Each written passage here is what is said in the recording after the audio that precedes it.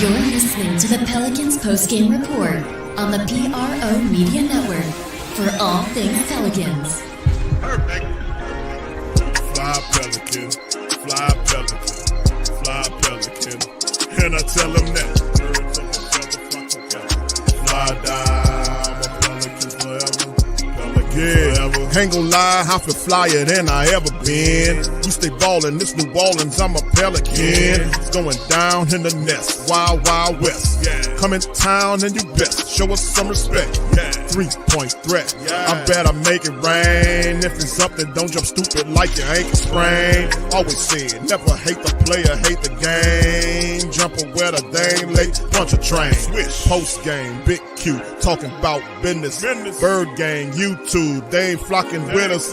Lock up the division mission, get into the finals. Finish competition, then it's going win the title.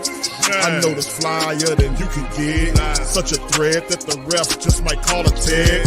You can double, you can press, but you can't check. Right, left, slide by you like a Eurostep. Fly Pelican, fly Pelican, fly Pelican. And I tell them that birds of a feather flock together. Fly die, I'm a Pelican forever. Pelican forever. And never, and never, and never, and never, and never, and never. Say birds of a feather flock together. Yeah, fly die, I'm a Pelican forever. Pelican. I mean, I almost put that tops. Because if they don't trust you, it really doesn't matter what information you're bringing. You ask, could the All-Star coach, is he smarter? I wouldn't necessarily say smarter. I would say this, though. He's more intuitive and instinctive, and the players can detect that because you can't script a game for 48 minutes. I mean, when things shift, they have great instincts when they see momentum, whatever. It could be the slightest thing, not the big momentum shift you see on television, Adam, but it can be one play that they see that changes the moods of the game, and they know it right then and there, and they may call a timeout when no one else would. And I think that's why the players look at those guys, and during that timeout, that guy can stop and go, we got to stop it right here. I mean, I almost put that because if they don't. For all things Pelicans, man, y'all got tuned to the Pelican post-game report. Shout out to the fam, man. Happy Good Friday, happy holidays to the fam, man. We in this thing, PPR representing the Flocking Nation. As Joe Dumars, DC, Big Q in the building. Lexxah join in a little while. This is Joe Dumars' take, DC, on the all-star coach, as he called them. Have the ability to adjust, touches, this is what he said about the all-star coach here. It's very interesting, to say the least, man, as we roll into this installment of the Pelican post-game report. Sounds like good news if you ask me, man. That would guarantee that Willie Green ain't going to be the fucking coach, right? Because none of that shit fit him. That ain't him, man. And when he starts saying timeouts, I was like, oh, yeah, great. Willie be forgetting he got timeouts. He be leaving one of them in his pocket and shit. Like he could roll them over. You know, you could tell Willie had a prepaid phone. He think he could roll over timeouts to the next game or something. Yeah, it's a very interesting take on that. So big ups to the fam. Appreciate y'all being in this episode of the live. Big ups to everybody. Pelicans Nola, YBNG Don. Big ups to you, fam. Says the big game. I know, fam. We not looking at. I'm not looking at it. I don't know if DC is looking at the what's going on right now. I mean, I'm totally soured on any NBA stuff going on right now. I ain't been paying attention to it, man. I really don't care at this point. I'm serious. I don't care about anybody. They burned me out on the NBA. If the NFL was going on, the Saints ain't hurt me enough this year to where I wouldn't have watched the NFL. But the NBA, it's a long season, if you ask me, in all aspects. I don't care who wins. Shout out to DJ State of the Pelicans. Marley Mall's in the building as well. 504 Coach says Willie got to be gone, huh? Yeah, so they say DC. So, yeah. Mm-hmm. At some point, you got to. Whatever he's describing as all-star coach is most certainly not Willie Green. And the fact that these reports are indicating that, they're standing behind Willie Green even though he lost the team. This has nothing to do with loyalty. And that's something we can jump right off into DC about the whole thing dealing with Willie Green. We know that Joe Dumars is going to come in He's going to do what he do. We already understand that. But the situation about the Pelicans dealing with Willie Green is similar to the situation. These people just are trapped in a bad Groundhog Day movie where they just keep doing the same thing over and over again. They did this 6 years ago when David Griffin was brought on, and they kept Elvin Gentry for a year, and ultimately he got fired. Mm-hmm. They're doing the same thing over again. Usually with most functional teams or teams that are dysfunctional that appears to try to get functional is that they recognize the bad leadership. All right, you got rid of David Griffin. That's an applause for you. Thank you for doing that. The next thing is you get rid of the coach that he hired. He was here for 6 years. His longest tenured coach was Willie Green. Willie Green, in many verified reports, did lose the locker room for calling them soft. And I would say more than just that. They saying the soft thing. Let me tell you, Willie Green's coaching acumen is how he lost the locker room. It wasn't the fact that he insulted the players and called them soft. He's softer than the players. Yeah, Q, that's why I think it was the fact that he called himself. Can you imagine? We're being called soft by Willie Green. Yeah, like you got a person you trying to respect. You know what I'm saying? You're trying to show them respect because you think they're a decent person, right? Yes. But you know they like a pussy or something. So if you trying to show them respect, and then one day you roll up on them and they start trying to bully you. That is completely psychotic. Like, man, what the? And there's so much of a pushover in your eyes. It don't even come across your mind to fight them, cause you just like, dude, I could just smack you. Like you ain't gonna do nothing at all. Backhand him. Why you doing this? Backhand him. You know what, bro? This ain't you right now. You out of character right now, so I'm gonna just ignore you. It's insane, man. DC, because the thing is, the Willie Green talks. None of his coaching motivations are aggressive. None of it is. So he's calling this team soft for how they were playing soft. You cultivated this soft, mushy ass team. You did, and we've been saying it all season long. It's amazing how these people. They must be too close up on it, because the thing is, it's not about them liking Willie Green for any reason. They just don't. This is what the Pelicans do. They did this 6 years ago. This is how they handle it. Instead of firing the stupid VP and is picked from their head coach perspective, Willie Green, and giving a new VP an opportunity to install his own group to the team, they will keep these people here and talk the next coach into keep them, because these sorry bastards don't want to fire the coaches because they don't want to settle up with them, fire them. They'll have to settle and pay them, and then hire a whole nother staff of people that they have to pay. So what the Pelicans will do, they'll try to save money by getting the next administration to keep people from the previous administration.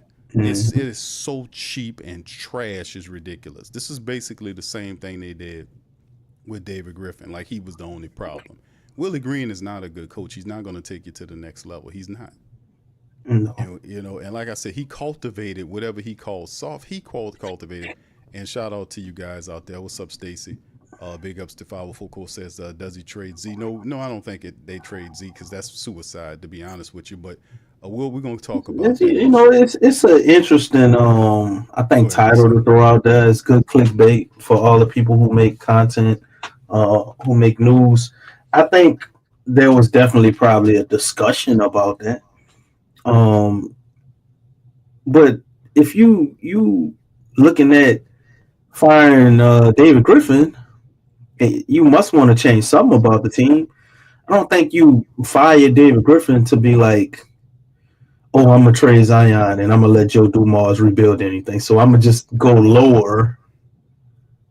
And to me, as far as trading a player, I don't see the Pels doing that.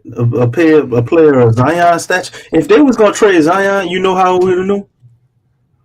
Yeah, good. They would have bent over backwards and did everything they could have possibly done to keep Brandon Ingram. There's no way they're going to trade both of them without at least trying to give this a go with Zion by himself. So you trade Brandon Ingram because you want Zion to take over the team, and before you even give it a full shot, you trade him. Don't really make sense from a basketball Not at all, bro. perspective, from an executive perspective, from a rebuilding the team perspective. Because why would you trade him right now? Get him on board, get him to play. Like, look, let's say they said now was Zion. I say he won't go too or whatever. Play amazing for the first half of the team. We have you out here by the trade deadline. I bet you we get more for him. So any way you want to look at it, if they are trying to trade him, to do it right now is just stupid. So I don't believe any of the reports about trading Zion and keeping Willie Green. That just sounds. The Pelicans are crazy, but that's like insane asylum crazy. DC, let me hit the button for you. That is completely psychotic. Talk, boy. I don't see. I absolutely think that is ridiculous. You don't keep a coach that's reportedly lost the locker room and remove your best star. And once again, like I said, these people they're amazing. You hire a guy, people like that, but you have to allow the VP to have a clean slate here. And I ain't talking about the players. I'm talking about the administrators. Like, let him bring in his own people if he wants to bring in his own people. They're handicapping that because they don't want to pay. And I think that's incredibly ridiculous and sorry, because you're not fixing the problems. We'll see what they do with this health staff that's been a problem. The health staff. Joe Dumars is reported, and some of these reports indicated that he's not going to allow the excuse letting to happen. Like he's in a statement, he says what he talked about growing up, and he talks about personal, accountability and all these things, and him coming here and not allowing or not wanting to have a culture of excuse letting and all this kind of stuff. So I don't see how he says my vision is to build a disciplined team that is built on toughness, smart decision making, and two-way players. Wait, a two-way player, and right? You don't forget that. And no excuses mindset. That's what Joe Dumars said in his quote. Now, of course, we haven't heard from anybody from the Pelicans as of yet. It just was really there. But in the end, like I said, if you want to have a change, you change one dude and allow the guy you bring in to situate and fire Willie Green and bring in his own coach. And the reason why we said it is because there are a bunch of coaches that's out there that is better than Willie Green. We've seen 4 years of Willie Green here. Willie Green isn't it. He really isn't. Right. Once he lost the team, his coaching style he does not adjust well. Willie Green is slow to adjust. He's not imaginative. He's not disciplined enough to maintain his defensive philosophy. His switch all defensive mentality is half-assed, because you can't switch everything all the time. You got to have an alternate plan when the switch all doesn't work. And he doesn't have anything to pivot to. If it don't work, he's just going to run it into the ground. He's not imaginative. He doesn't adjust well, and he's not picking up the pace as an NBA coach fast enough. And like I said, he's lost the team. Now you want to bring him back. It's not because they like Willie Green. Like I said, this is the same thing they did with Elvin Gentry for a year. They're just wasting time is what I'm saying. If you see Malone out there, DC, you see Tyler Jenkins out there, you see some of these other coaches out there, you talk to these men. You bring them in, you have a conversation with them. You don't hold on to a coach who lost the team, who's soft, and he's not going to change his rhetoric. He doesn't have the ability to pivot and do something else. He's a one-trick pony. He's just not. He had 4 years here, and he's not what we're looking for. We're looking for an established coach to take this team, because these guys are here. Trey Murphy, Zion Williamson, these guys are actually real odds right now. We need somebody with discipline and the idea that Willie Green been here for 4 years, and he hasn't installed an identity of the Pelican team. We have no identity. They don't consistently play through Zion Williamson. He allows other people like C.J. McCollum to take the reins at times when Zion's there, and they're supposed to be playing through him, and he just sits up there with his arms folded. The defense doesn't communicate enough between the two, and you can see the communication is bad. And what he does, he just sits up there and spins his hand, his finger in the roll, like speed it up. Yeah, make mistakes faster and figure it out. So, I mean, it's pathetic. But thank you, Michael. He says, why keep a coach? Players don't support. Big Q, thank you for that, brother. Appreciate it. Thank you very much. Picking me up, bringing me back to this world. Well, guess what, man? I don't think we can, man. DC, I'm gonna turn it over. Thank you, Michael, for that, man. And all the Pels fans in here, man. I mean, the family members in here. Sorry for calling y'all that. The family members and supporters in here. Please feel free to hit the like button as well and share the show. But DC, this is something I want you to comment on that previous ad, and also this was also something that was released by Hoops Heights. Michael Scotto released this little giblet of information that the first set of dominoes fell as Pelicans governor Gail Benson fired former executive David Griffin after making the playoffs twice in 6 seasons during his tenure, and officially hired Joe Dumars as the franchise new lead executive. They basically hired Joe like a day after they fired David Griffin, which means they were making deals with Joe while they still had David Griffin. That's underhanded. League sources from Hoop Hype says with Dumars says Griffin wanted to fire Willie Green earlier this season, but was denied by ownership. That's Gail Benson, stopping David Griffin from firing him. This is a report from Hoops Hype that David Griffin attempted to fire Willie Green. If you fire Willie, you got to go too, baby. He tried to fire Willie Green, and Gail stopped him because these bastards don't want to spend the money necessary to get these guys out of here. Remember, Willie Green had 1 year left on his contract. Same thing that happened with Elvin Gentry. These guys, they do the same things all over again. They let emotions get in their way. This is a business. These guys are not winning. They got to go. But DC, what do you think about this? I think David Griffin knew that his last hope would be to finally get a coach for him to stick around. And we called that out so much that it probably got blocked by Miss Benson. Or maybe she was just mesmerized by Willie Green's big nose smile or something like that. Sound like some shit you'll see. But that is what somebody else said. You know, I got to point at that stupid ass nose. You're right, brother. Go ahead.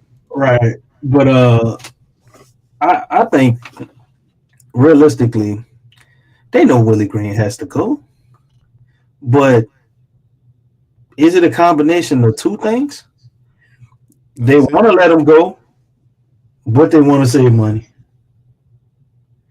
Also, you got Joe Dumars, and what is his philosophy on a coach? We already seen that, right? Right. What is his philosophy on being a vice president of basketball operations?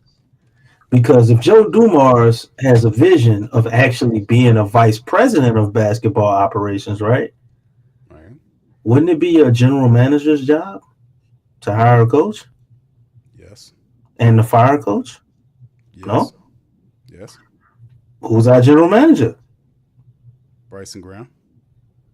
Is he really still? Unless they officially says, DC, they still, according to these rumored reports, they're going to keep these guys in place.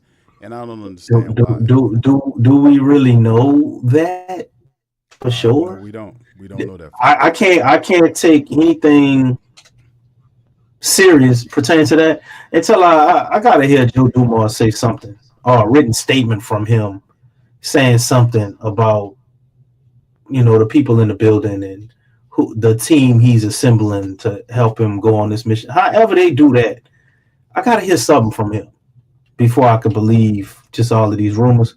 But if it did go the way that the rumors are telling us, I can't act like I would be totally surprised. I don't think anyone here would be, which is why we're talking about them, because the Pels are stupid. And these are dumb decisions, and this isn't out of the ordinary for them. But this is why you wanted another vice president of basketball operations in there. So maybe they could have told Joe, well, you have this budget and da-da-da-da-da, see what you can do with that. And he's putting everything together. And that might require keeping some people or not. But yeah, it's going to definitely require keeping some people living there. They keeping somebody. Some people staying in that building. We already know that. Then you got to find a head coach. You want one of these premium guys like Taylor Jenkins or Mike Malone. You think they're going to want to inherit our whole coaching staff? So we got that issue too, which could possibly turn away a coach that we want. They're going to be pinching pennies to try to give him the money you want. And then on top of that, they're going to turn around and ask the man to take on the staff that Willie Green put together. Minus James Borrego, because we know he ain't going to stick around if he don't get the head coaching job himself. Which I think is, that might be the easiest solution, right? You fire Willie Green and just promote James Borrego. That way you can keep most of the staff. You can save some money. And try to see what happens with that for a year. Well, I don't want that, but I think that seems more Pelicanish. But that's the question is, and I guess we'll run into this later. When Joe Dumars taking over the team, or the Pelicans attempting to be competitive right away. Like I would have to say. That if you are the New Orleans Pelicans after a 21-game season, what is the mentality of the Pelicans with a new VP coming in here and a coach on a 1-year contract where Willie Green has 1 year related on that contract extension that Griffin gave him? What is the mentality of the team right away? I mean, you have all these guys here. The Pelicans are constructed right now to win now. This is not a team to talk about building through the draft, even though they was a shitty team this year with 21 wins. They'll get we'll see where they end up in terms of what it looks like on the lottery side of things, DC. But to be honest with you, man, what is the mentality of the team coming into the season has to be to get back to the playoffs. It has to be, because this is not a team. It's not a build up through the draft type team. You know what I'm saying? We have people here that we should be winning right away. So like I said, this whole situation is wretched because it is. Even though you are happy David Griffin is gone, but a lot of his people that he picked that are part of the problem still remain. So it's like a bittersweet thing. There's a poll question for the family members. We're gonna get to Michael's super chat. DC, you can highlight that one. What grade do you give the Pelicans for the Joe Dumars hiring? And right now, 42% of the flock gives them a C grade. The second highest total is 23%, which is a B, and 19%, which is a D or less, and A for 15%, which is the less amount. So 42% of the family members that were polled give the Pelicans a C for Joe Dumars. Now, they're not saying Joe Dumars is a bad call, but the way it happened was it just it just stole a lot of the excitement off of it, because it was no due diligence, no imagination either, because you don't do this. Well, the Pelicans do it often. If you think about it, 6 years ago they got David Griffin. They need to talk to other people. They should have interviewed other people, and we put a list together prior to this happening. We knew that both Willie Green and David Griffin needed to be fired. You can't bring in a guy and expect him to basically paint over the picture another guy do. No, just scrap the coaching staff and build one that can create an identity. Keeping Willie Green here as a Gail Benson, she don't know shit about basketball. All she can do is watch the checks and watch that money. They don't want, I'm telling y'all, they don't want to pay to fire these coaches, which means they have to settle with them, pay them, and then hire more people. They don't want to do that. So they cheap, they're stupid, and they're just incredibly greedy. So they'll try to give you the job and ask you to take people on from the previous regime. We've been here 6 years ago. They did the same thing to stupid Willie Green. That's how he ended up with coaches that wasn't his coaches. Over time, he started making his own decisions. And this team we had last year, the coaches he hired here this was more of a Willie Green coach team than anything. So all these because you see other people like Teaspoon, she fell off. I mean she left. You had Coach. Probably got Van Gundy staff out of there. She was fired. Right. You see what I'm saying? All of those people that wasn't something. We had the slow walk Stan Van Gundy staff out. After we slow walked Alvin Gentry staff out. See that? To slow walk Willie Green staff out, right? Exactly. And that's what I'm pinpointing. I'm showing y'all the pattern. People are like, "Q, why is this, that, and the third?" Well, pay attention to the pattern. We showing you guys the pattern. This is nothing new. When they did this shit 6 years ago. Now watch. You can go and play David Griffin's interview when they hired him, and what Gail Benson said when she hired him, and Dennis Lauscher said when they hired him, and see if she say the same shit when they hire when she go live for Joe Dumars in the press conference when it finally happens sometimes next week and they make it official. Listen and see if she say the same shit, because these people do the same stuff over and over again. You don't fire a VP without getting rid of his coach. You know, they failed together. You get most of these guys, a few guys I can see you keep, but the rest of these guys, they got to go. Michael says, I don't think they trade Z. Thank you, Michael. Appreciate that, man. I agree with you. Shout out to Lex. Thank you, Michael. Once again, big ups to you. Lex is joining the conversation now. Shout out to you, Lex. And listen, we keep going here.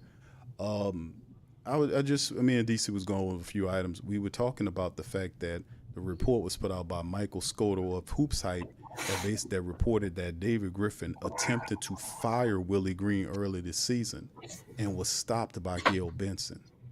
So, also we talked about the Joe Dumars situation. We played a clip from him at the start of the broadcast off about Joe Dumars explaining what an all-star coach is, what makes an all-star coach different than most coaches. And of course, Joe Dumars talked about his ability to adjust and see things before they happen. Obviously, that's not Willie Green. That's interesting. So, yes, and then he's the guy. So, anyway, what's your thoughts on... like they said maximizing timeouts, too.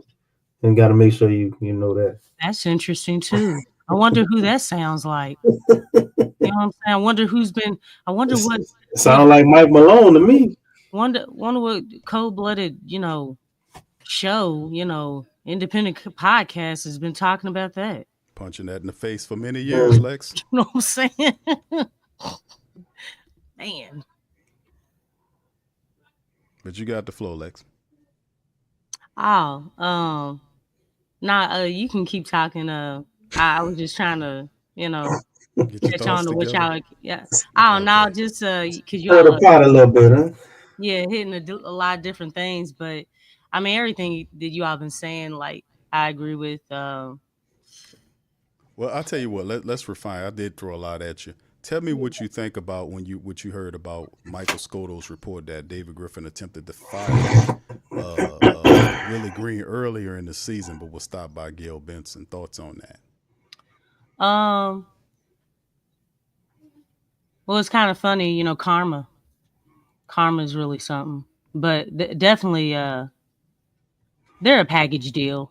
Neither of them are qualified to be here, and I think I forget young Kilimanati.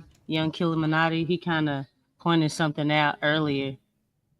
The problem with the Pels is Gail makes decisions based on how she feels about the person instead of getting the most qualified people. Let me give a round of applause for that, Lex. Yeah, I definitely that was spin game right there. Let them feelings get the most of them. And we've alluded to that as well. Like it's not about who you like. Like winning. Like you said on the other day, Big Q, like we don't care who likes each other in the locker room. I don't care. Okay? We really don't. It's all about winning. Are you winning on the court? So if you don't like each other and y'all losing, man, all y'all chicken heads got to go.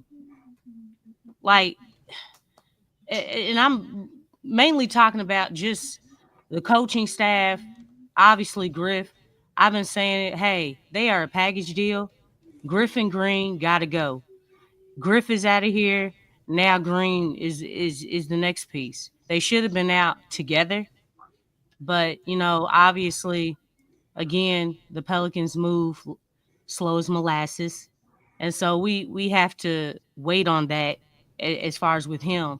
But everything that I've heard as far as with Joe Dumars talking about, just what he sees in a coach, that doesn't describe Willie Green. It doesn't describe him at all. Not at all. And the biggest thing that he stated was adjustments. This dude gets an F, and if there is any grade that's lower than that, I would say that. Because he does not make any type of adjustment. I said many times that, instead of playing chess, he plays checkers. But really, he wasn't playing checkers. The dude is playing Sorry, the board game. All right? Sorry. I hope y'all follow me. All right? So this dude, he doesn't have it. Even with guys available, even with Zion being available for 70 games, you are still a borderline team. I'm not looking at regular season. You have to start asking yourself, every supporter, you have to start asking yourself, what does it mean to have a successful season? What does it mean to have a winning season? If you're just talking about regular season, that's not winning. That's okay. Hey, had a good regular season, and that post that every team makes once their season ends, thank you, fans. That's it. You're not accomplishing anything major. And I've said this time and time again, in the playoffs is where you solidify your legacy. That's when you make your career. That's where you have your imprint on the game. That's when everything that you do really comes to light. You solidify yourself in history. It's in the playoffs. Regular season, yeah, okay. But if you really want to, cement yourself in history, in NBA history and all those things and have a legacy, you do it in the playoffs. Tell me I'm wrong. Because when you look at a lot of the debates, well, what does it come down to? What did you do in the playoffs? Did you get to the Western Conference Finals? Did you get to the finals? What did you do in the finals? That's what all these debates come down to. Even if you were one of those guys that, man, this guy right here, he was the greatest guard or greatest player who never made it to the finals or never won a championship. Even when you talk about those guys, think about this. What does all this come down to? All the debates always end with, okay, did they win a chip? What we talking about? How many chips did they get? What did they what did they do? How did they have their imprint on the game in those finals? Like, regular season is fine if you're cool with just doing well in regular season. But I like to think that a lot of supporters want to cement themselves, their team, to cement themselves in the playoffs. And to me, I feel like that's more of an accomplishment, especially for this franchise. Obviously, you're not like a team like the Celtics where they've won finals like for years at a time. Like, they're like, winning is embedded. The same thing with the Lakers. They have a lot of banners hanging up. Right now, the Pelicans have 0. They have 0 banners. They're not even coming close to a Western Conference banner. Not even close. Yeah. So when you think about that, it's like, man, wouldn't that be nice? Wouldn't that be nice to be cemented in the playoffs in that regard? And I think really consistently going to the playoffs every year would be a huge start. And not just making the playoffs, because I want to be specific with my words. We don't just want to make the playoffs. We want to make the playoffs and win games and win a series.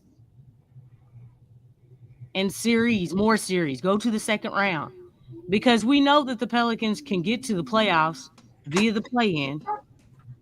But I guess the winning part, as far as winning games and winning a series, that's not really feasible.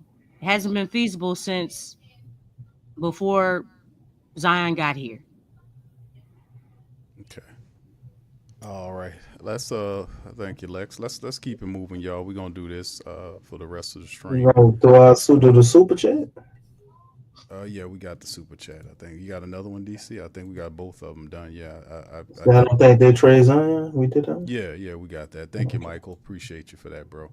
We're gonna kind of fire off on some of these, and I think we talked a little bit about the trade Zion thing. We're gonna hit that. Fact and fiction on there was another one with Joe Dumars, and then of course some tankathon stuff we're gonna look at, and of course the DC. I know you want to go over the Ringer board and talk about some of the prospects possibly for the Pelicans upon the draft. So we'll touch on a little bit of that in this stream, and then of course we'll open up the phone lines for the family members. So we're gonna kind of do our best to kind of move it along. But you know, a good thing, Q. Yeah. We ain't gotta talk about too many of them since we at the top of things in the draft. That's true. We can clap about that. I ain't happy about that. I can definitely clap about that. Yeah. That's right. Like, talk about turning lemons into lemonade right there. Yo, Yes. Go ahead. I wanted to mention something real quick with you. Okay. Tramal pointed something out, and I got a thought. I got some thoughts on this right here, buddy. Oh, yeah. Tramal said the Pelicans are a emotional team, so it's going to be emotional. Now, look, according to estrogen, okay, yes, women are more emotional, okay, than men. I get you there, but yeah. What about older women, Lex? Huh? What about older women? I'm not getting into that. I'm trying. Let me say what I'm trying to say, DC. Real Okay? older This women, is- Lex. this is Real older women. Postmenopause women. you know, at that age, I don't know what she's doing in behind closed doors and things, but you know, a lot of times the estrogen kind of diminishes. You know what I'm saying? If it's not being utilized, but we ain't gonna talk about that because that's getting too much. Okay. All right, but listen, Gail's problem is she doesn't know basketball. That has nothing to do with emotion. Not football. Okay. Well, this is PPR. We talking about something. Okay. All right. So listen, she doesn't know basketball. That has nothing to do with feelings or anything else. She doesn't know the game. And then beyond that, she doesn't care. She doesn't care. If your focus, which the main focus is, because you can have emotions about anything, but if you don't know the game, you don't have any business sense. That has nothing to do with your emotions. That just means you don't know. Mm-hmm. You don't know that. Yeah, let's call it what it is. I'm not gonna give her that excuse. You know why? Because let me tell you something. Y'all have heard Big Q ranting and things like that, right? About Griff and all that stuff. Hey man, he's passionate about that. He's emotional about that. But you know what? He knows basketball. You see what I'm saying? And that's nothing against you, Big Q. I mean, that's a good thing because we all have some degree of emotions. Obviously, women got more than men. Damn, Lex, you took it away from me. You know I was going to say something about that. No, I didn't. All I'm saying is that there's a difference. There's a difference because let me tell you something. Yeah, I'm emotional at times. I'm passionate all the time, but I know the game. You know what I'm saying? Mm-hmm. Like, and look, I can put away my biasness. I can not look at, okay, like this. Oh, this is a nice man. Okay. I can put all that junk away because let me tell you something. I honestly don't feel like Willie Green's a nice man. What? I really don't. How else he still got his job done, Lex? You know what? To a certain degree, he may be nice, but let me tell you something. When you don't have your players back, that's not nice. When a reporter's got to check you on backing your player, that's not nice. When you have 1 foot in and 1 foot out on the team, because you're trying to keep your money in your pocket, that's not nice. Because you know what? You're not dialed into the team. You're not dialed in to winning. When you're not going out of your way to go and learn how to be a coach, and you're just laughing and think it's funny, like I'm not a good coach, then chicken head, you need to go and study. You need to go learn so you can come back and say, you know what, I am a good coach. Because how in God's name do you think supporters are feeling when you coming out saying that you're not a good coach? And it's like, but dog, you coaching my team. I got a problem with that. I have a problem with that. How are you going to say that you are not a good coach and you're laughing about it, but you coaching my team? Dog, you better go kick rocks. As a supporter, you're telling me that I'm investing my emotions, my money, my spirit into the game, wanting my team to win, but you're telling reporters that you're not a good coach? Does that sit well with all of y'all? Does that sit well? And you're buying NBA League Pass. You're going to these games. You buying $50 popcorn. And however much the tickets are. Man, yeah, like, dog, like, there's a difference between emotions. You can be emotional and you can know basketball. The main point is that Gail, she just doesn't know basketball. She doesn't know it. She doesn't know it. And we got to call it like it is. It has nothing to do with emotions. You can have emotion. You cannot have emotions. You know what I'm saying? You can be business-minded. You cannot be business-minded. But you know what, golly, at least know basketball. Go and teach yourself. Go and learn. There's so many resources out on the internet where you can learn this information, where you can go and learn plays, where you can go and watch highlights of college teams or NBA teams on how to do sets and study different situations. And he's not doing that. That dude's not doing that. It's because he's nice, Lex. He wants. No, that's not nice. He loves all the teams that he plays against. He wants them to win too. Is that nice to the supporters? Well, when you're being nice, the problem is when you're being nice and you're a pleaser like that, you can't please everybody. So, you got to pick different days who you want to please. Nice. That's not nice to your supporters. And then you want to love everybody. Like, hey, okay, so y'all don't like what we doing. Sell the team. They want to move the team. It's like, so in order for New Orleans to have a team, y'all got to be dialed into losing. Where's your compassion, Lex, and your mindfulness? Did you lose it? No, that's died. That's died. They need to change all that crap, and they need to solidify that by getting rid of Willie Green, because don't nobody have time for that. According to Joe Dumars and what I'm reading from him, hey man, he's talking about discipline. I wouldn't mind discipline being up there on the board. Okay, yeah. Accountability, okay, yeah, I can feel that. I can get behind that, along with energy, killer instinct. You know what I'm saying? Lex, you're going too far. Playing with an edge, violence. He was a bad boy, right? Yeah, a bad boy. Baby steps, Lex. Baby steps. Is dialed into violence, right? They gotta put their toe in the water first, Lex. They ain't about to just jump in all the way. I'm just saying, like, I think those words, like, look, man. In order for New Orleans sports to be taken seriously, you have to establish you have to conduct yourself as such. You have to conduct yourself as such, man. And nobody's taking these teams seriously unless you start, having that culture, that first the foundation of winning, and then everything that comes around that. If you're trying to win, you got to be disciplined. You're trying to win, you got to be accountable. Okay. If you're trying to win, you got to have that killer instinct. If you're trying to win, you got to play with energy. You have to bring it every single night. You have to have perfect practice of consistency. It's not just, when I feel like it. What are you trying to do? That's how you establish winning. You have to establish, all those other details in order to come to that winning part. And if all the pieces don't match it, you got to remove it. And the coaching staff is a huge part of that. And I don't know how you all feel about Borrego. I don't know how you feel about him, but I don't. I don't care no more. I really feel like, look, time for a everybody sea this season, I've said it before, everybody looked bad. Everybody.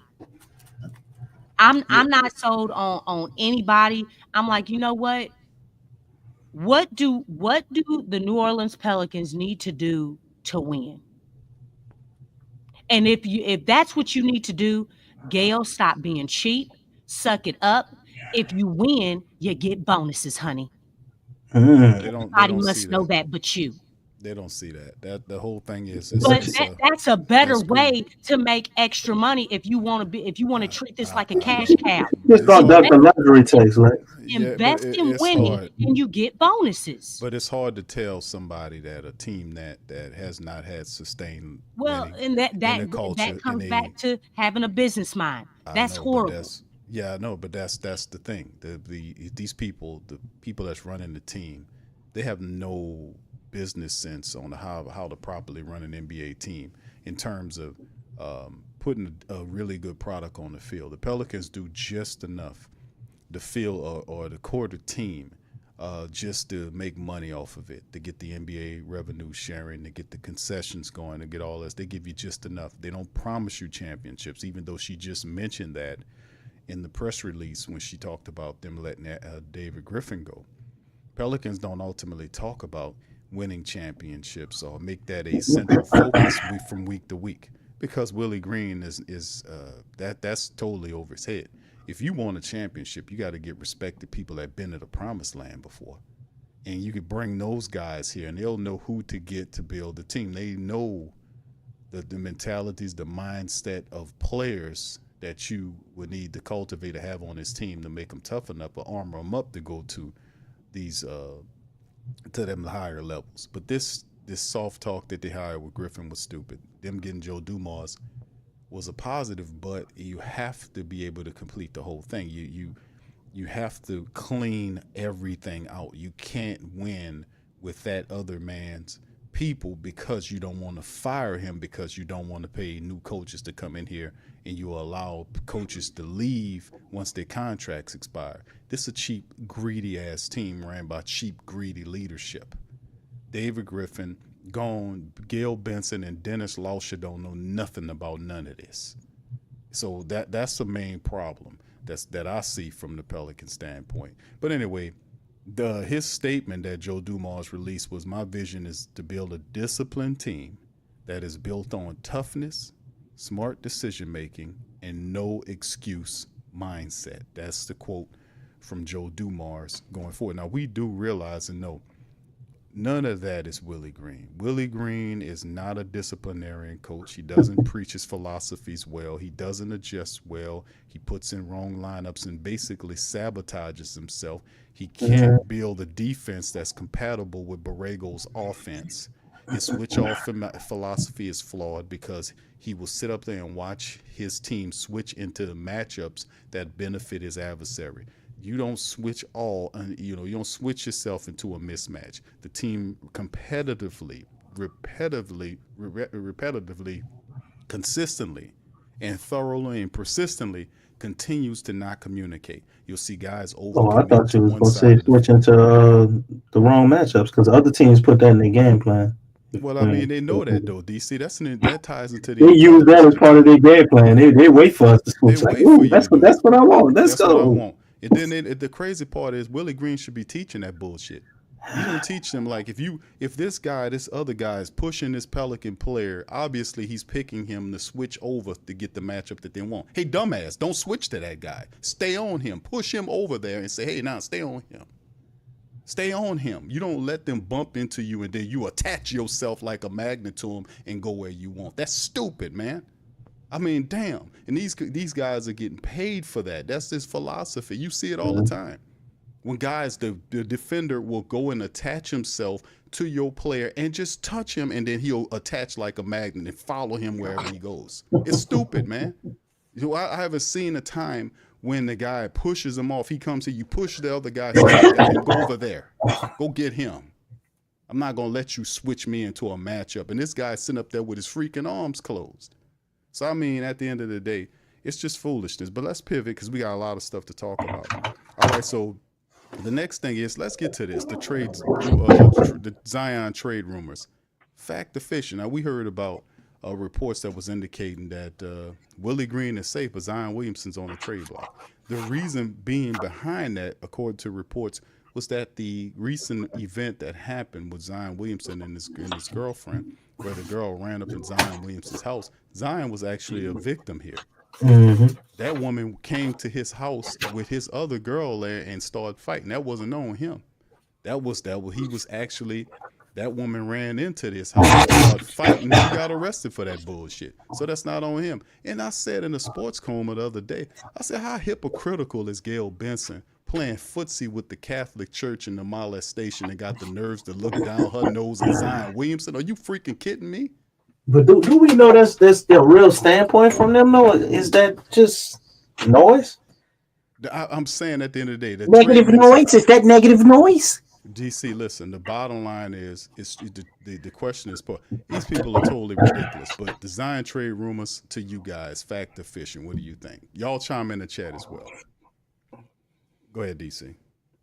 Oh, I thought I was gonna get the Lex first because I touched on it a little bit. I was gonna let her have a point. You there, Lex?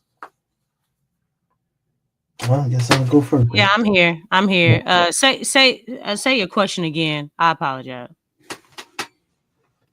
Zion trade rumors, fact or fiction? I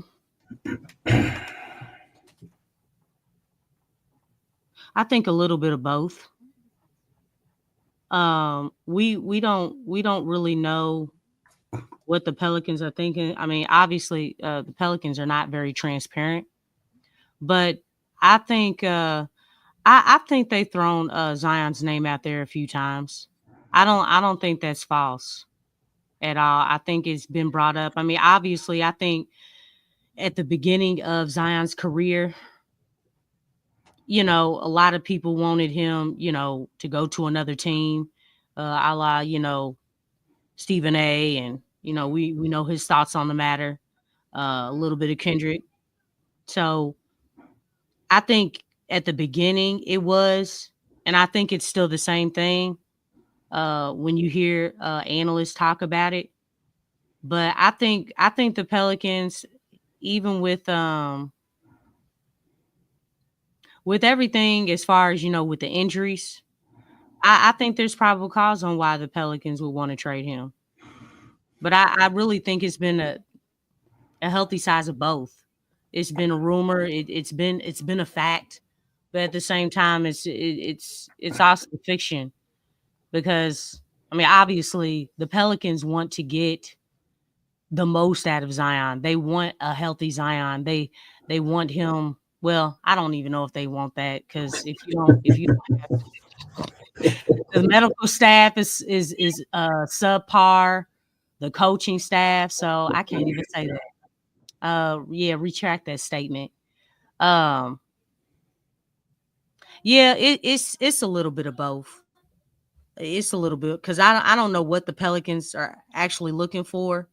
I think with the hire of Joe Dumars, it's yet to be seen on what's going to transpire as far as how he sees Zion, if he wants to trade him and all that stuff. What's his philosophy or his view of Zion? How does he see his game? As far as how he can mature his game? Is Joe Dumars going to put what Zion needs around him? Is he going to get rid of Willie Green? And that's been the question. That's been the main question. So, because you have to get the right coach for Zion.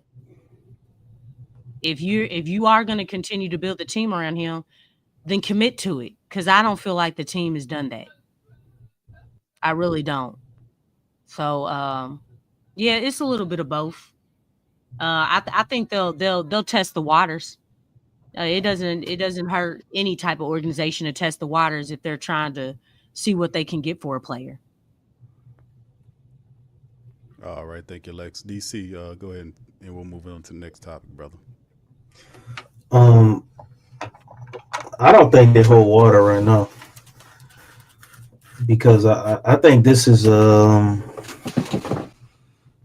just speculation from the outside, but maybe there's some internal dialogue about possibly moving on from him.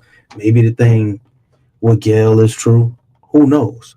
But my thing is this.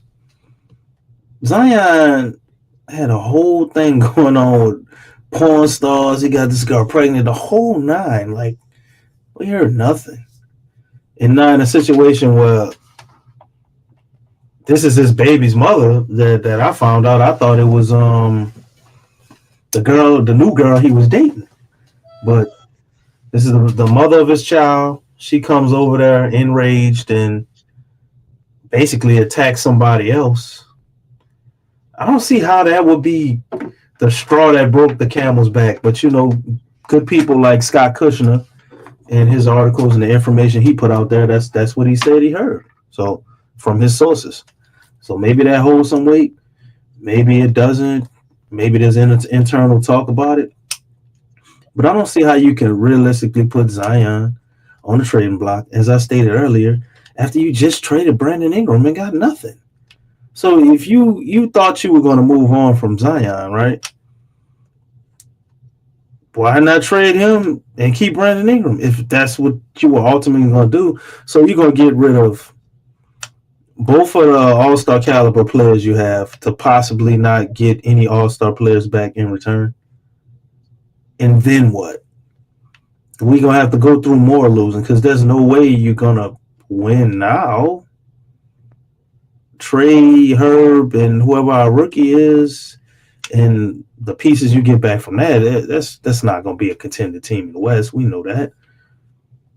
So are you going to tank till you figure it out? That's why let's talk about us keeping Willie Green. Are we blowing the whole thing up? And I don't see how that fits. And the reason I don't see it fitting is going back to the stadium thing. The Smoothie King lease is up in 2029. Maybe I'm looking too far. Maybe they ain't nothing. Maybe they just extend the lease for another couple of years, and they tank for 4 or 5 years trying to put the team back together. But from a business standpoint of them wanting to charge more for their tickets and all of this other stuff that they were attempting to do that I don't think is going over real well, I don't see how that helps any of that. Trading Zion. So just logically, it doesn't make sense. What I do think is happening, I think a lot of teams are calling, engaging the interest of whether the Pels are getting rid of Zion or not, and they're picking up the phone. That's what I think is happening. Similar to what Lex was saying. I don't think he's on a trade block or anything like that.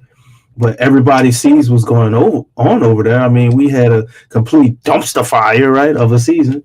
That's what we called it in 2019. This is basically the same equivalent of that when we got Zion. Zion hasn't come out publicly and requested a trade. Maybe that could be something I'm not seeing and that happen. Maybe Zion quietly has requested a trade and he don't want to be the bad guy. That could be a thing.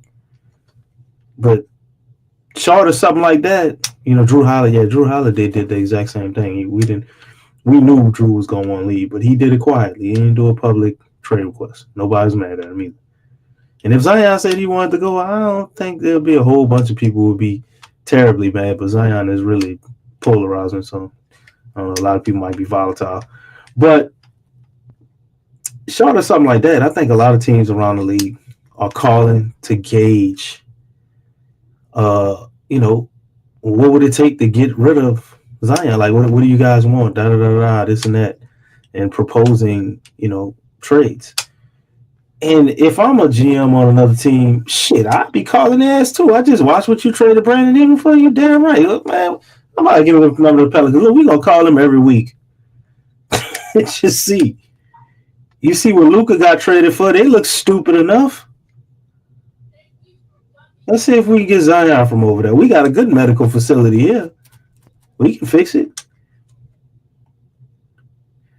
And my man say OKC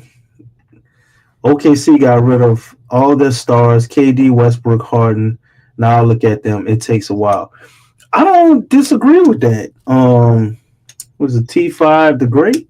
I don't disagree with that, bro. And that if you want to go that route, you can do that. But where the Pels are right now, I don't see them being in position to do that. Do you trust Joe Dumars, who's been out of the league for 10 years, to be the next Sam Presti? I don't know. You know, now with Joe Dumars, are we great negotiators of trades to be able to get everything that OKC got out of trading all of them dudes? I don't think we could turn that into the type of haul that the Thunder were able to get, especially with the way the market is right now and what you see players going for. It was up probably around Rudy Gobert, but like after him, like it's come back down. To me, it seems even lower than what they were able to get back then when they were getting rid of those guys. So with all of that going on, man, I think a lot of this is just it's fun to talk about for everybody around the league. People looking at Zion and seeing the clear mismanagement of him, and you know, people who love ball, they just like, man, I wonder what Zion will look like on this team paired with this guy or with this organization. What if he goes to the Miami Heat? You know, he's gonna stay in shape and da da da da da. It's a fun topic to have, and it's also a very real possibility for the Pelicans to being able to pull off a trade. But again, what they're gonna get for it if they do it right now, it will be completely psychotic, right? You can't get rid of Brandon Ingram too late for nothing, and then you want to trade Zion too early, in my opinion. So that's my outlook on it. What you say, Q? DC, thank you, brother. I mean, at the end of the day, man, I just think it's stupid. I mean, if this is what they thinking to do, they don't know what's wrong. They don't absolutely have any clue of how to fix this team. And the reality is, even though Joe Dumars has been in the league for a long time, he hasn't been paying attention to the Pelicans for the last 10 plus years. I mean, if looking at the team, it's not hard to tell. If somebody from the Pelican organization came to PPR and asked us, hey, man, what we need to do?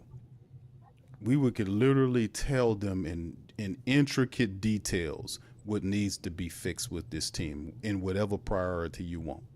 It's not hard. They're not looking at what needs to be happening, not serious about the things they really need to fix. Case in point, number one, they need to fix the health staff of the Pelicans team. Injuries have inflicted this team, have towed this team down in terms of losing these players and all this kind of stuff for years now with the Pelicans. They underspend on the health side, and that's a problem. That is a problem. Even when they first took over the team, she spent like $250,000 building up and adding to the facility. When Tom Benson was here, he had the doctors sharing the football and the basketball players. The problem is the medical staff needs to be upgraded. She needs to dump millions of dollars into that medical staff, or find somebody who has better doctors on the sports side. That's a major problem. Every time I turn around, the Pelicans are always blaming injuries, but they got freaking Ashna Hospital banners every damn where. So the problem is address the injury situation with technology and better doctors. It's not something in the water. It's not something in the air. It's not a goddamn curse. It's stupidity and ignorance and cheap bastards trying to save money. Go do something about your medical staff. Hire better doctors, get better technology. That's the answer. Number two, you need to, if Joe Dumars is going to be the VP, he needs to have a clean slate to operate with. Do not handicap him or attempt to tell him to keep people that the previous VP keeps unless he wants to, not because he's pressured by cheap, stupid ass ownership who doesn't know how to build a professional basketball team, who doesn't have the credentials that he has. Do not handicap him. Allow him to attach himself to a general manager that can help him. A good VP and a good general manager that is experienced, who's been in the playoffs, who's won a championship, can help set and find the right head coach. The VP gets the right GM. The GM and the VP get the right head coach. The head coach sets the temperament for the team. He fills out his team. We got 1, 2, 3 in harmony. We know we have an identity. We have a vision that mirrors the region, and we go from there. And if you do just those 3 things, fam, you will see a major turnaround with this team. You cannot get around the health staff. And this stuff about Zion Williamson, fam, I've said it before on PPR, and I continue to say it because they don't have the takes that we have here. A lot of these takes are coming from like they copying them from the national people. Let me tell you a little game. The national people don't know shit about the Pelicans. They don't pay attention to the Pelicans like we do. We know this team. We know what the problem is with this team. Zion gets hurt. Yes, he does get hurt, but he's not the only flipping one that's getting hurt. Trey Murphy gets hurt. Herb Jones gets hurt. Jose Alvarado gets hurt. They all get hurt. Now, some are longer than others, but if you lose Zion Williamson and you got Herb, you got DeJounte, you got all these other guys on the team, man, you should still be a team that is competing for the playoffs. You might have a lower seed without Zion, but at the same time, you still representing in the playoffs. It's just too much talent on this team for them to be this bad.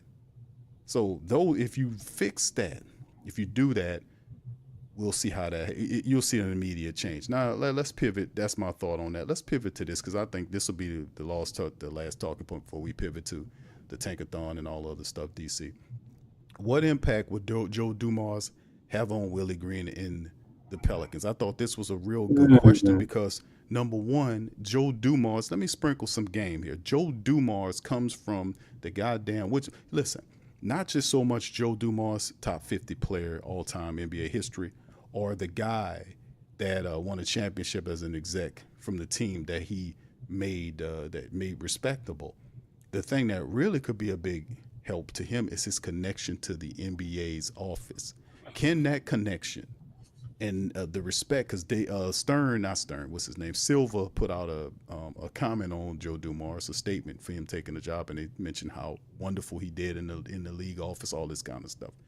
Can that connection, that relationship, lead to Zion being officiated properly?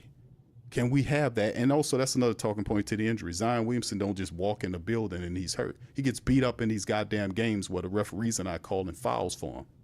That's how he's accruing injuries. He's getting beat up in the damn games. He's getting knocked down everywhere.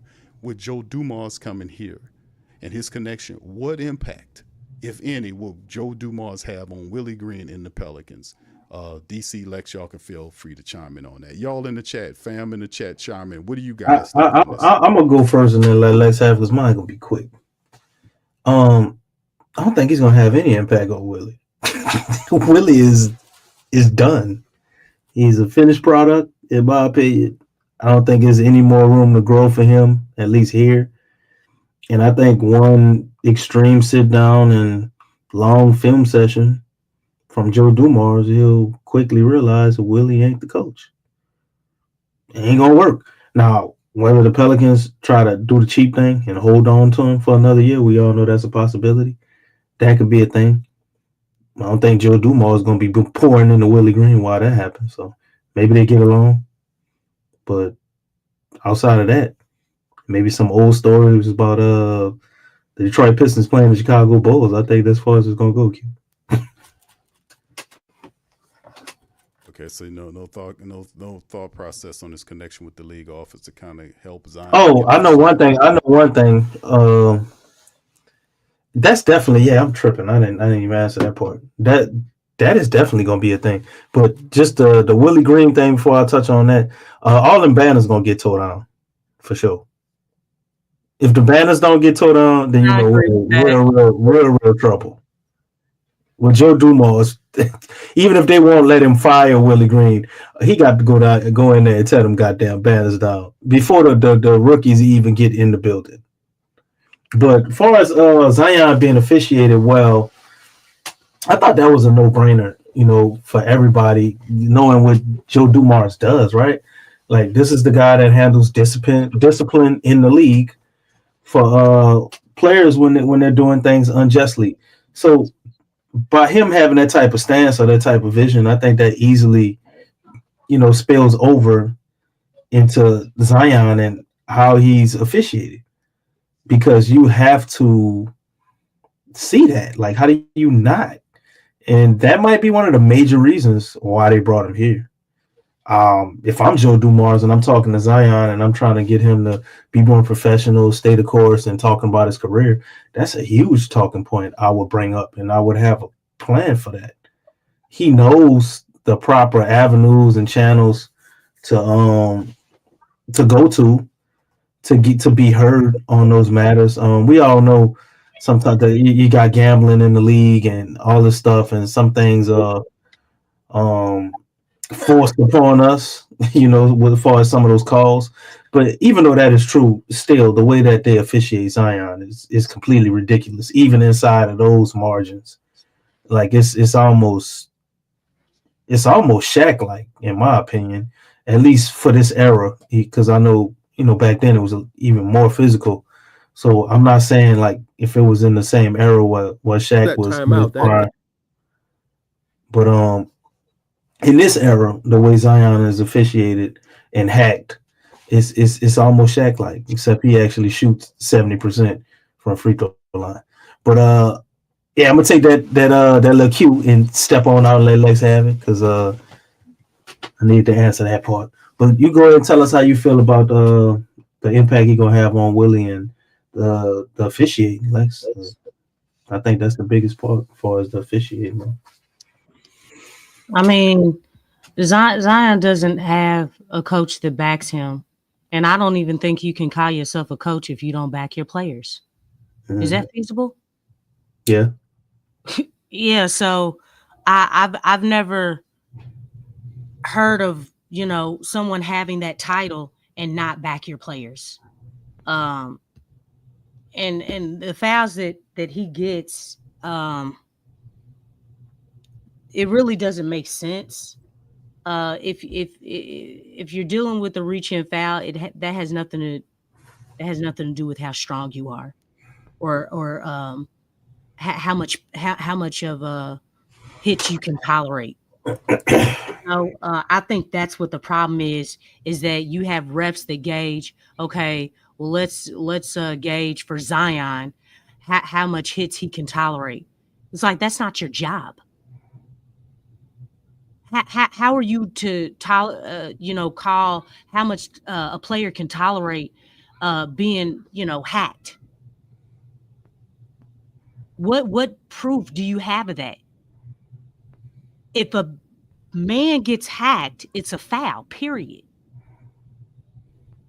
If it's a reach, if someone reaches in, if someone's grabbing your arm, okay, grabbing your wrist, whatever, hitting your shoulder, hitting your head, okay, they bump you while you're airborne, these are fouls. It's not rocket science. But they're not thinking like that. They're thinking, okay, it's our job to gauge how much hits Zion can tolerate. And in that case, well, you're not calling the game correctly, because that's not in the rule book. What gives you the right to gauge on how much a player can tolerate as far as getting hit when they're fouled?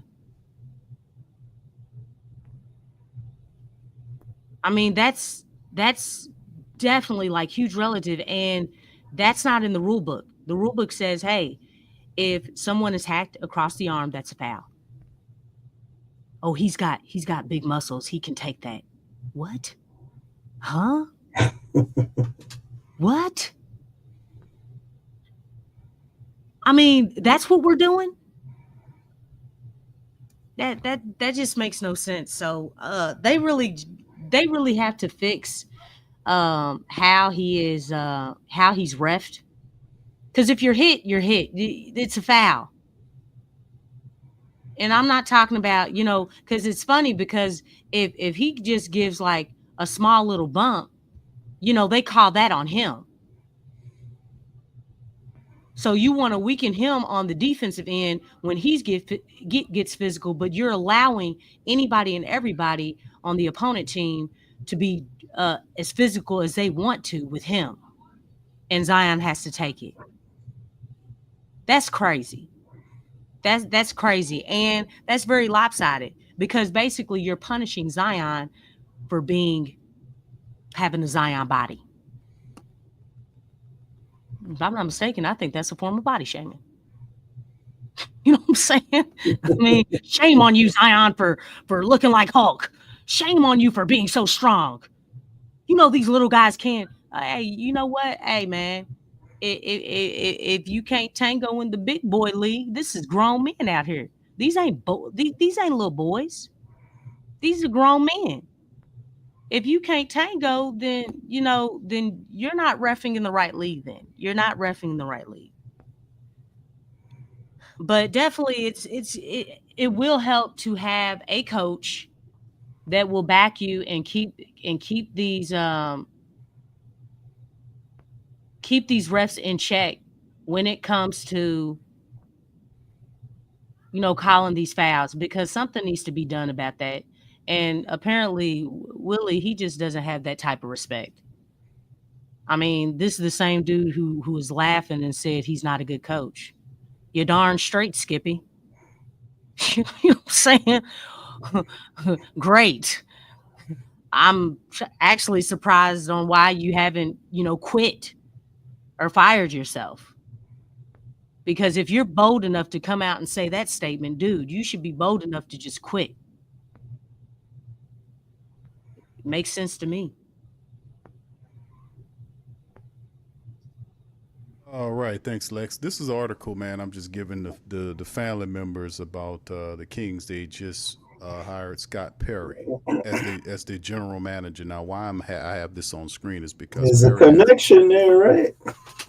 Because Perry has a relationship with Joe Dumars, and it was rumored that Perry would be coming to New Orleans to join Willie Green. Sacramento moved feverishly and signed Perry, according to the Shams of ESPN, and made them their general manager. So they fired. Actually, they said it was a mutual agreement between former general manager Monty McNair, to split, and they hired Perry. And like I said, Perry was rumored to be following Joe Dumars to New Orleans. So the Kings signed him before he had the chance to make the transition over. So a lot of flux and movement going on. Like I said, the hiring right now, even though the Pelican season is over with, at some point you want to see Joe Dumars bring in some bona fide people. I don't expect him to keep everybody, but this guy was, he had 2 separate stints with the Detroit Pistons, and he had some other runs as well. And like I said, he was rumored. It was a solid rumor saying that he was going to follow Willie Green to New Orleans and help. I mean, not Willie Green, Joe Dumars, to New Orleans to help, situate the Pelicans and build up in Sacramento. Say, no, you don't. Come on over here. We got a job for you. So just a little stuff I'm kind of sharing with you guys on that as well. All right, so we're gonna pivot to the Tankathon right now. DC, this is Lex. This is what it looks like according to the lottery. The Tankathon right here with Utah, Washington, Charlotte, and of course New Orleans. Top 5 is Philly's there. New Orleans is penciled in at number 4 spot after going on the 7-game losing streak, 21-61. You can see right there the numbers, the percentage chances of the Pelicans landing the number 1 position, the number 1 picks is 12.5%. Everybody in the top 3 have 14%, 10.5% for Philly. So with that being said, what are we looking at? What are we looking at in terms of talent? Well, of course, we'll kind of move on over here and take a look at some of the top players that's available, depending on where the Pelicans land in the lottery. So, with that being said, DC, Lex, there are a few people out there, some of the top people, like Cooper Flagg from Duke. He's, we know about him all too well. Dylan Harper's fantastic, grown man game in the college game, really natural, 6'6", 215. VJ Edgecombe is another one, DC, Ace Bailey and guys like that. So you can feel free to kind of touch on some of these guys and let the family members know who do you think the Pelicans would, how some of these guys would fit, which would be the best player for the Pelicans, depending on where they land in the lottery. I think the best player you can get realistically is going to be Dylan Harper. Like, Cooper Flagg is a long shot, right? It's the two best players in the draft. Like, if Cooper Flagg wouldn't be there, Dylan Harper would definitely be number one. So, VJ Edgecombe, I like him, but it's almost like maybe I'm just paranoid. Him being from the Bahamas, it just reminds me of like the reverse Buddy Hield. He could do everything Buddy Hield couldn't do, Q. Except shoot. Shooting ain't really his strong point to me. I mean, his percentages are not horrible, but just watching him, he doesn't seem like a shooter. Like he's more of a super athletic guy. Like, you know what I'm saying? Like he do everything on defense. He's a two-way player. Joe Dumars actually might like him, so I'm a little nervous about that. But if you look and you open up his breakdown and they talk about the roster of Olympic qualifying tournament players in the little breakdown for VJ Edgecombe, you see all guys I don't want as Pelicans. DeAndre Ayton, Buddy Hield, Eric Gordon. I don't want none of them here, man. Two of them already been here. So, I don't know, man. Unless he's the Tim Duncan version of shooting guards, I ain't really high on VJ coming to the Pels. I think he does have a chance to be an awesome player, though. And then his game still need work. So got that out the way. To me, it's only two options. Ace Bailey, I guess, some people might bring up, but it's too much work. I ain't even getting into that. But he's 6'10" and he's 200 pounds. Do you think we could give him 25 pounds of muscle? No. So I do not want him here. You know what I'm saying? Dylan Harper, on the other hand, getting into him, man, my comparison for him, like, to me, I see some James Harden type stuff. Not saying he's James Harden. I see a little James Harden-ish in his game. He got a little Cade Cunningham to his game to me. I see the comparison a lot of people make with Jalen Brunson. But he's a supremely talented dude, man, that can he can score with both hands. He's a little ambidextrous, around the rim. I think he's a natural lefty, though. Very good ball handler. He's a solid passer. I think that's an area you could see him improve in the league. I think he had a lot of tough defensive situations. He splits the double team really good. Don't allow people to hedge him. He does a lot of intelligent stuff, man. He's crazy with these pivots and these spin moves. Like, he's missing a floater, so you got to develop that. The giant killer, but I mean, he is 6'5", 215. The dude's solid, man. So he coming in, built like an NBA player already. Yeah, I'm so about to say DC. We don't have to worry about that part. We don't have to worry about that part. I think he's probably the most NBA ready guy, like plug and play. At least from everybody I looked at. They might have some other guys out that role player capable that plug and play too. But everything you're looking for, and with a ridiculously high upside, as you can see, he got the badge right there on the ringer. You know what I'm saying?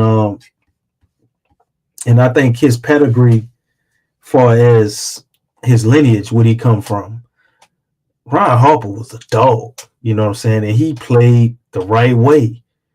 Wasn't scary. Did have some class.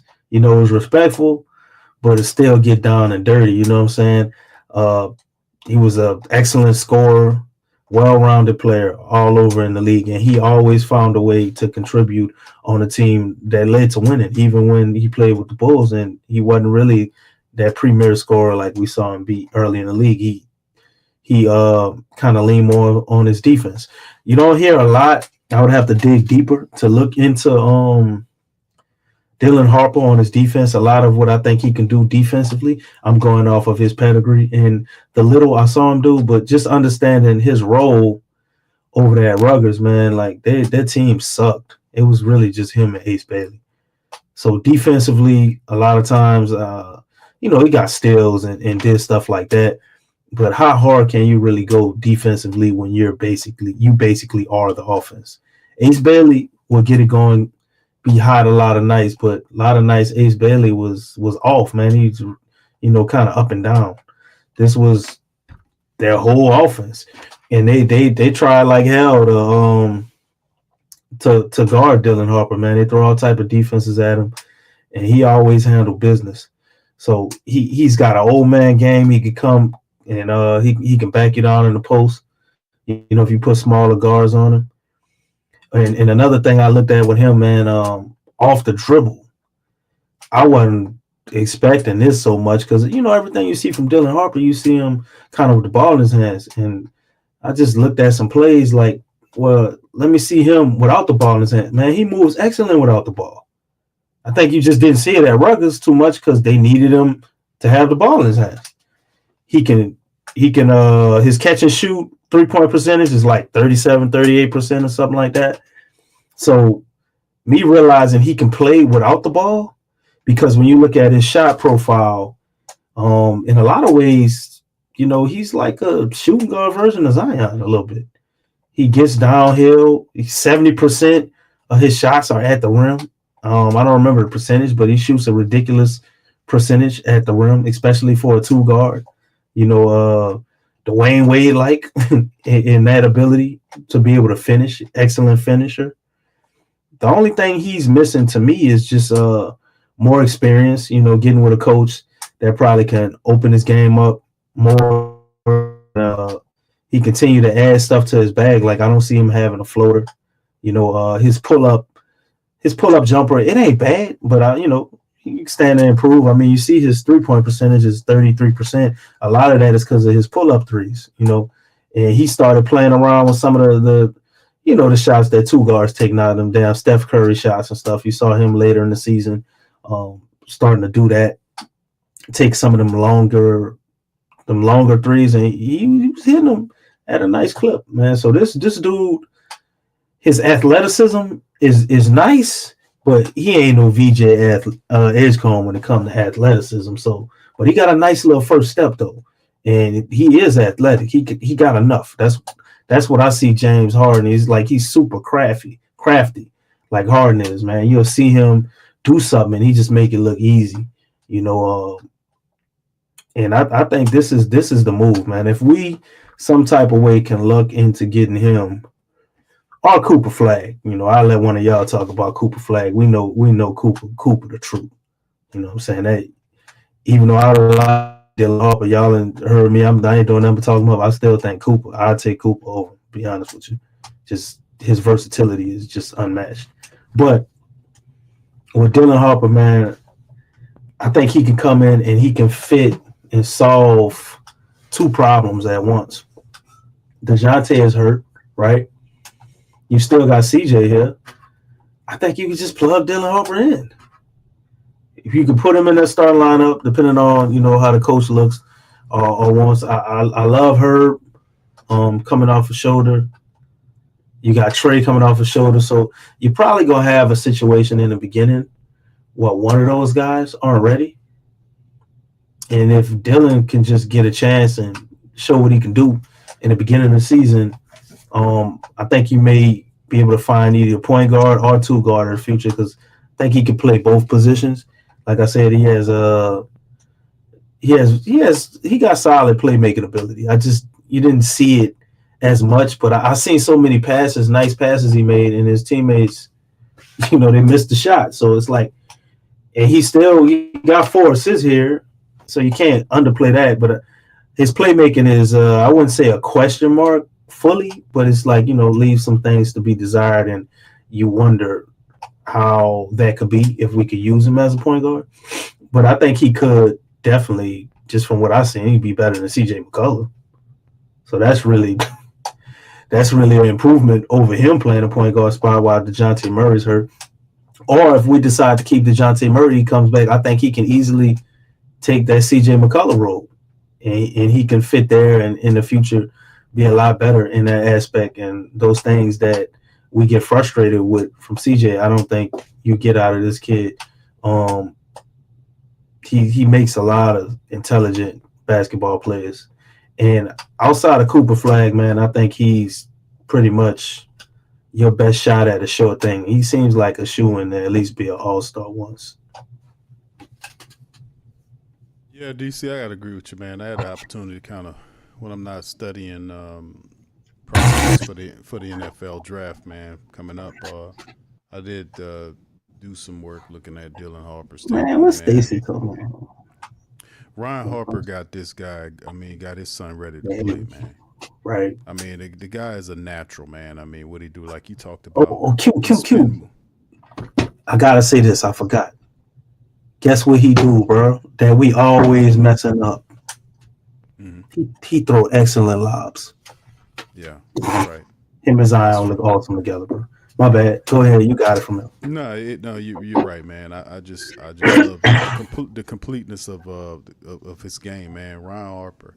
You can see Ryan Harper really kind of schooled him in his movements and his ball handling. His ability to be a scorer, he facilitates when need be. He's got a good defensive temperament. He averages almost 5 rebounds a contest. So yeah, man. Listen, like we know about Cooper Flag and what he can do, but you're right. If the Pelicans can land Harper, go along with Zion and Trey, and man, listen, that would be such a huge pickup for the team. And like I said, these talents having these guys would be excellent. The only other thing, not to pour cold water on having a Harper or a Cooper Flag, who would be coaching these guys? That would be the next thing that I would be looking at in terms of figuring out who would be the coach to get the max out of the rest of the Pelicans team, including Harper, because he would definitely be a blessing to have, because DC, we don't have nothing like him, not even close to what he does. I mean, you have Jordan Hawkins as a shooter. He still needs to get stronger at that position. Herb Jones is a very good defender, but like I said, we haven't consistently seen Herb. I know he's going to be kind of rusty coming back. He's a dog defensively. We know he's improved his 3-point shooting. And, DeJounte Murray is DeJounte Murray, but this Harper kid is something different. Like I said, Ryan Harper, you can see that he worked with his son to make sure his mom too, man. That's his right. Mom, I think, is a baller, and she's a hell of a baller as well, bro. So it's a family of ballers, yeah. Man. So yeah, I got to give it to him, man. He really got him ready to play. So if the Pelicans were fortunate enough to get Harper, man, that would be big. The only other question would be who would be the coach to get the most out of not just Harper but all these Pelican people. Establishing an identity for this team would be huge. Lex, you want to drop some science on any of the prospects that you had an opportunity to like? Who do you think will fit well with the Pelicans or whatnot? Because we have a few guys. At DC, I've seen Ace Bailey. Like I said, I'm all right on him. I mean, he's 6'10", Q. You can't. I think he can be very good. I just don't. I think we'll mess him up, bro. Yeah, I mean, he does. Yeah, he is. Our strength and development program ain't really good, bro, and that's what he need the most. Yeah. Almost 35% 3-point shooter, 18.7 rebounds a game. So I mean, he's 6'10". It'll be interesting, but at the end of the day, like I said, he's a sharpshooter, man. Yeah. But it's almost like having another version of Trey Murphy. I guess you can't never have too many of them, right? Yeah, 2 6'10" shooters. That would be interesting. But I wouldn't like I totally said, hate it, but I don't look forward to it. nah, if you forced to, that might be the move, depending on where you land there. You know what I mean? But I think a lot of people want to see the best option if you can't get Cooper Flag is Harper.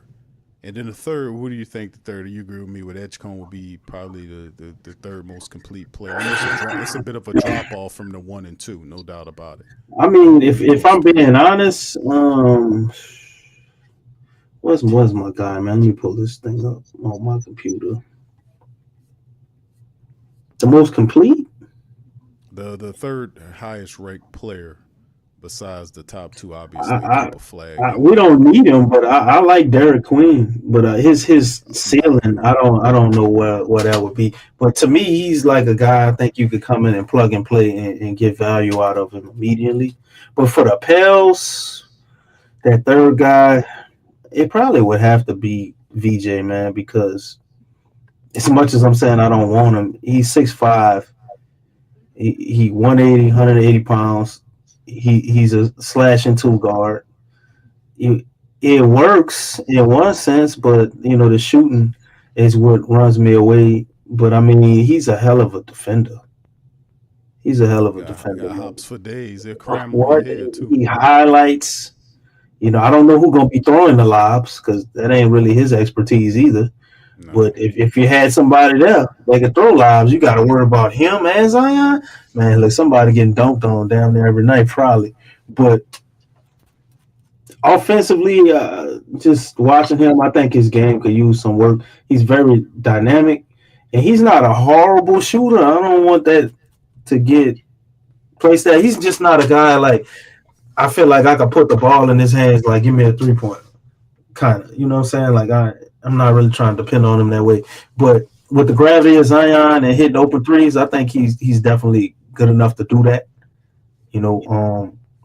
I just can't get over Bahama, thank you. But he would be our best out other than somebody like Trey Johnson. Trey Johnson is somebody else I like out of Texas as well. He's 6'6". Yeah, 180 pounds. He certified bucket. He's probably the best shooter in the draft. You can put him and Ace Bailey up there. That's probably your 2 best shooters. So if they got Trey Johnson, depending on where we was at, I obviously wouldn't want him with like the second pick, right? I think that wouldn't be a bad move. I would like that. Yeah, Trey Johnson is awesome, man. I love what he did. How would you feel about drafting him at the 3rd pick too? Over Edgecombe? You know what? I like Jamar Ferris too. I forgot about him. I like Ferris him too. Ferris is good. I like him over Edgecombe too, but it's like he's kind of on the shorter side. We need another small guard. Trey Johnson, bro. Trey is like instant grits, bro. Instant offense, bro. Yeah. I mean, he comes in there, he just lights it up, man. It's just amazing how his game is, man. It's just like, I mean, if you ever seen, I ain't gonna say his game similar. I'm talking about in terms of how fast he gets going, offensively speaking, and very confident shooter. Like I said, man, I love Trey Johnson's game, man. Like I said, you remember Crawford, how he used to get going. DC come into the game cold turkey. Some guys lead up. He just comes in with instant offense off the bench to just start hitting right off the gate. And that's a rare player, man. Like I said, some games is rhythm, but these guys just got a special gift where they come in and just start hitting buckets. Yeah, that's Trey Johnson, man. He's nice. But yeah. All right, Lex. Well, how about my guy Demi too, man? If we get way low down there, I like him too, but he need a lot of work. Fierce right here, DC. We go Demi from BUI. I like him too. I ain't know Fierce 3-point shooting was 28%. I mean, you gotta have a flow, bro. You see how dynamic he is as far as with that ball in his hand and tagging the basket. Yeah, he definitely has that part of it. Yeah, Which one he look like Russell Westbrook down there. He like number 15. I must have went too far. Igor Demi. Obviously needs some work. He had a lot of injury issues. The The 3-point percentage is looking horrible. What I like about him, this is your best passer, pure point guard to me in the draft. Hoping the rest of his game could pick up. It's almost like a, I guess maybe like Alonzo Ball effect, Josh Giddey type guy. Somebody who offensively, just as far as him scoring, he leaves a little bit to the imagination, or leaves you wanting more, especially with him being 6'9". But passing, bro, there ain't nothing he can't do passing the ball, man. And he's a smart basketball player. So if we got really, really low and some of those other guys are going right, I wouldn't mind them, taking Igor, because we got to find a guard. Like, in my opinion, as far as in the draft, you don't know what DeJounte Murray's going to look like. We don't know if we're getting a second contract with him, especially if he does look good. Like, it's just so much up in the air with our guards. We need to get rid of CJ. Jordan Hawkins, we thought he could take over the CJ spot. Maybe he still can. It's a lot of question marks, though. He got a degenerative back. Jose Alvarado's contract is going to be up. And if he keeps outpacing his contract, is it going to get to a point where the Pels don't want to pay that? So, to me, we almost have to get a point guard or a shooting guard in the draft if we're being intelligent. I don't know if they looking at that as something they can do in the second round, and they're just going to go with the best player on their board. But I think you got to kind of look at some of those guys. Casper Dakachunas out of Illinois. I like him, but I don't know, man. It's just I don't know how his game is gonna translate to the NBA, because he don't have a lot of athleticism. His moves ain't that crazy, but he's an intelligent player. He's a solid passer. He's got good playmaking ability.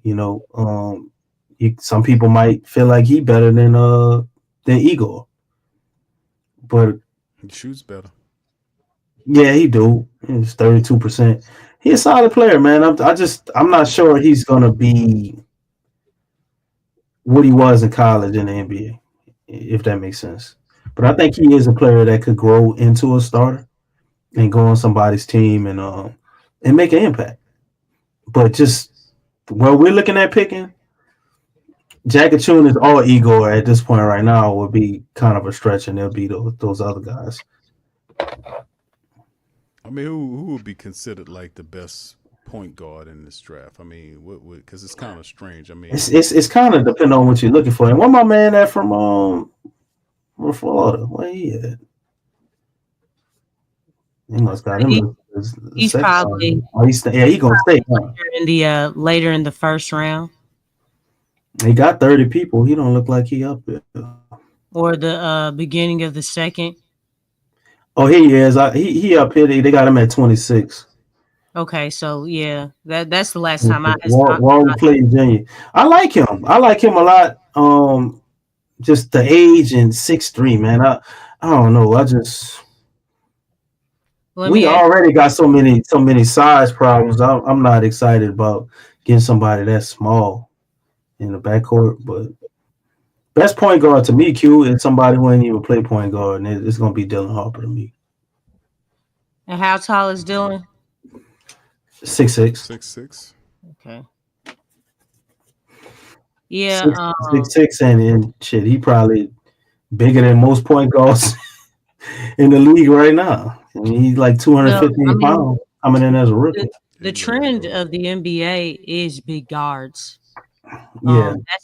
That's why it really made sense for Zion to be the point guard of the team, because he's 6'6". Like, he's right. Size, the perfect size. When you look at Luka or goodness, I can't think of all of them.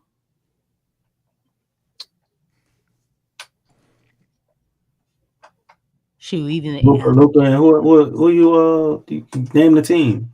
Maybe we get name the team. We guess the player.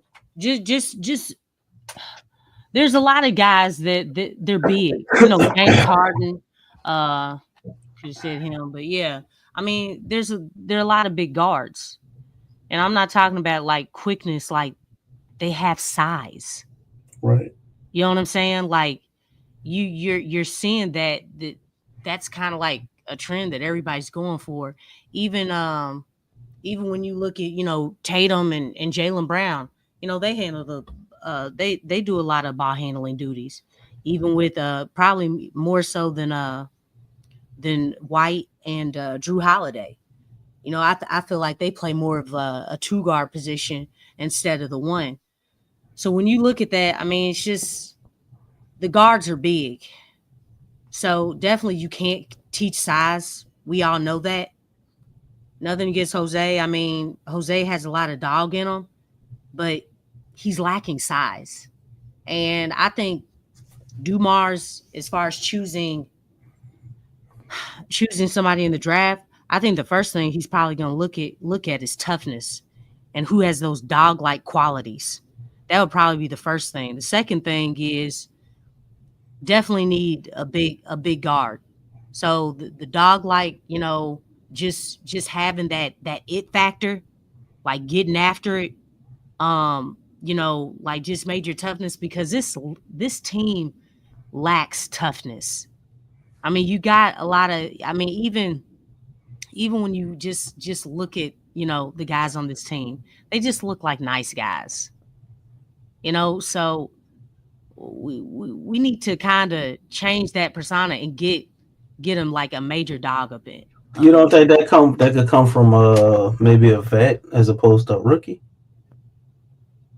I mean, you still need youth though, right? I mean, if you're trading CJ McCollum, you can get that with him, but you can't. There's no limit as to how many dogs you can have on the team. We need violence. We need people who are mean on the team. Like just like dog, like, you know, like we need someone, and I'm not talking about Jose. Jose, he look, even though he's a pest, he looks like a nice pest. You know, when you look at like somebody like Patrick Beverly, he look ugly he's disruptive. But you see what I'm saying? But you feel me though? Just like it's just pure ugliness. You know what I'm saying? Like, man, I don't give a rat's behind about none of y'all out here, man. Just that type of air about them. We need that on the team. And we don't need no fake tough guy. We need a real tough guy, which again, when you look at Joe, I mean, you know, that's one of the things, like, as far as people we drafted, they kind of had that. But we also want the skills too. I don't want you to think that I'm you know, at the expense of skills. No, I want both of them. We need to be meaner. We need to have more grit on this team. We need to have like an attitude problem on this team. Do you all feel like we had that in anybody on the team, like, for real? Like, yeah, we do have an attitude problem. Willie Green has a horrible attitude problem. Lex. I'm gonna throw a rock. You're too goddamn soft. It's in the opposite direction. Oh, goodness gracious! I hope y'all understand what I'm saying, man. The team has a look of just being nice. If you just look at the image, it's just hey, we're real nice guys, and you know what I'm saying? Like, dog, like, is anybody trying to bite anybody? You know, or just like send a message to somebody. And I'm not talking about hurting somebody and stuff like that. Just having some pushback, not being a pushover out there. You know, that this team needs that desperately, along with a playmaker, because Zion playmakes for everybody. But we need somebody who can also play make for Zion. Get Zion some easy shots, not Zion doing a lot of work. Like that is very much needed. If you're talking about keeping Zion, he needs to have that other guard who can handle the rock, okay, who can do some shooting, but they can handle the rock and they can play make for him, and they can have just enough gravity to to create for him. I'm not saying they need to have all the gravity that Zion has, but you need some. You need more point guards, unless it's hard to have too many of them, huh? Good ones. Well, I mean, you just need somebody who can play next to Zion and create for him, because we know that Zion's looking out for his teammates. Zion can get his teammates open shots. Zion can set guys up because he uses his gravity and he knows how he's a willing passer. Mm-hmm. But who's gonna do that for him? The last person, stop it. The last person to do that great was Lonzo Ball. Nobody's done it like him. Mm-hmm. As soon as the ball was inbounded, Lonzo turned around, and you know what he was doing? Where's Zion at? That's the first question that he was asking in his mind. 3/4 of the court. Y'all remember that? Mm-hmm. Nobody's doing that. Nobody has done that since. And when you do see it, it's not consistent. We need somebody who's always spotting, where is Zion on the floor? Where is he? Because I know he can finish. This dude's efficiency around that basket is top tier.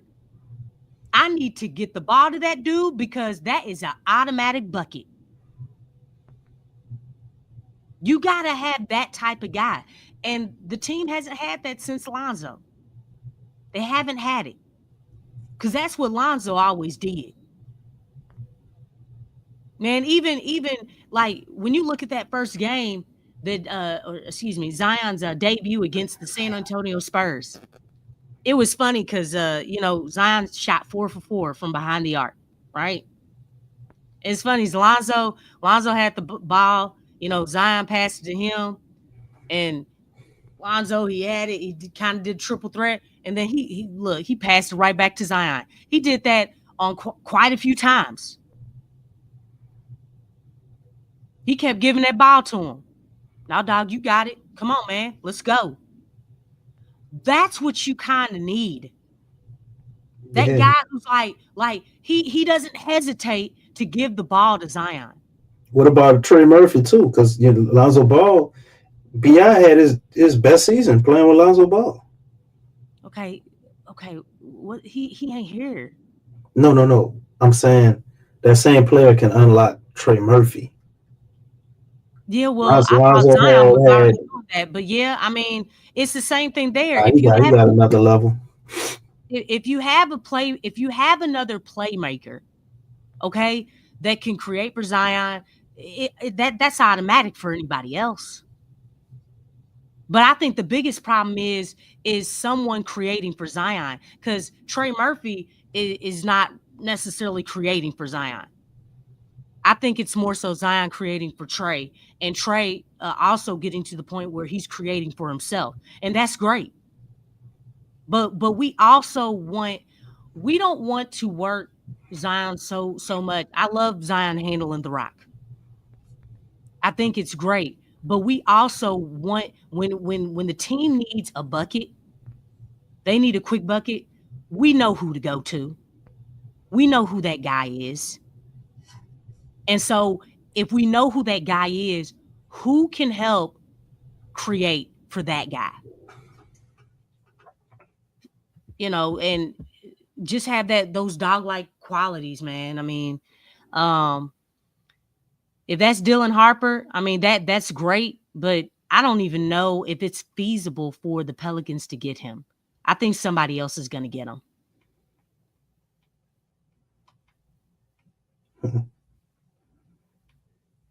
Why you think somebody else is gonna get him? You don't think the Pelicans can get the number 2 pick? I mean, I don't It ain't gonna fall the way it look on the lottery, like it never does. But I don't know. I mean, it's possible. I know. got a I'm feeling? pretty confident. I'm pretty confident the Pelicans are not going to get Cooper. They ain't letting Cooper come here, and I say it like that for a reason. Now, I will say something. I don't know if you heard this or what this means, or if it means anything. Adam Silver congratulated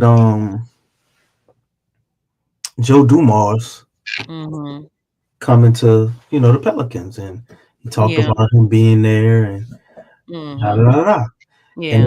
then there were a few comments at some point from Joe Dumars, talked about disciplining of teams that were tanking. Is there a chance, because we know the Pels really tried with all of their heart all year, that they would, kind of throw the Pels a bone, I think, and give them at least the second pick due to them? Hell no. I'm sorry. Can I finish? We didn't even introduce you yet, Stacey. I'm about to put you backstage again. Dang. Hold up. Be quiet You ain't got to agree with my opinion, bro, but let me get it out. So, but I'm just saying, this is a real thing. This is a real thing. They talk about they don't want teams tanking. They talk about they want the integrity of the game, the stay pure. Who came from the front office. Adam Silver was right there. We know they manipulate the picks. I would like to see us be able to get Cooper Flag. I wouldn't hate that idea at all. But we didn't have. I get y'all with the percentages ever 11.9. Do y'all forget that we didn't have a 14-point chance of getting the number one pick when we got that? We got Zion. Yeah, we didn't have those odds.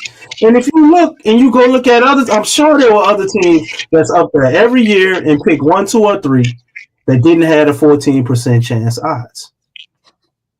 So I'm saying we know this stuff is manipulated to an extent. Is there a chance we get thrown a bone? We get the second pick? I see the Pels possibly lucking up on the first or the second pick. That's really what I'm seeing. I could be wrong. None of us really know. But I just don't see us in the 3 or 4 slot. All the 3 teams up there, they all broke their neck to tank, to make sure they got that. I mean, losing in Brooklyn too. Well, I guess they were better than other teams. But I think somebody gonna be left out in the cold, man. For that, they're not gonna let all of those teams that were clearly tanking just sit up there, be 1, 2, and 3. Well, we wasn't clearly tanking. We just sucked for real. I think they may be rewarded for that in the draft lottery. So, you go ahead. Shout out to Stacey. My name is Stacey. What's happening with you, bro? You done brought yourself up. We ain't get to introduce you, but what's happening though, man? It's the fact you just threw out that crazy conspiracy. Man, I triggered you. I triggered Stacey. Say, hold up. Hell no. You do about 2 of those or so, bro. 2 of those or so. You gotta have. Come on, man. You gotta mix it up, man. You want me to say the same thing as everybody else? Somebody gotta say something different.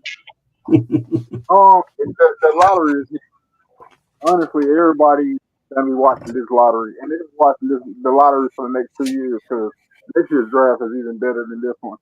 On paper it is. It really is. They got you got the Bouger brothers, you got the what's that boy AJ DeBonsa, that Rena. They told us this one was supposed to be the best of the last 15 years, so they're gonna say that about the next one too. Yeah, well, see, the thing is, this one really is good, bro. It really is. It's super deep, bro. It really is. Yeah, they got a lot of good players. But you gotta look at the U17s and everything. All the under 17s players, all the under 18 players, bro. High school basketball was crazy this year, bro. And international basketball was crazy this year for young players. It's really deep, bro.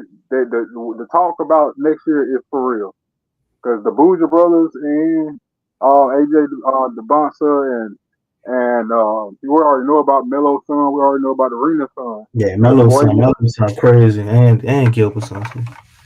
And then the guys who stayed, that's some guys who stayed because they knew they were going to fall into the second round. You know, the boy from Bucknell, he just transferred to Melo. I mean, he just transferred to Alabama, the center and everything. Noah Williamson, he real good, bro. Real good. So, and I watch all college basketball, you know, ESPN, CBS Sports app and everything. I caught a lot of games. There was a lot more games this year than just sitting there watching the Pelicans every game. You know, if y'all noticed, I kind of stopped. Y'all ain't see me in there a lot. I wasn't watching the games at one point, bro. I got to the point where it's getting old. This got old. But long story short, like the first thing I'll talk about with this draft thing, it's very huge for us to get involved and be in the lottery. We have to get it. If we don't get it, we gotta send somebody out. We gotta send a package to be able to get back in the top 5 or top 10. Like, you know, you gotta have your options after options. Let's say you don't get that top 5 guy after you get the first pick. Let's say we get Dylan Harper we move up to get Dylan Harper. We still got jumping back into the lottery and get somebody else. Colin Kniffel, he'll be great for us because our 3-point shooting was horrible this year. Also, yeah, y'all been seeing me talk about Braun. Braun is you see him as a starting level player though? Colin Kniffel, you see him as a starting level?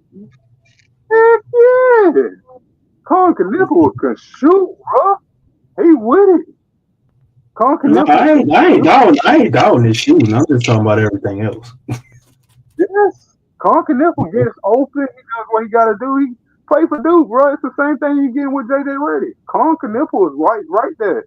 He really is. Like, you're going to get you a good supporting player for anybody who can take gravity and collapse and take anybody away from the paint. I mean, you know what I mean? It gives spacing just to have him on the court.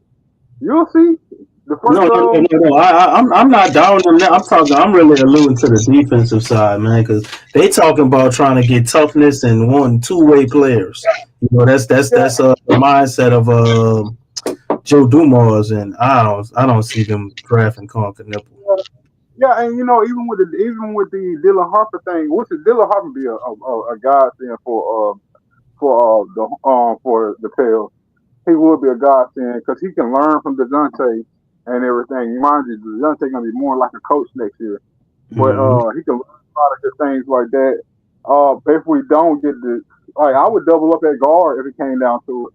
I would get Dylan Harper and then turn around and get Nembhard. Get the baby Nembhard brother, the third brother. I would get him, and because he is the best playmaker in college basketball. He really is. He really is. He can do it, bro. Dylan Harper is more two guard with a playmaker, combo guard type of guy. You know what I mean? I'm explaining to you how I feel about Dylan Harper. Dylan Harper is more like a mellow type of game. I'm talking about Lil Melo ball. His type of game that has the pace of Jalen Brunson. He has the pace of Jalen Brunson. All his moves is Jalen Brunson. He gets down there, he can hit you with those 3 pivots and all that stuff. He can stop on a dime. His pace is ridiculous. A blessing would be also get Yeah, I wouldn't. You would say that the best point guard you say is Nembhard? Who's You say Nembhard? He's the best playmaker. All right. He's not the best point guard, and you can see that too. Like when he was at Gonzaga, he had a lot of stuff helping him, bro. He had a lot of stuff helping. Like he can get that thing to the big man and all that stuff. Yeah, he's gonna get somebody open, bro.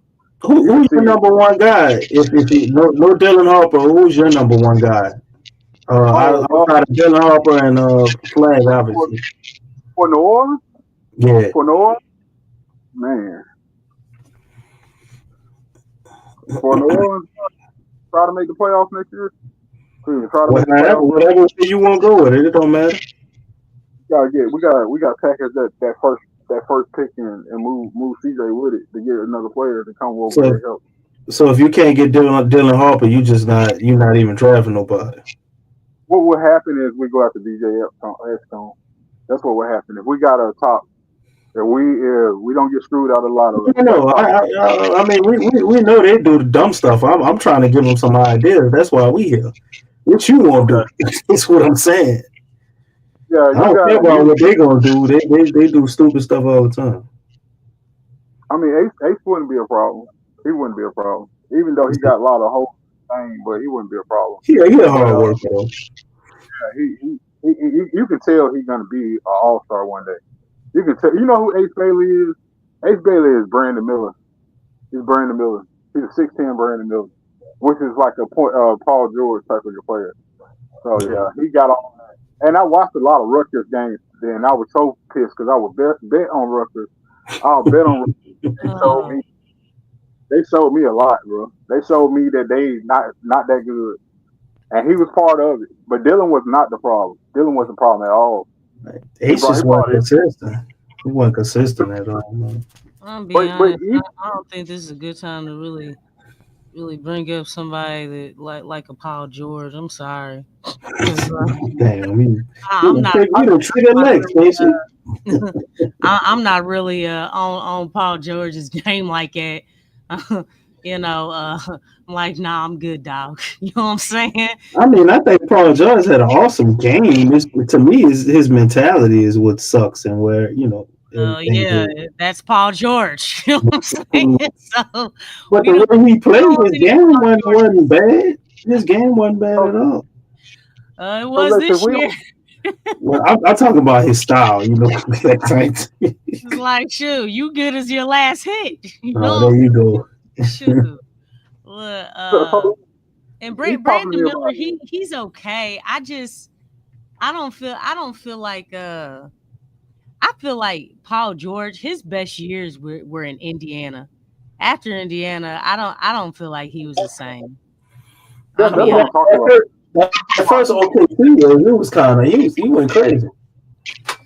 Oh, that's what I'm talking about, though. I'm talking about young Paul George. I'm not talking about this iteration of him.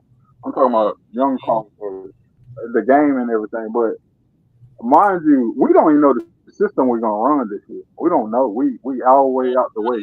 I mean, we don't know what's gonna happen. We don't know who the coach gonna be. We don't know who the president is right now. To be honest with you, figure that out first. Did this man really sign? Yeah, right. Like, did he sign a contract? The secret contract? Is this a secret too? Is that what it is? This is a secret as well. That's what it got to be. Did he leave? Man, you don't never know what to tell. I was asking where Big Q is, so we can press the button. Big Q, he fell asleep. Your man, DJ.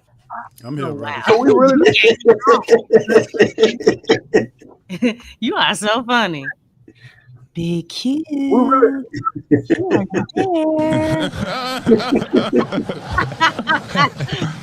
There he is. There he is, Monty. What? Joe Dumars signed the secret contract. Did he? Like, what's going on? Of course. He signed it, right? So he is our president, right? Yep. That's okay.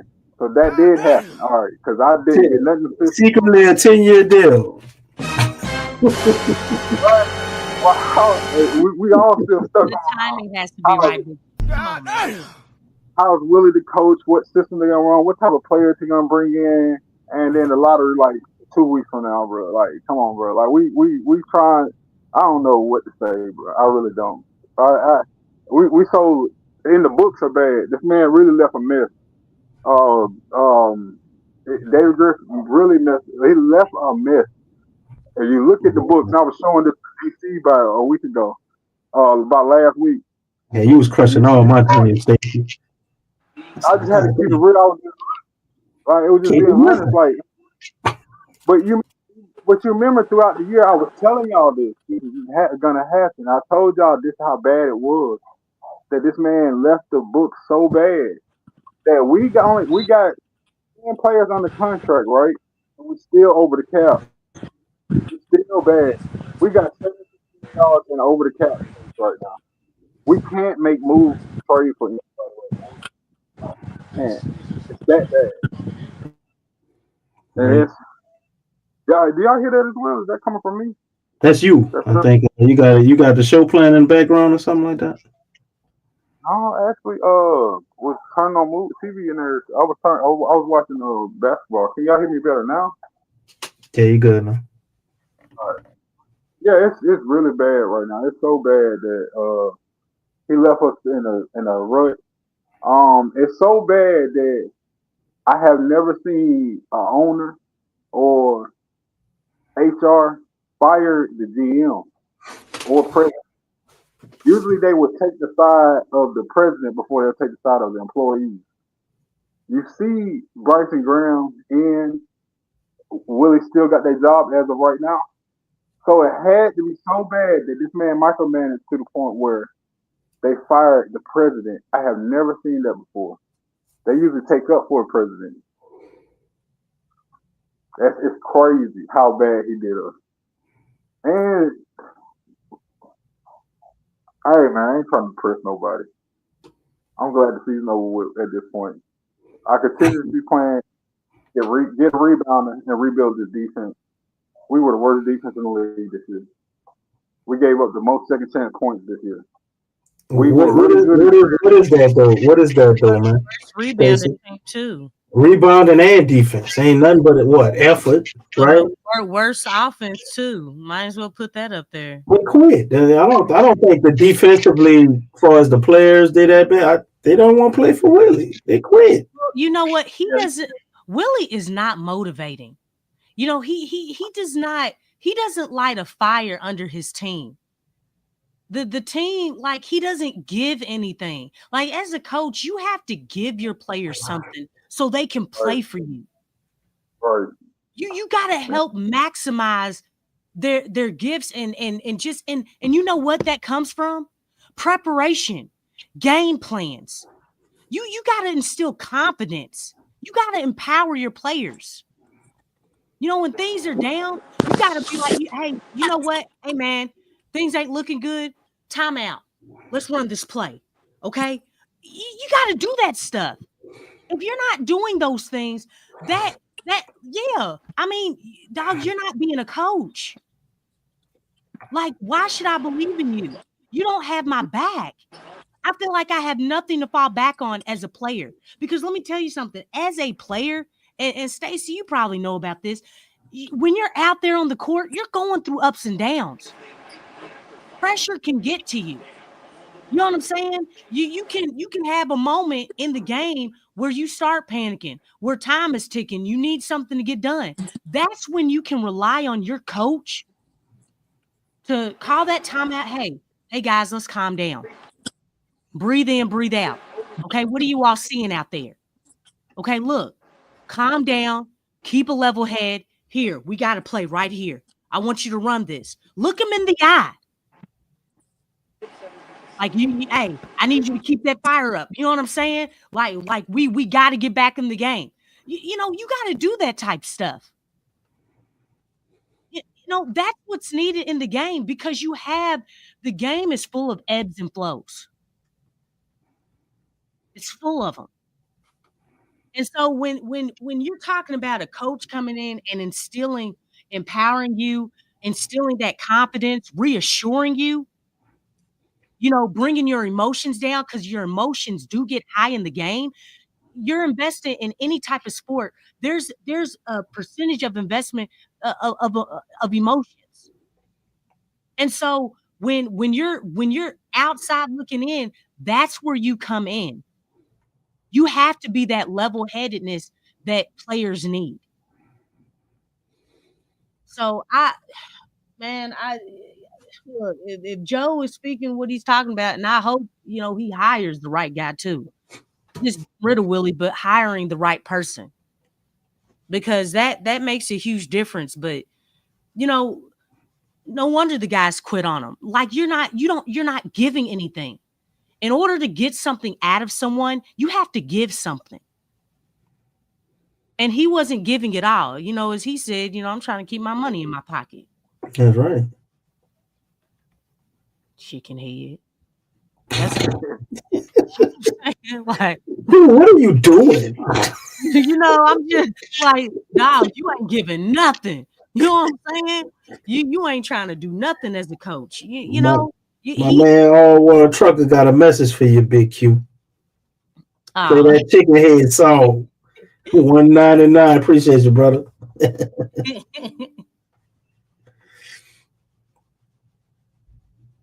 Man, my man falling asleep over there. We ain't hear nothing, Big Q. Yeah, where's Stacey going? Yo, DJ in the bro, building I'm not too. asleep What at up, all. DJ? Oh, DJ is up. Oh my, I'm so sorry, DJ. You spoke him up. I'm sorry. I'm sorry. I thought you was asleep, man. No, I'm not.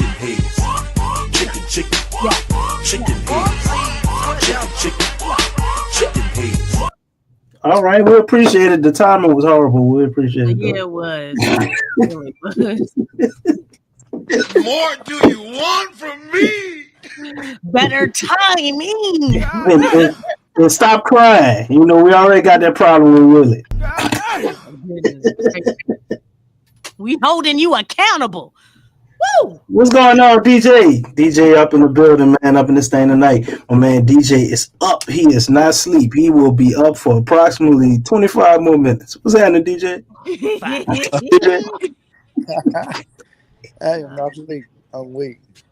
I'm over here. What you got for us, man? We waiting on you to hit the unfound gems.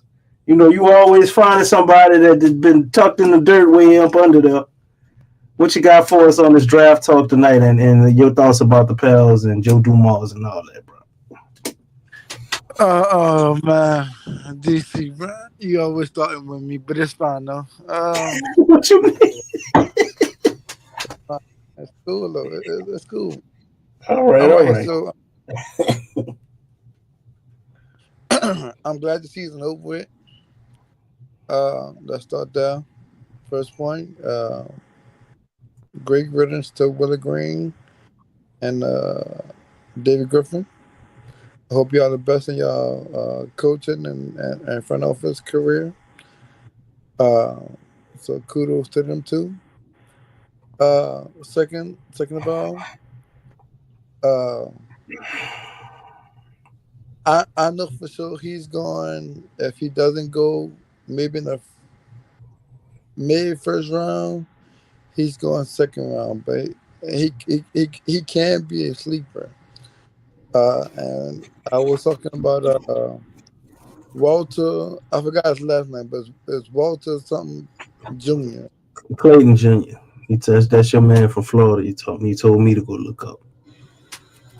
Yeah. So I think he's a point guard that can play the point guard and the two, but I'm not too sure. A lot of injuries killed us. I mean, when DeJounte Murray went down, I mean, I know we got Jose, but like Lex and you said, you know, he doesn't have that size on his. I mean, he doesn't have size. So when they signed Alfred,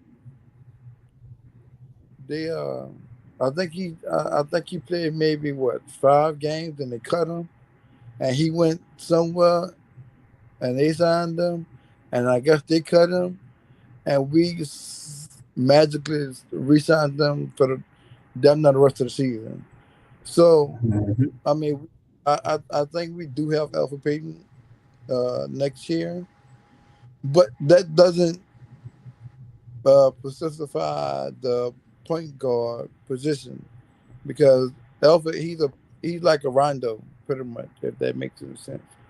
So with that being said, I need somebody like Alpha, because Alpha Payton, he can't pass the ball. We all know that, but I need somebody like a Jamal Murray, you know, like that point guard that's gonna either come off the bench and them not do what DeJounte, I mean not DeJounte, what Alpha Payton do, and on top of that, score on his behalf. So it's like a playmaking shot creator, if that's the case. However that makes sense. But Other than that, like I said, injuries killed us. I know when Trey Murphy went down, our whole season went down. The only player that actually played his role was Carlo Mekovic. I mean, shout out to this man. The sky's the limit for him. That's about it. Nah, as far as the roster concerned, I wouldn't mind keeping. Of course, we got Carlo for the next 2 years, so I ain't tripping about it. I gotta pull up the roster. Hey, Big Q, pull up the roster for me, if you don't mind. Let me see. He even did it on week. All right, let's see. Zoom in. All right, so we do got Brandon Boston, so he can play the 2 or 3.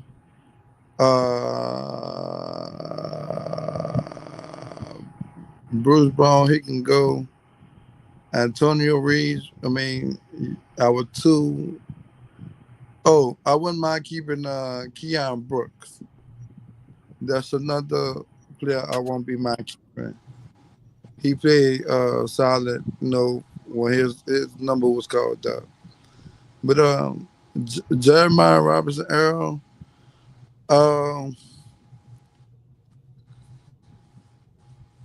That's your it's favorite player? questionable. Huh? Oh, I thought that was your favorite player. My bad. No, it's questionable him because he can't shoot the 3 as well. Jamal Kane, he can leave as well.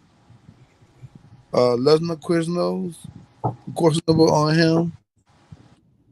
And that Kelly, I mean, I don't know what they're gonna do with Kelly on the neck. And Kyler, whatever last name is, the center that we picked up from Golden State. I don't know what they're gonna do with him. So it's full possible spots that'll be open this offseason, which is Bruce Brown, Kelly.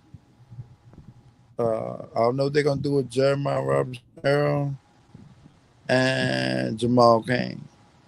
Now, what we gonna do with that either whatever pick we got with the draft pick? I say we do draft a point guard, and here's why. Like I said, Jose Alvarado, no offense to him, but he just undersized. Yes, Lexxah, he may have a dog in him, but he just undersized. Elford, I mean, he been out the league for some time, but as far as distributing the ball and making other players score, he got that. DeJounte Murray, I don't know how he's gonna be, but I'm pretty sure he's gonna be out in the first, maybe the first half of the season. So with that being said, I don't know.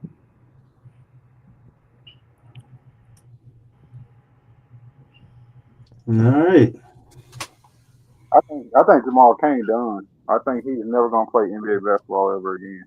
Goddamn. I think he's gonna. I second that motion.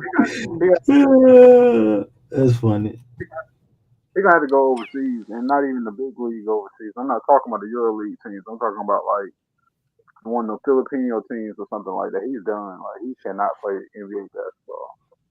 That's Right. nothing about his game. NBA. And Yeah. whoever drafted him, that's Yeah, I think at this But point, Tony you Reeves. have to, who fits what Joe, what Joe Dumars is trying to build. You know what I'm saying? And he's talked about that already. Like, everything that he's trying to build here. So, yeah, I definitely agree. Jamal Kane, he don't got it. And I don't even know. I do like what is his name? Brandon. I'm not sure about him. I don't think Boston, I don't. What you don't say, Brandon Boston to come off the bench? Listen to what I'm saying. Joe Dumars is there. Okay. I'm according to, like, do you feel like when you look at pieces, there's going to be pieces on this roster that are going to be moved that a lot of people may not agree with. Okay. Mm-hmm. So you have to think about, just from Joe Dumars, does somebody like Brandon Boston fit a Joe Dumars type, pedigree or something? You know what I'm saying? Or the type of player that he would keep on the team. And that's what we have to think about. It's not according to me. Brandon Boston, he does have a nice game. But what are you trying to do here? I think the price that they paying him, you just can't get rid of him. For far as what he could give you and what they paying him, like you can't beat it. Well, hey, if I'm not if I have Joe Dumars right, there's gonna be changes, and I'm telling you, players that we may have been talking about, like, oh yeah, he would be great to keep, because listen to what he's looking for. Yeah. And then Jordan Hawkins is somebody who, like, I've been concerned about him. Same thing with Jordan Hawkins. Yeah. Like you now that you have Joe Dumars up in there, you have to start thinking, look, who's probably susceptible of, being moved. Even if we do like. I was gonna say the thing with that Jordan Hawkins, it does kind of remind you of Rip Hamilton, but Rip Hamilton made his shot. Mm-hmm. Rip Hamilton made his shot, but he's similar. His comp would be Rip Hamilton, but he don't hit his shot. Right? Last year, nobody really was though. Nobody really was doing what they're supposed to do on offense. He don't have enough of a handle to be Rip to me. Yeah, I agree. Yeah, Rip was a better playmaker, and like he missing that. His handles scare me. Yeah, they really do. They are not up to par. Rip Hamilton is leaps and bounds. Rip set up under MJ, man. He figured enough out to have some go-to moves, and he could get everywhere he wanted to get, and he could facilitate a little bit if he had to. Yeah, but I feel like that's killing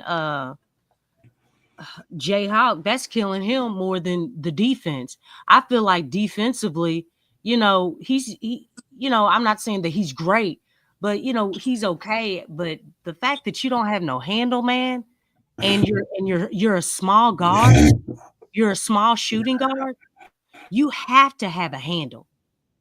You gotta have a handle.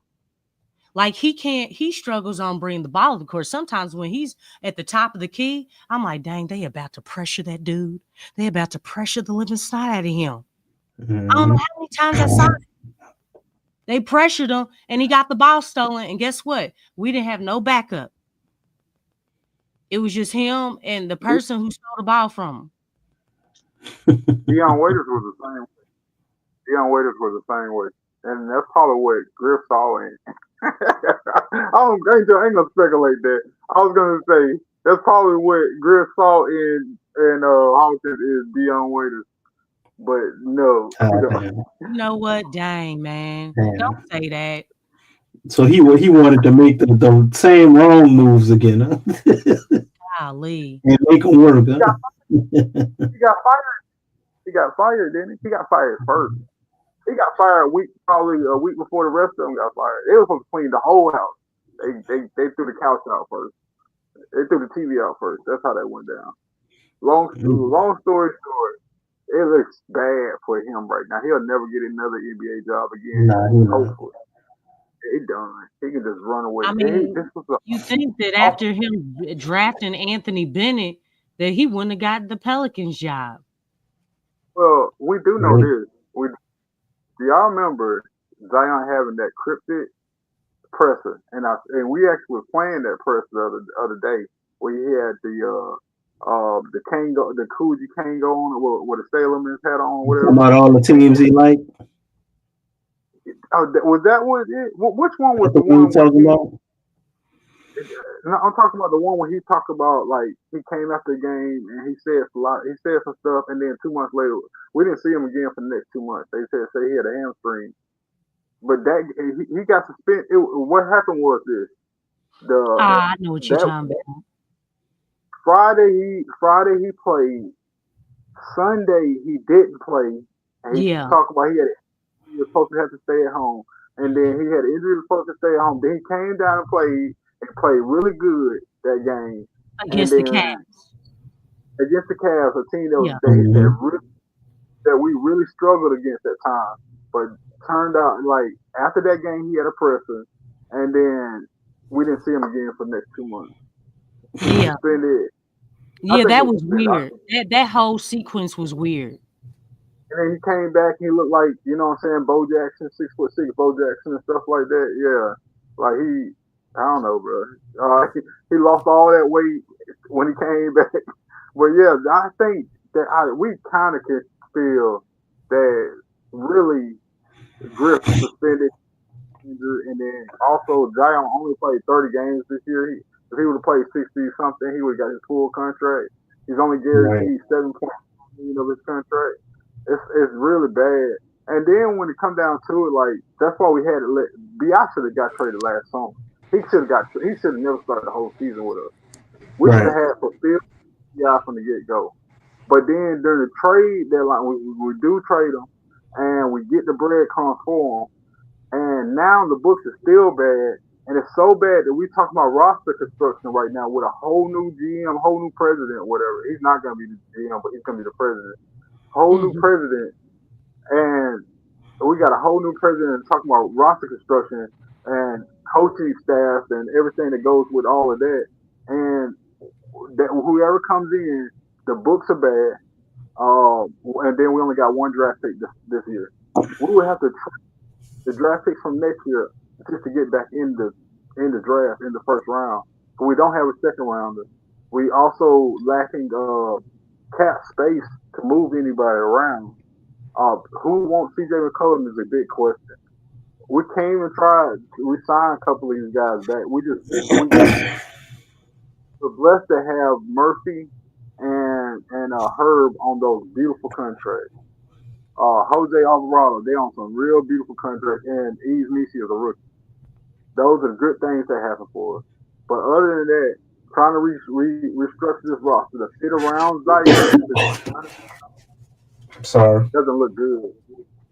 It doesn't look good to try to. You know what? Guys. It's really the Pelicans have really perpetuated this cycle because they keep messing up. That's what the problem is. It's like that's why it was so important. You know, even looking at with Joe, y'all gotta do this process right.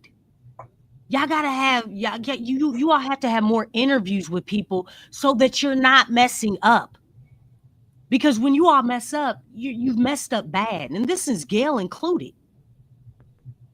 Like she's messing up bad because you didn't do your due diligence. You're not making good decisions. Gail didn't make good decisions. Griff didn't make good decisions. Willie really, you know, it really sucks because there's two ways to this. It's like, dude, you accepted crumbs. And really you set yourself up for failure. But at the same time, it's like you shouldn't have did that. I mean, you really should have forced the Pelicans, but I know he wanted it to be a head coach really, really bad. But you got to be careful about the situation that you come into. Because the situation that you come into really matters. And he came into a bad situation. And the dude couldn't coach. Maybe, yeah. First place? Yeah, because I mean, he accepted crumbs. Look, he was not a first option, Stacey. He was more like a fourth, fifth, maybe a sixth option. Yeah. He wasn't a first option though.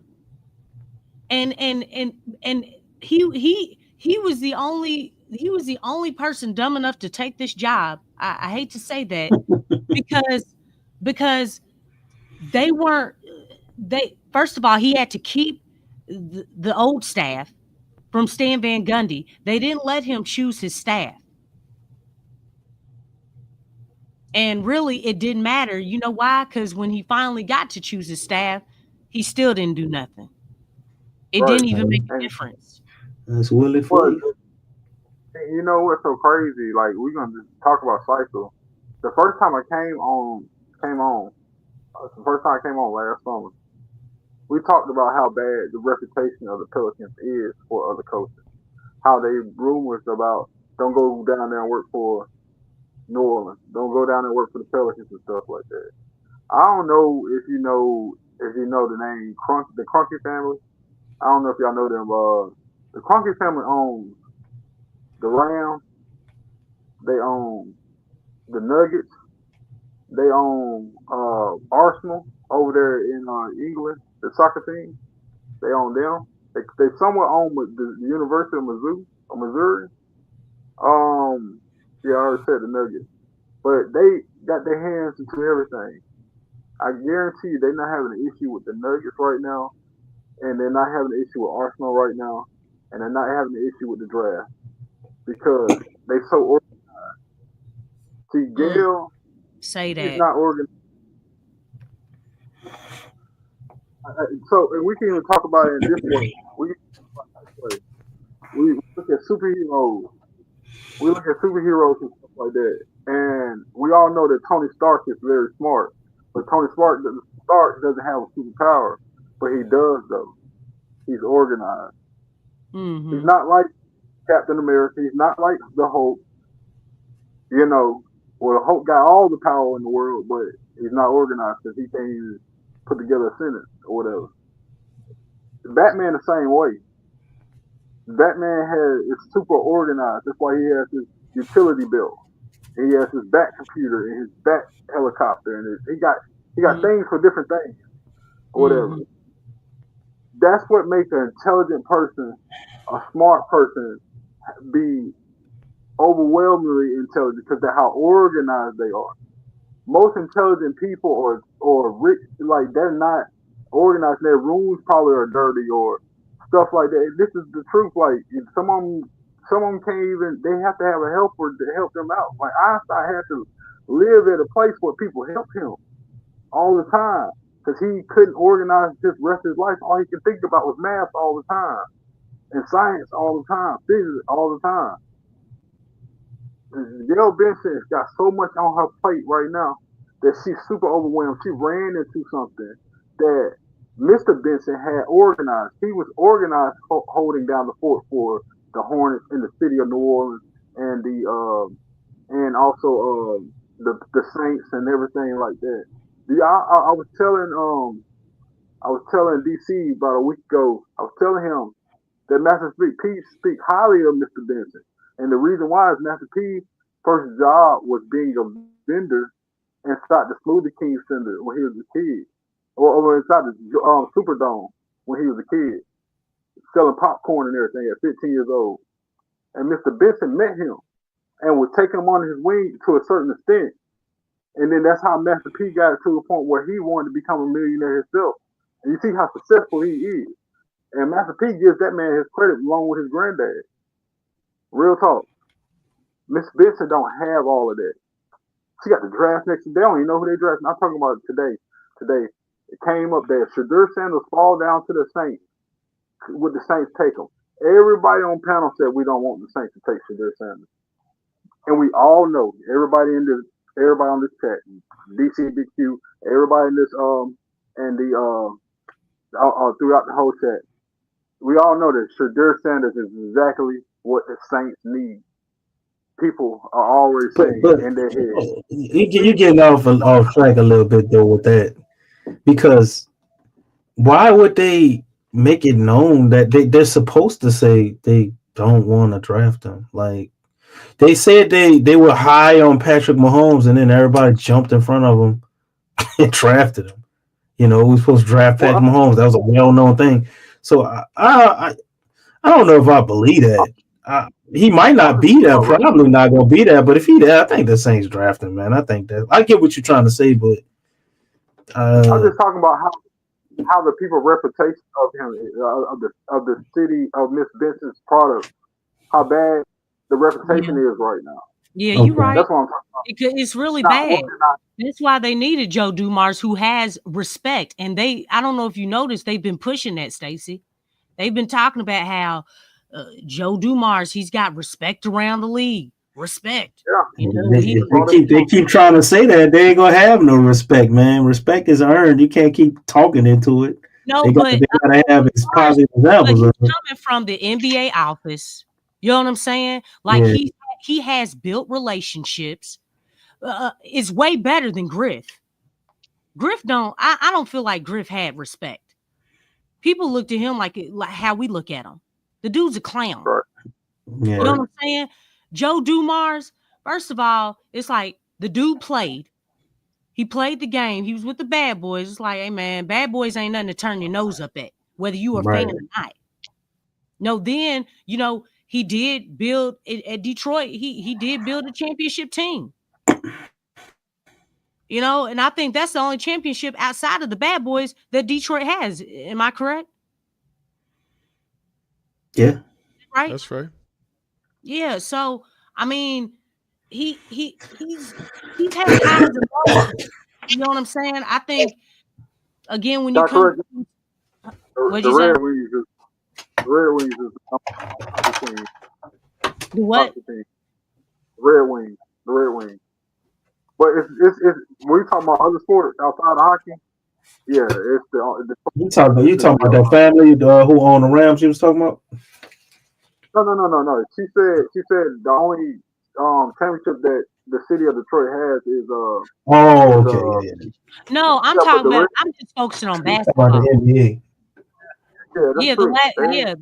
That's the only championship outside of the bad boys that Detroit has gotten. Detroit Pistons have gotten, right? Yeah. Okay.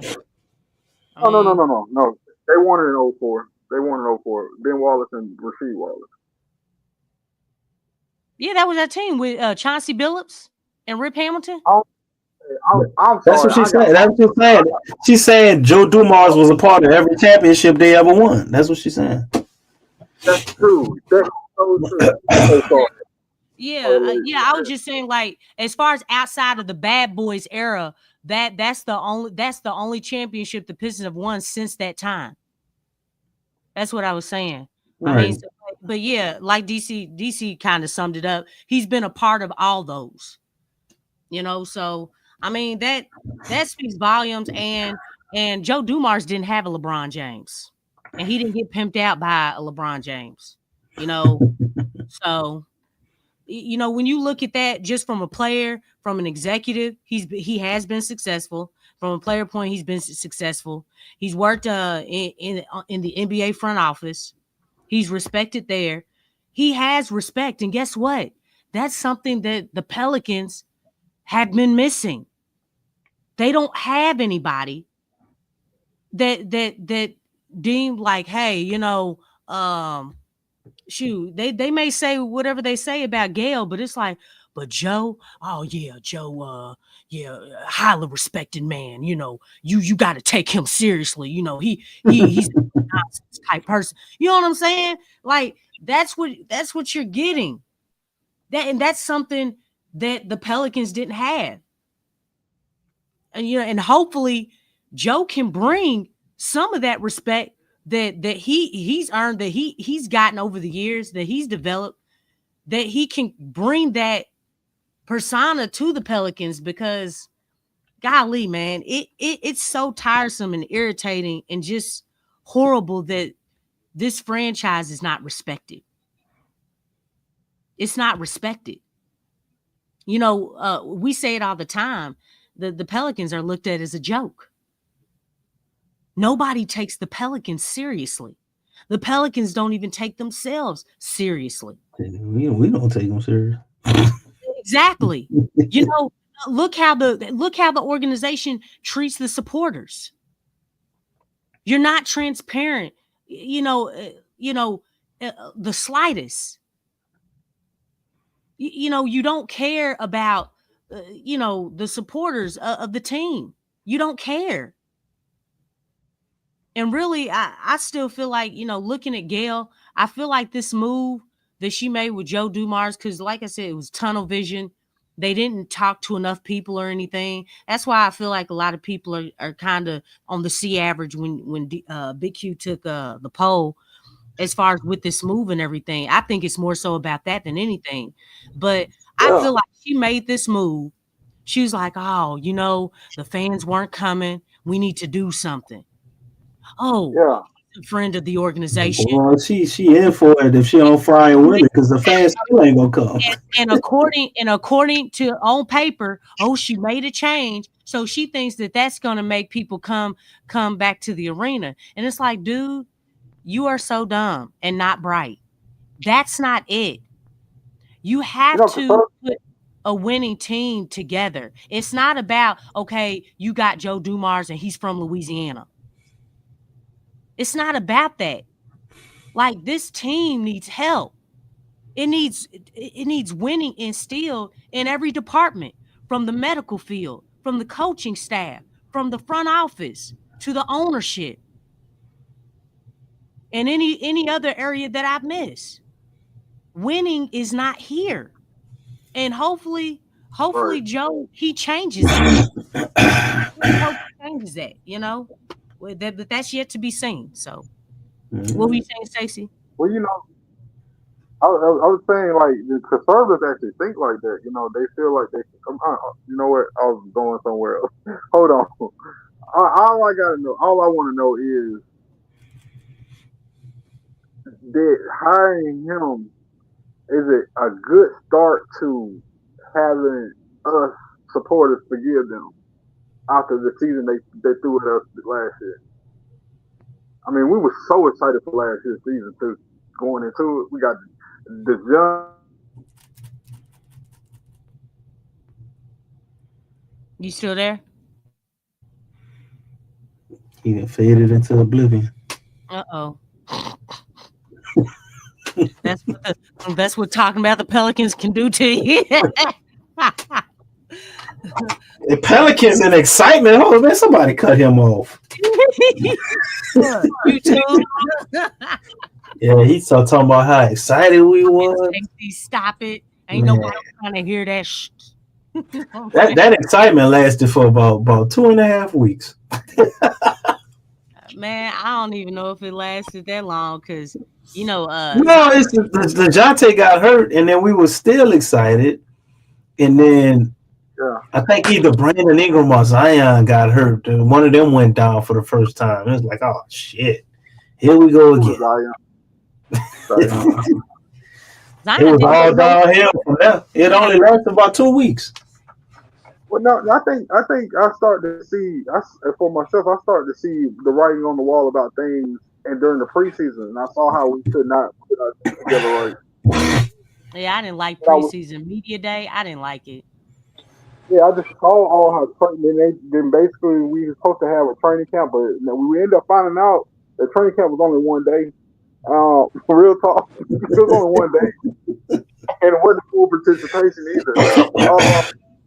I think what got me is, I think once the Knicks picked up Carl-Anthony Towns and we didn't get a center, that's when I was like, whoa, we ain't got no on the team, we ain't got no presence in the middle, we ain't got no scoring, we got nobody stretching the floor for Zion. I think at the end of last season, we all was thinking that, okay, we got upgraded from JV and we got to get a new point guard. We got the point guard, but we never got the upgrade from JV, and it was only going to hurt Zion getting to the paint and doing what he has to do freely. And that's where it kind of fell apart. But yeah, like I so much better off we just kept JV. Yeah, we would have been. We would have been. Really would have been.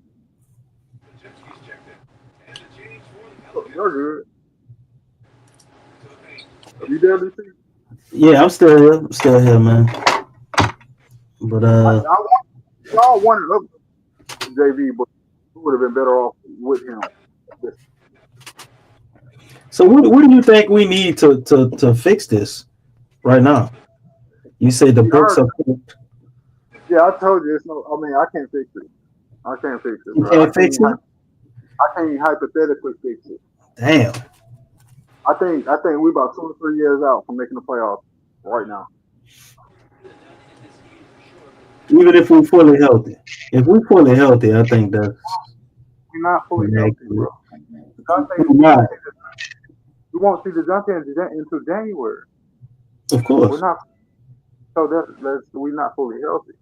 And the problem about that too is our division is the best division in basketball right now. We want the worst teams in basketball, and our division is the best in basketball. Everybody made the play in our division. Oh, except San Antonio. They're the only one. That's all, man. I think we gotta get the first start. The first step is trading CJ. If we can ever get rid of him, that'd be the first step. They give us that space to be able to make other moves. I think if you can't get a Dylan Harper, in my opinion, a Cooper Flag, maybe one of those third guys will be up for debate, but like fourth, fifth pick, I think you pair that with CJ and you trade it and see, or at least present the option and see what you can get. I think that's what I said that earlier. Like that's what I was thinking as well. Like, but we would still lose that trade too. CJ isn't. You ain't gonna win it getting a player that ain't a for sure starter like that'll raise a ceiling. Like you ain't us getting a rookie just for the sake of getting a rookie and still having CJ ain't gonna do shit. You ain't gonna do nothing, bro. You ain't lying. It's that bad. So if you can get a strong quality player to fill another hole that you need to fill, you give them that pick for CJ, and I don't know what you would get back, but hopefully you can get a pretty solid player, or you can use CJ as matching salaries to add another pick and maybe get an all-star caliber player. Because CJ isn't expiring, so if you got a person you want to go at, like maybe that you can use CJ to get the Miles Turner thing, but you shouldn't have to give up no goddamn. Miles Turner's I know. You can run him here, and you can coerce Indiana to doing a signing trade if you give them a pick, and they can find use for CJ for 1 year or something. They ain't gonna do that. I mean, they made Buddy Hield work over there. No, it's just always. Why wouldn't they make CJ work for a year for a first round pick? Buddy Hield had made like what 19 million a year or something like that. But the difference between CJ and the years, how old they are, and they already good at guard. No, I mean it's hypothetical, man. And, I'm not trying to fine tune it. I'm just saying hypothetically, you could use his salary in a way to go get something. What we can do is get Derek White. Who? Derek White? CJ. That's all we gotta do. I ain't giving up no first round pick to get Derek White. Too old. The thing is the fact Boston got to get cheaper. Well, they ain't getting cheaper with CJ. I mean, they probably already over the luxury tax, so it'll be 1 year. I don't know how long Derek White contract is. So the only person, everybody's locked up except for Horford. He's gonna retire this year, and they super. Like honestly, this offseason, the most available play, the best available player this offseason is Jaylen Brown. It is Jaylen Brown because even if they not trading him, they can consider it because they got two players that make over $54 million, Tatum and Brown, and then they got White that makes 30. They got Drew that makes 32, and then they got Porzingis that makes 30. So they already in the 200 million range already, just off of those five guys. So yeah, they might be ready to move on for Jaylen if they don't win the championship this year. One thing that makes that happen too is these tariffs and inflation and everything, where the taxes that Trump has imposed, that does affect business owners. So they may get ready to move on from those high contract players. But who would want to come down to New Orleans right now in this month that we in? Mercenaries. Mercenaries. Ooh, that's Kevin Durant. I think Kevin Durant chasing a dream of being able to be up there with LeBron, and it ain't gonna never happen. He trying to get that best player ever slider, like be right there. It ain't gonna happen. I don't think he money motivated, even though he want to get paid. I think he's still chasing the ring on his terms. You know. What other mercenaries you gonna think of outside of them? To be honest, man, as far as basketball players, you don't really know they're mercenaries until you see how they move. Like Jaylen Brown has always played for the Celtics. I don't know what his standpoint would be. No, I'm just saying, as far as him being a mercenary type player, I don't know what his standpoint would be. Is what I'm saying. You know, Jaylen already paid, so he don't have to go nowhere. It's just they may move on from him. I don't think they move on from him, though. Honestly, I don't think so. He's the first phone call for anybody who got the cap space to get him. Yeah. But what you would want a team built around Jaylen Brown for $56 million though too? Yeah, Jaylen is for real. Boy, Jaylen's strong. He got a spin move. He got skill, bro, and he's good on defense too.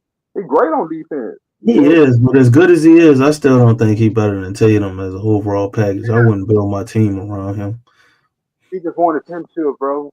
Who's the finals MVP? That's fine.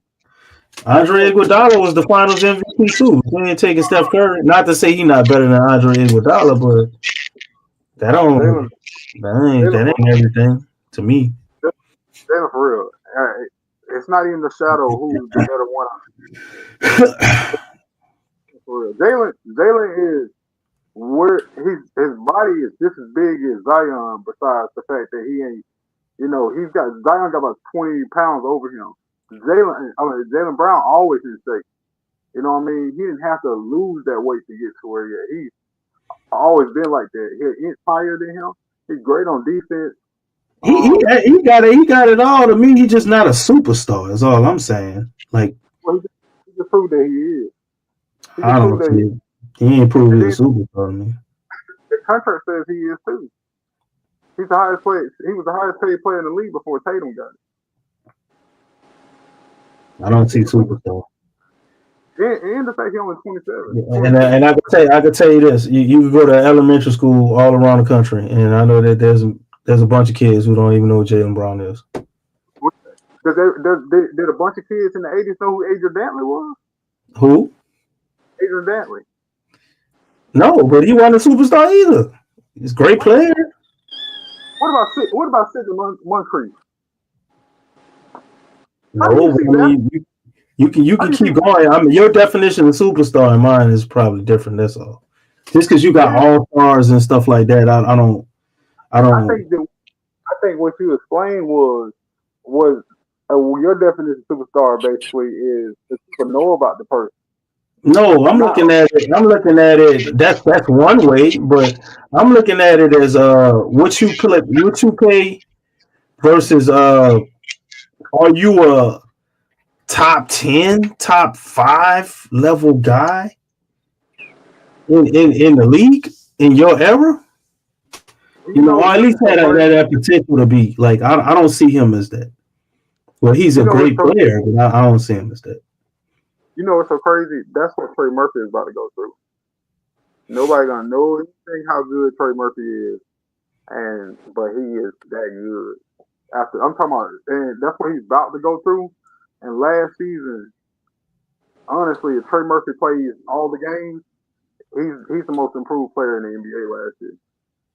The stats prove it, the analytics prove it, and what we saw in our own eyes proved it. That Trey Murphy would. He's about to go through the same thing that Jaylen was doing. that the conversation we just had about Jalen, Trey Murphy about to go through the same thing.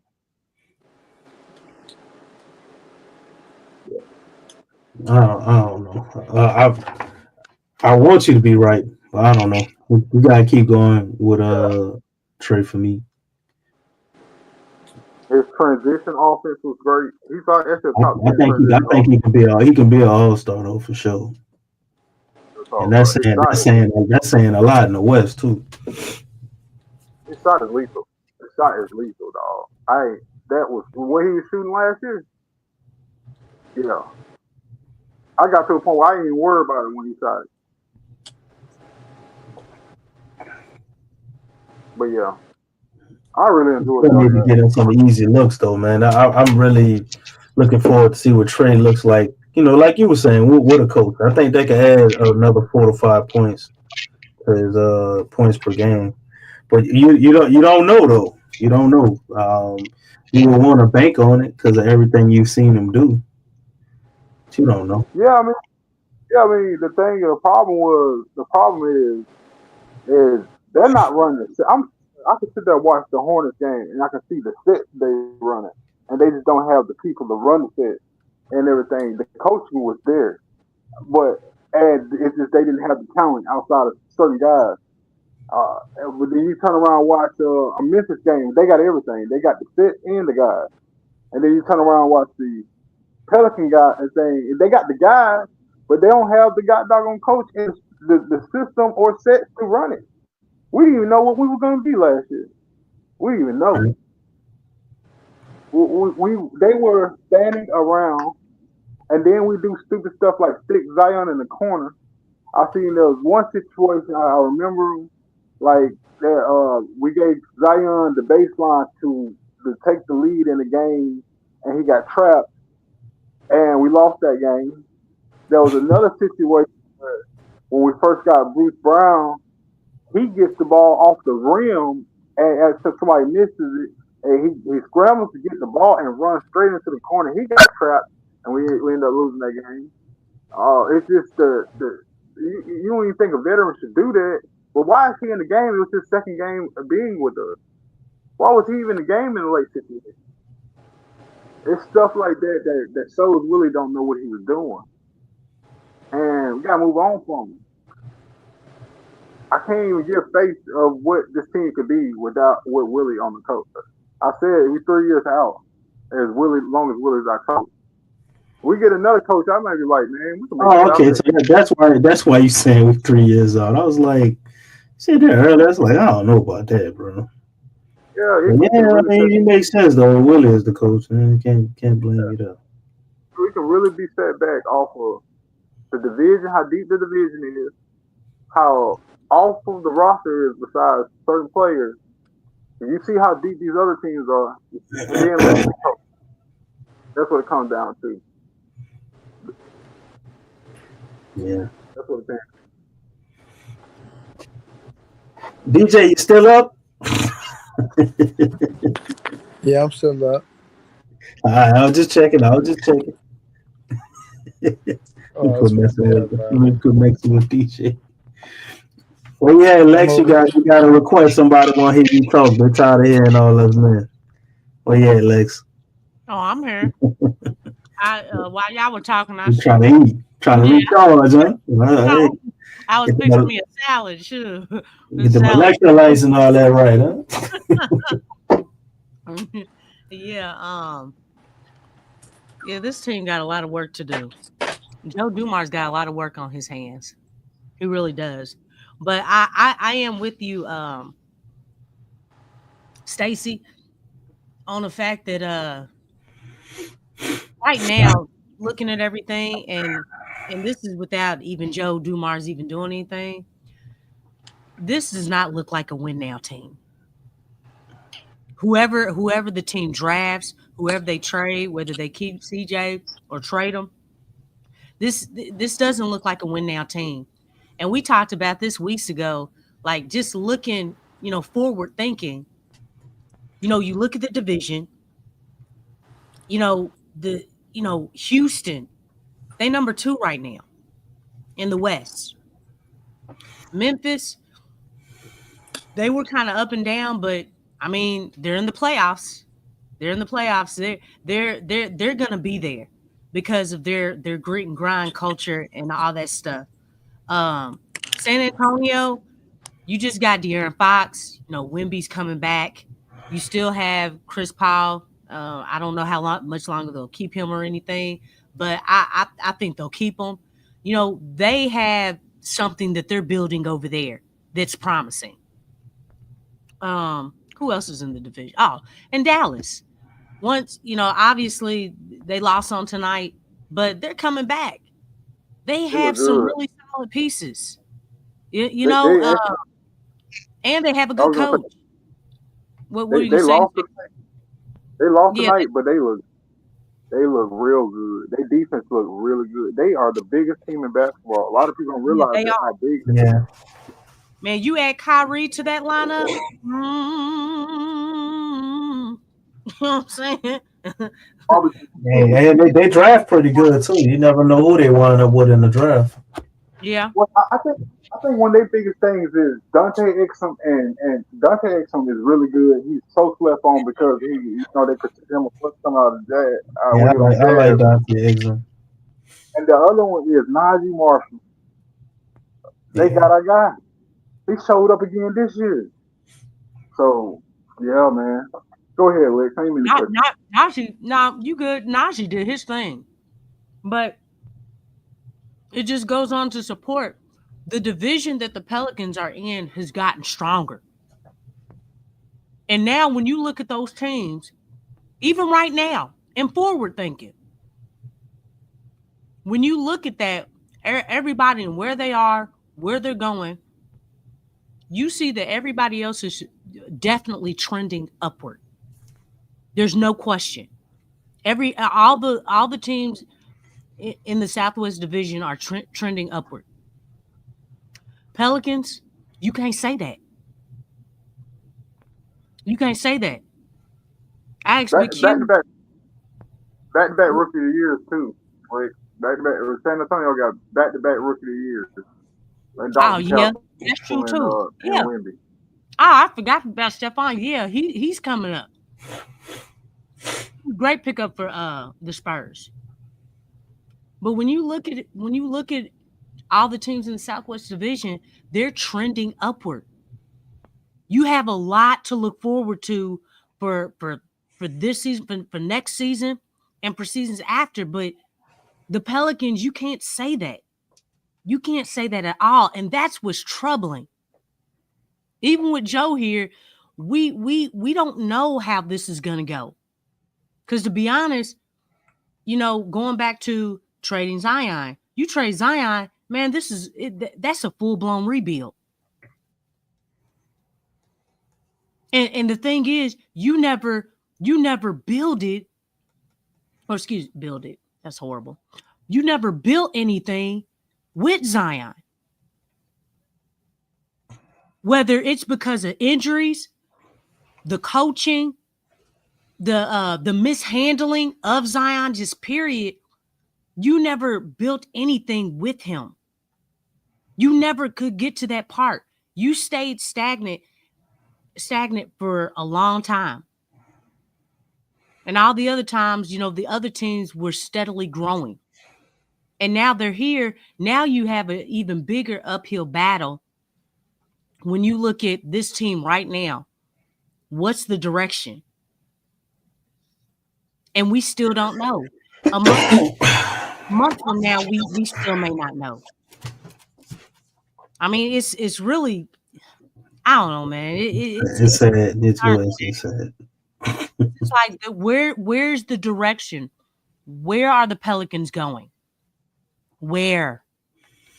The supporters want to know. And we just don't know. It's like you're still figuring it out. And I know they just brought in Joe. This stuff takes time, but how much more time are we giving the Pelicans to do something? To do much ado about nothing. Well, if they trade Zion, you're gonna need about 10 years. Yeah. No, it's not gonna be 10. The thing is, the value Now Zion. Stacy, let me tell you one thing, bro, because you got to remember you came here not that long ago. I've been here. It's been a part of my life for all of my life, and that's why I always be a person that say no, we don't need Trey Zion. If we trade a guy like Zion, we're not gonna get another player that's even close to what Zion is. It's gonna take about 10 years unless we get him in this draft. I'm telling you, man, they're gonna mess that up. They're gonna look at what we did for Zion. We're not gonna get a good return from him. If we're in a winning team, we're just going to be a farm team the way we've been. People come here, they might hit for a little while, and then they go somewhere else and perform and get contracts. That's just how that's how it's been until it was like that forever. And we had like maybe 2 or 3 iterations where we built a team that looked like it could possibly really compete or get close to that level. And that was surrounded by Chris Paul and Anthony Davis. And before that, we had the Jamal Mashburn, David West era, and those guys. PJ Brown and all them. But if we get rid of Zion, bro, I'm telling you, it's curtains for about a decade. I don't know, a decade. Well, it's bad. It'll be bad. It's gonna take about 10 years. It's gonna take about 10 years, bro. Because if they get rid of Zion, that right there lets you know they're stupid. So I already know what they get back ain't gonna be worth nothing. We will really be banking on Joe Dumars. Like, if he can do what he did in Detroit, then you're right. But if it's like every other GM I've ever saw here, 10 years, it'll be here because it starts up top. It does start up top. But they already showing you they got his hands tied. So let's just say Joe Dumars wants to do something, and up top people because of money telling them no, and then they're not making money now because they don't have a superstar level player. It's gonna make it even harder to do good moves because everything it's already about money, but they really gonna be about money and penny pinching in when people not showing up to the games. Well, the thing is about Zion, his value is as low as it has been ever in his career. He's older, a year older than he was last year. Not older in the he's still young, you know what I mean? But and then he only played 30 games this year. And so his value ain't gonna be the same as it was last year, the year before that, the summer before that, or whatever. And that is true. But I don't know if it's 10 years out. Honestly, trading Zion, I on eggshells about it.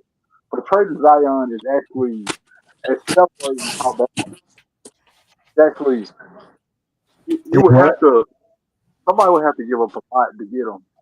They would give up some stuff to give him. Well, that's what I'd have thought about Luka Doncic too. And we see how that went. I thought we would have got potentially more for Brandon Ingram, which we probably would have. We traded him in the offseason. But you see how that went. Like it ain't really a trader's market right now, in my opinion.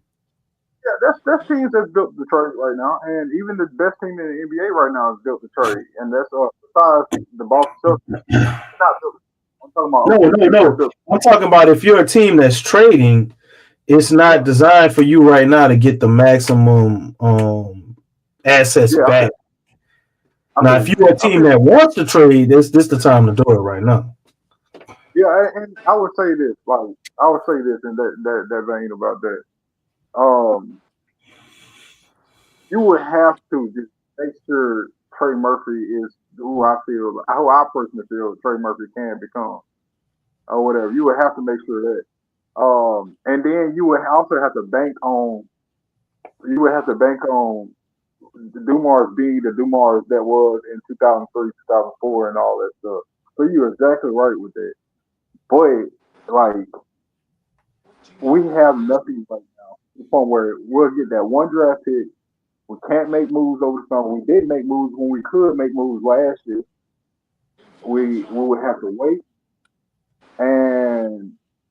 till the Bougie Boys come out, something like that. But it's sad. It really is. Like, it really is sad, man. Like I told you, fix it. I can't even hype it so bad.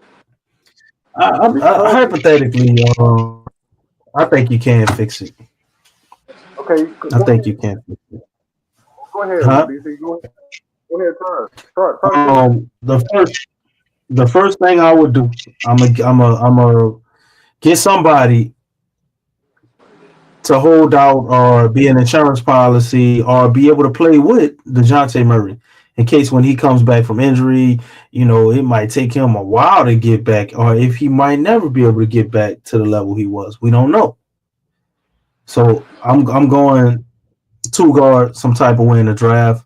If I pull off a trade, I'm looking for some type of 2 guard, and maybe I'll try to sneak a big man in there too to come back.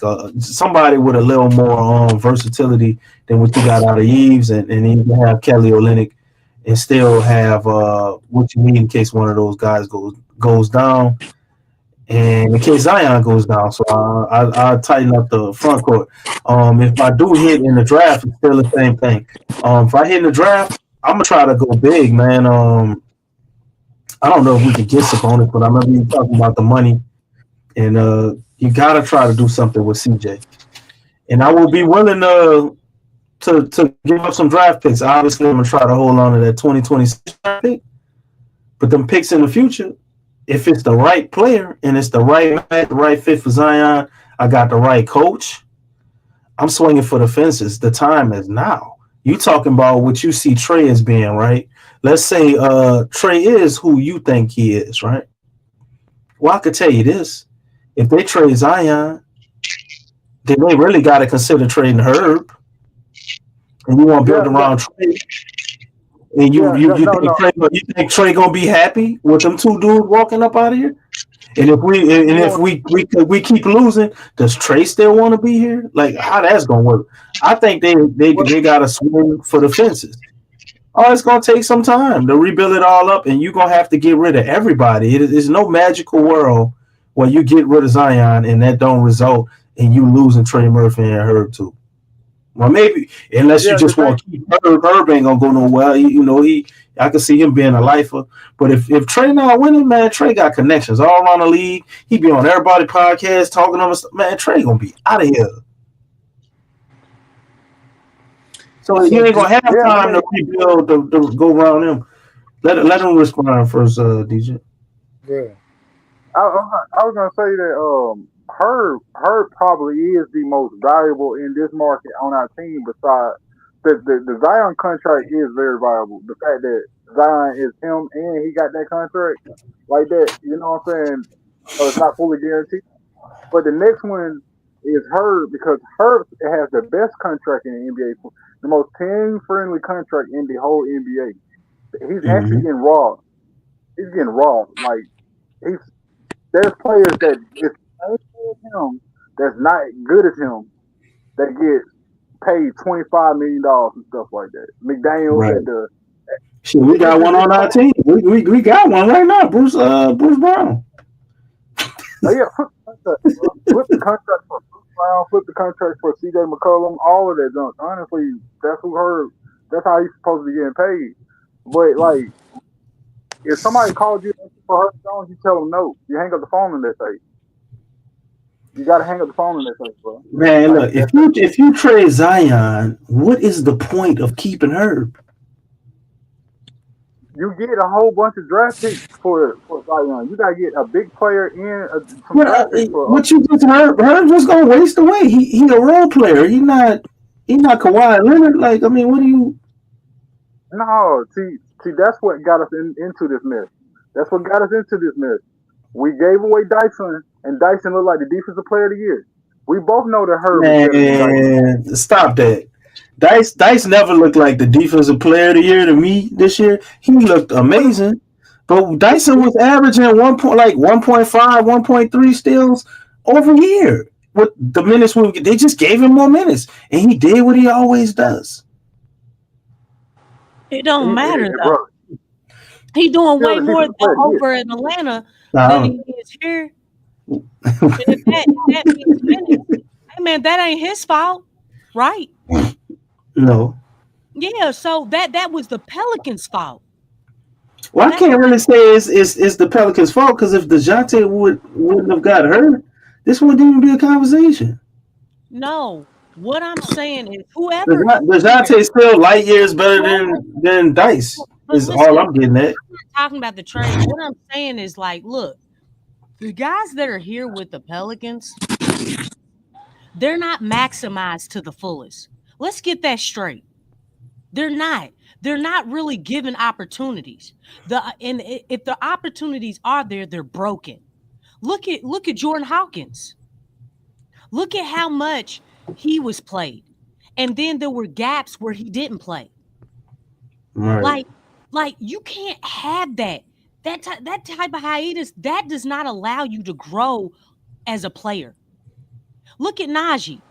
Najee was like what? Like maybe second string. Sometimes he was third string. You know what I'm saying?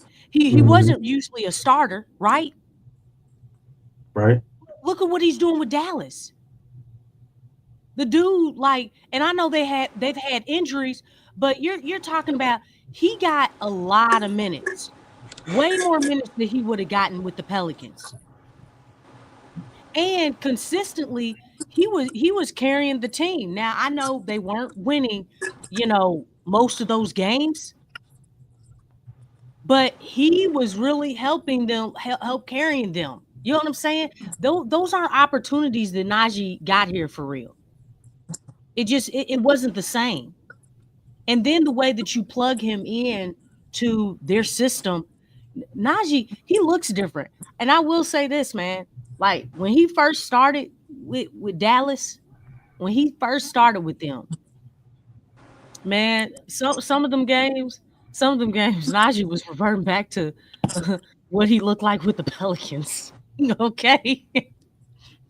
Like it's a huge difference when you're around, a lot more solid talent, but better IQ as a team. And you could see him flourish. The system that he's playing in, he's flourishing. That's why when if you look at a lot of players that lead the Pelicans, we never know what these guys have because it's either one of three things. You're not playing them correctly. You're not positioning them. You're not maximizing them. And that's all those things are a big deal. All of them are. When you don't, if you're not doing one of those three things and they go somewhere else, they're doing a whole lot better. I mean, everybody does better when they leave here because the way we manage players. But I just was talking about the Dice and DeJounte thing. Those two players, it's no comparison. No, I'm just talking about DeJounte getting hurt. Like, I'm not talking about. I'm not saying that DeJounte wasn't. DeJounte's a nice player. He really is. I mean, that was an upgrade. And plus, we needed a point guard. The Pelicans needed a point guard. But all I'm saying is that Dyson went and he's doing his thing. Whether he's getting more minutes or not, the point is that he's doing better. Because he wasn't getting minutes here. You know what I'm saying? Yeah, I mean, we mismanage everybody. Our player development sucks. We can't get anybody stronger. I don't know if we can improve anybody's shot now that we got rid of Fred Vinson. It's like, who have we built up? Vinson left, though. Huh?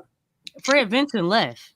I know, but I'm just saying we don't have him, so I don't know if we can improve anybody's shot. No. I'm saying, what can we do as far as developing people? We don't develop anybody. You got Greg Monroe. He's doing something, right? I mean, he's got that 1 year. We got to see where it go. But most of the guys who we got here, like, they never really. Coach. He is, but I mean, you thought we had great shooting last year? Well, I mean, you can't blame on Jody Meeks for that. Do you want me to really answer that question? It was rhetorical, Lex. Because the dude shooting wasn't even half the problem. There was a lot of problems other than shooting on this team. So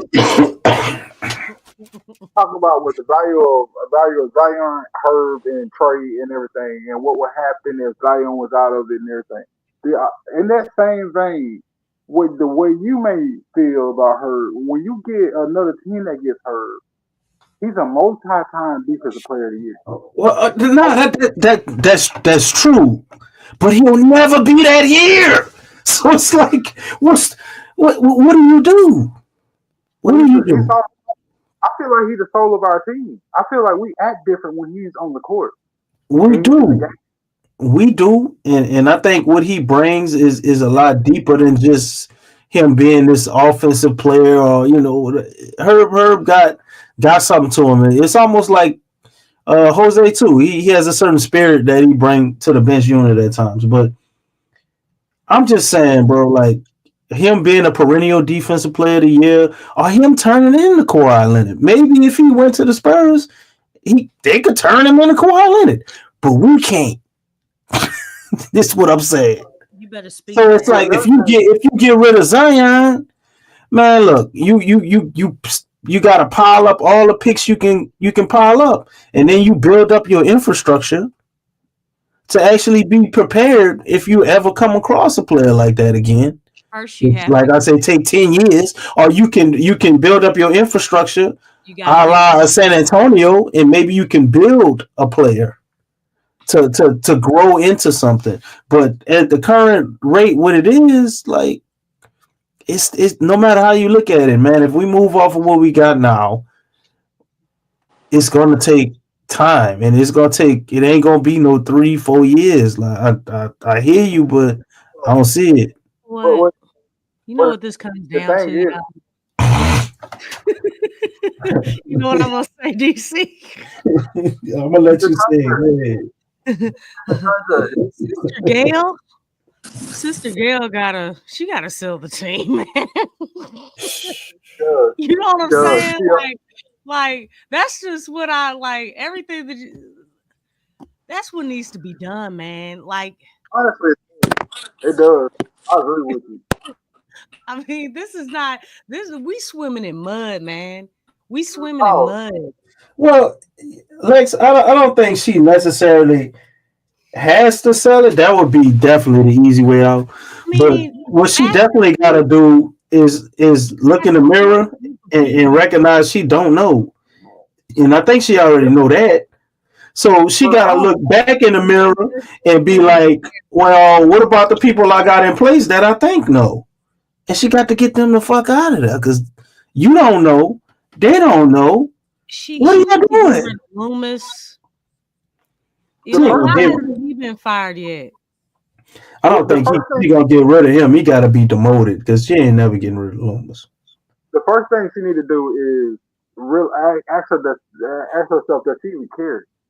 Does she care about the Pelicans? Exactly. When she comes to that conclusion that she don't, and she can focus on Saints and just the Saints, because she sold the Pelicans away. That's what she has to figure out. Yeah, that would be great if she could just sell the Pelicans. I got a news flash for y'all. What's going on, man? She don't give a fuck about either one of the teams. She just want the money. She don't care.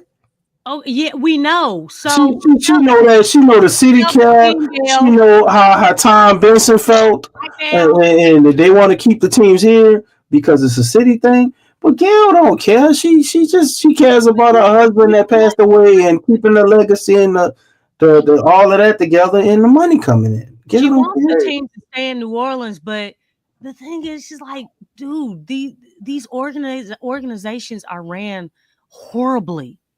You're doing a horrible job. This is suffering for supporters. Yeah, that's what make crazy suffering, man. I mean, because you can't even enjoy the team because the team, it's not dialed into winning.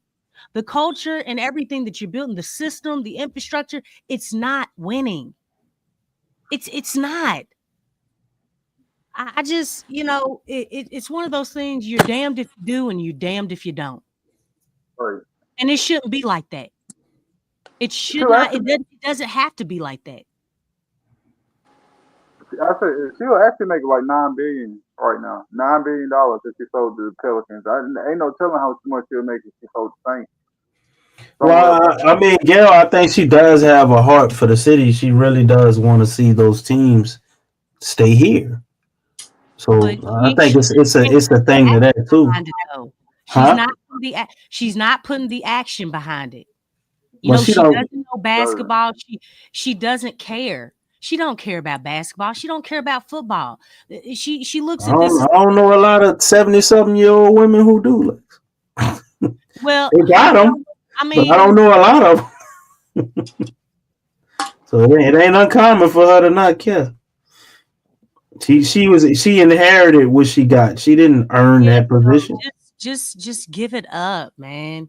Just and get some people who really care about basketball as much as the supporters do, if not more. Yeah, that's the root of the problem. It really is the root of the problem. It is. The root of the problem it's still the same. Because it was look, those who thought, we got to get rid of Brandon. It wasn't that. Oh, well, we got to get rid of Griff. It wasn't that. We got to get rid of Willie Green. It wasn't that. All of those things you're starting at, those are certainly parts of the problem. Hey, DC, you didn't let me finish, man. What I'm saying is that it starts from the top. So the fact that you hired all these people, you know what I'm saying? Like, or they were on the team, or you removed. All I'm saying is that Griff was he was a problem, but that's not it. That's what I'm saying. He ain't the only problem. Willie Green is a problem, but that's not it. Brandon being on the team was a problem, but that's not it. That's not the only thing. A number of problems. The medical staff, like, that was one of the problems, but it's not just that. It's a lot of stuff with this. It's the system. It's the way things are set up. Loomis, that dude, like, golly, he looks like he looked like Mitch McConnell. Dog, when are you gonna die? When you know what I'm saying? Like, when are you leaving? When are you retiring? When?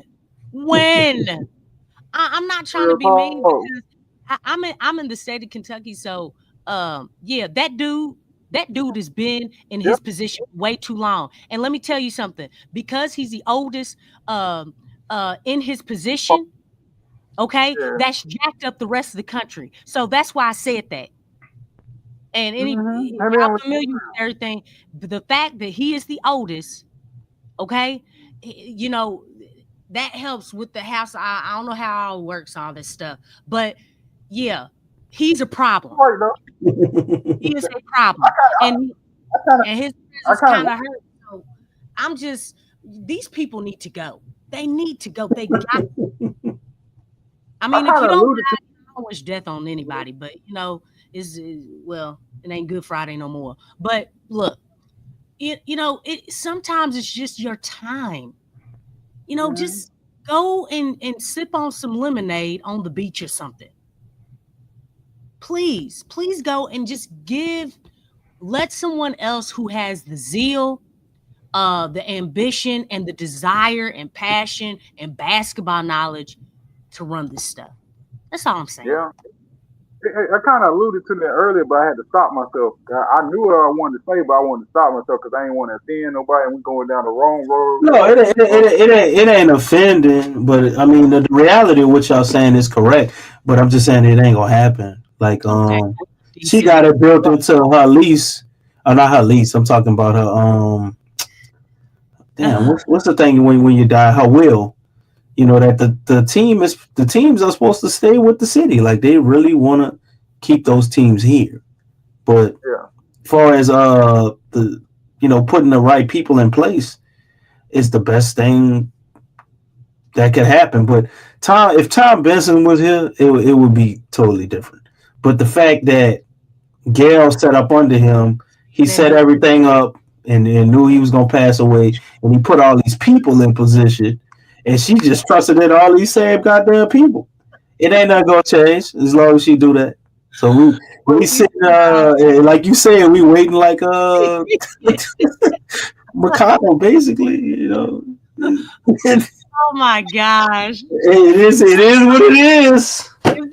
Big Q, you on here, man. I thought about you. I heard your voice saying this in my head, man. She was feeding that man candy. Yeah, she was. She was feeding candy, Lex. Oh my gosh. That is so sinister. Yeah, man. Hand that rock the cradle. The hand that rocks the cradle. Dude is dying and you feeding him candy. It's the same thing with like back in when I was a kid. George W. Bush, the dad, right? George H. Bush was the president, and he got beat out by Bill Clinton. But if you look at his cabinet in 1988 all the way up until 92, it didn't have no black people. But when his son got in office after Clinton, when he ran against Gore and everything, son got in office, he put Condoleezza Rice and Colin Powell on his, and that's how I kind of feel what this Joe Dumars thing is. We're gonna put black faces up there because it doesn't even look like a basketball move, but he just lived in Louisiana. He was gonna be able to relate to everybody in Louisiana, and then he was gonna be able to make it look like the change is being made. Boy, the change ain't being made. I don't agree. You know why I don't agree? Because what was it? It was like 10 years ago, before Dale Demps was ever the GM. Joe Dumars is supposed to be our VP of Basketball Operations. He is the reason that there's a position called the VP of Basketball Operations. The only reason he wasn't, because he wanted too much money. And Tom Benson, who was still running the team at the time, didn't want to pay him that money. So they put Dale Demps in place. That's probably one of the worst mistakes he ever made for the Pelicans. So them knowing that, and Joe Dumars stayed in communication with him, right? You know his pedigree and what he's done before. Miss Benson clings and holds tightly to anybody that had any type of connection or any type of favor with Tom Benson. It has to do with that. I don't think it's a optics thing. I think they hired Joe Dumars because of the history, and they think that he can get the job done, as well as the relationship. So it's all of those things which makes them not even want to go out and consider people new, because they consider somebody new with David Griffin when they hired the people to help them find VP, and that was terrible.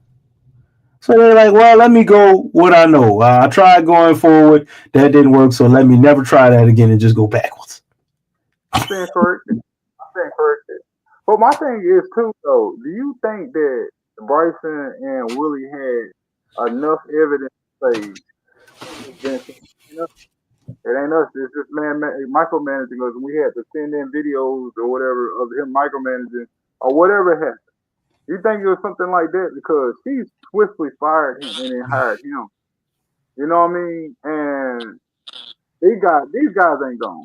Willie ain't gone, and Bryson ain't gone. I don't even know what's gonna happen with the assistant coaches at this point. Fix your speaker, DJ. Like Borrego and all that. I don't even know what's happening with it. Give me 1 second. Let me read the super chat from my man Hoffa. Appreciate $2, brother. Say pre-scandal should have been the end of Gail. I concur. How do you end the owner? Yeah, she should be in jail, bro. But she's 77. I mean, all the priests in jail. They keep bailing them out too. So I mean, I agree, but how that's gonna happen? When they seem to be leaning on a lot of them Catholic priests a lot of times. Wow. So if they can't jam up the people who did it, they damn sure ain't gonna jam up Gail. They got a big hand on the city out here. So it takes some more rich people really coming after her, because I was hoping somebody would be like, hey, we can just sweep all this under the rug, Gail. All you got to do is you see, a black fella. You gotta white that stuff. Come on now, you know what I'm talking. That's what it was. You born with the Clippers, huh? Like they did your boy with the Clippers. Well, the NBA stepped in, but then I don't think the NBA has stepped into this. There's no. I mean, you know that she was funding them, but that's deep as it go. Like they gonna turn the other way. There's no ruling that came down from a judge. There's no lawsuits open. Like there's nothing other than some evidence that came out for as that. But what has she been implicated of? They got evidence. They ain't telling. If you think about it, there's a lot of people. No, I'm just saying, like on the judicial level. Come on, Lex. You know a lot of those people you bought. It's a different different set of rules for those people, Lex.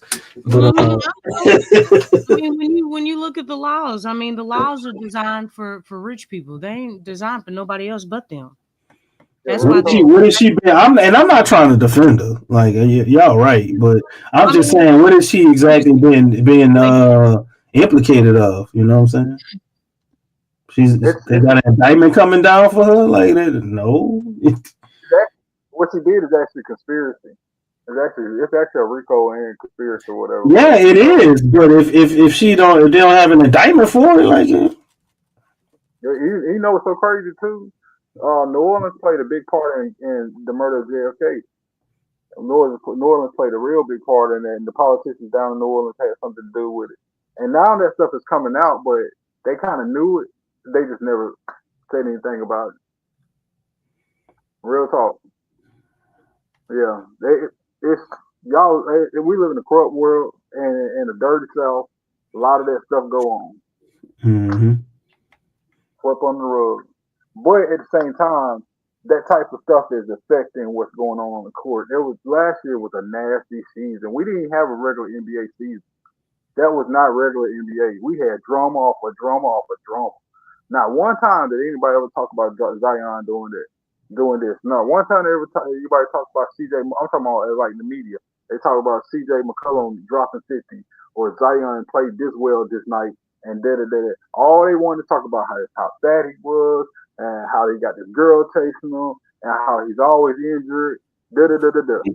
Because look how many wins we had. Like, wow, that shit don't matter. Like y'all ain't going to. Our season was over. And after like the first 4 weeks of the year, it was over. So it's like, what's gonna get more clicks? Us talking about how good CJ played for this one game, let's just dump on Zion and get more clicks. Or the Utah Jazz, huh? Against the Wizards or the Utah Jazz when he scored 45 and 50. It ain't a good story. It's two losers. So he treated it Nobody like it cares. Hear his post game report, interviews afterwards. I treated it like it was like CJ knew that wasn't gonna never make Sports Center for real too much. Work. I get the sleep and I eat well and I just do the right thing. I'm a constant professional. I'm like, dog, you scored. How many hands he got to put himself on the back against the freaking Wizards? And you talking about your lifelong story like Alonzo Mourning or something had a life-threatening surgery. You know what I'm saying? Mm-hmm. Stuff. That's how he was talking. CJ. I remember one game he had made a big play and all his teammates was on the bench. After the big play, they called a timeout. All his teammates was on the bench ready to dap him up. He walked right past them and when he picked up his daughter and started kissing his daughter. For real? Damn, man, see that. That's cool. Yeah, bro. Okay. He walked. CJ did that? Yeah, CJ McCollum did that. If anybody in chat, if y'all remember that, say y'all remember that when he walked right past the whole bench and when he picked up his daughter and gave his daughter a kiss. It was like right before All-Star break, he made a big play. It was a clutch play. I think we took the lead with this play too. That whole that's cold-blooded. I'm talking. You can see Herb with his hands out, like Herb ain't dressed out in there. Yeah, I mean the Herb, man. Bro. Like it's like the coolest dude in the world, bro. Like coolest dude on the team, right? Whatever. But left him hanging. Walked straight to his door to pick her up. I said, man, this dude really causing drama in the locker room. That's why I jumped into I jumped to conclusion thinking that assuming that people really don't like CJ. And he really is a loner about himself, but he's so arrogant he don't even realize. Yeah. Well, I mean that became obvious when you see the type of jokes they crack on him. They just always talk about him and his arrogance and his money. Yeah. You know, the type of jokes they crack on him, they don't really like him. They probably got love for him, but it's like, you know, you got love for people, you wish them the best, but it's like, man, I don't like, such and such, you know, if you at work or something, you got a person you cordial with, they got fired. It's like, oh, for real? Well, you know, tomorrow it'll affect you or give a shit. Man, you didn't want him to get fired. Yeah, we had a teammate the same way, man. He was real good too, bro. But he was so arrogant. He was so about him, bro. He was so about him. And I speak about that because we all about to link together for our 20-year high school reunion or whatever. Was that talking about the day? TJ McCollum acts just like him. This dude actually went overseas and became a star overseas too. After college, he went to Richmond. He's the last person to take Richmond to the big dance. He was like, he got to the second round and everything, and then he went to some other places overseas and became the MVP or whatever. But yeah, he was so arrogant, bro. He was so same way. That everything he just playing is how we felt about him. Yep. He wasn't even a starter. He was just really good on the team. You know what I mean? But yeah. Man, it's like y'all didn't hate him, but you didn't really love him like that for real. Like, we certainly didn't want him to take the last shot. If he took the last shot, in fact, the one game we lost that year, he took the last shot. If he took the last shot, he missed that last shot, by the way, too. But if he took the last shot, we were mad at him. But we didn't even sweat it. If somebody else took the last shot and missed it, we never even sweat it, bro. Yeah, that's how we felt about it.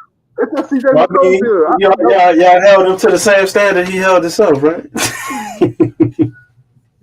Right. He had to win the state or whatever that year. He's he not. Had to win the state. Oh, he certainly is. Be going to him like, hey, we need you. You got to finish the game. I'm like, dog, you going to the wrong person.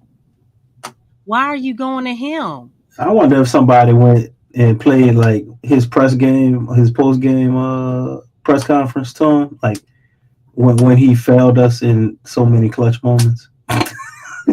Just put that shit on play right in front of him. I mean, the way when he had 45 or 50-point games against teams that are tanking, that like teams that are worse than what you are this season, it's like, dog, like you weren't really that type of a player. You never were. I mean, you're definitely overpaid. You've never been an all-star. Let's think about this. Like, there's a reason for it. I get paid like an all-star. I've never been an all-star, but I get paid like an all-star. Exactly. That makes absolutely no sense. Shout out the bird talk, man. That dude fleeced David Griffin, man. And really, when I think about when actually Gilbert Arenas was better, Hoffa. Hoffa say CJ just like Gilbert Arenas, arrogant and delusional. I would say Gilbert Arenas was better. Yeah, Gilbert Arenas is better. He actually backed it up a lot of times. After he had that injury, it was clutch. He had probably one of the best. What was it, like maybe a 4-year run? Hibachi, boy. About a 4-year run. Gilbert had like one of the best 4-year runs I've ever seen. Like best in the NBA. Oh, yeah, and we he was doing Steph Curry shit before Steph Curry, to be real with you. You know. Man, let me tell you something, Hoffa. Man, CJ don't like passing to Trey, and he don't like passing to Zion. He don't. Who does CJ like passing to? He don't like passing to nobody. When I see he used Reese open right there for an alley, he passed that shit up. Yeah, he passes to people who don't have a strong impact. He don't mind pass. Have you noticed that? He passes to the guys that have very small impact. But You mean people gonna give him the ball back? Remember, look at how many times Trey Murphy had it going, right? He had it going. And then you saw, dang, Trey Murphy hasn't even touched the ball. Right. Why is that? Yeah, he would do Because that. CJ was not giving the ball to him. CJ was started putting up stuff. And guess what? You basically cooled off. You cooled off your own teammate who had it going. He's done that stuff. If you watch these games, like, man, for CJ to be a vet, it's like, dude, you have some of the lowest IQ, tactics on the court. It's selfish. It's just selfish. He don't want. I thought it was low IQ, Lex, but I gotta go with my man Stacy. I think he's just selfish. I don't think he's stupid. Basketball stupid. I think he's just DC is selfish, but it's still low IQ. Yeah, those are low IQ plays. You don't do that. You don't cool off your own player, or your own teammate. You don't cool off your own teammate by not giving him the ball, and he has it going. Like, there were stretches, man, like for like a whole quarter, it wasn't even the defense that stopped Trey Murphy. It was his own teammate. Right. That's awful. That is low IQ basketball. When your teammate is open and you're dancing, right? You're dancing, using up most of the shot clock. And they're like, oh, man, I don't got nothing. Oh, let me get the ball up in 2 seconds left on the shot clock. That is Omri. That is horrible, low, horrible, anything worse. Just bad IQ, man, and selfish. But it goes hand in hand because they still low IQ plays. And when this is the guy that, Willie Green was like, hey, I'm trusting you. You got to bring us home, CJ. I'm like, dog, he ain't bringing the Pelicans home. That just shows you how bad of a coach Willie is to think he could believe in that. He didn't even see that. Oh, as of right now, I done went to my computer. I went to my desktop. Don't do it.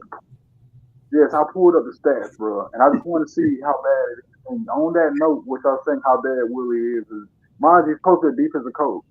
He the worst, bro. We gave up the fourth most points in the paint. We gave up the second most and off of fast break. We gave up the most second chance points. Dog, we are the lowest defensive rebounding team.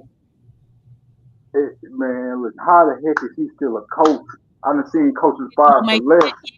Speak that, man. Talk about it. Because it don't make sense. How many coaches have been fired and they had winning seasons? They actually were doing well for the most part, at least to the naked eye. You know what I'm saying? And Willie Green still got his job, and they were fired. JB Bickerstaff. The Cleveland Cavaliers really is JB Bickerstaff stuff. The reason why they're good is because JB Bickerstaff. He got fired. I like Kenny Atkins, but that's that whole Mark Jackson stuff they pulling right now. But he had to go to a whole nother team. And look what he did with the Pistons. Look how good the Pistons. But he got fired from the Cavaliers. You got to thank Trajan for that too, because Trajan hired him. Right. Yeah, I mean, it's not understanding. That was still a layup though. Like I said to everybody. I mean, how you thought he wasn't going to be good? I don't know how. Mike Malone. Yeah, Mike Malone a layup. Taylor Jenkins is a layup. You know what I'm saying? Even Mike Brown to some extent is a layup. Like all of those guys, I think wherever they go, they would at the very least, even in their first year, be competitive. It'd be a playing team, no matter what situation they go to. If they layup, why they're not sitting in Willie Green's office right now? Meaning that Willie's gone. They escorted him out the building, and Mike is putting down his doggone photo of his family on the desk and everything. Say Lex, can you tell him why so I could cue the music for you? Oh, shoot. Because of the secret contract. Dun, dun, dun. I thought that first note you were making fart sounds. I'm like, dang, DC. Oh my god. Hey, look, you get what you gonna get. These pipes is rusty. Q was actually on time for about a good 3 weeks. I want Nah, I'm getting over a cold, Lex. I'm still a little, under the weather. It's okay. I'm the diaphragm, man. Yeah, it hurt. From the bubble guts. I wanted to see somebody painting that wall in our practice facility. You know, he got them words joy and yeah, all that stuff. Somebody got to paint that junk. You get it out of there. Get that stink out of there, bro. This ain't got nothing to do with violence. Paint violence up there or something like that. Yeah. Put a picture. Hey man, I second that. You better talk about it. Yeah. Real talk. Like put a picture of somebody who's successful or something, like some type of winner.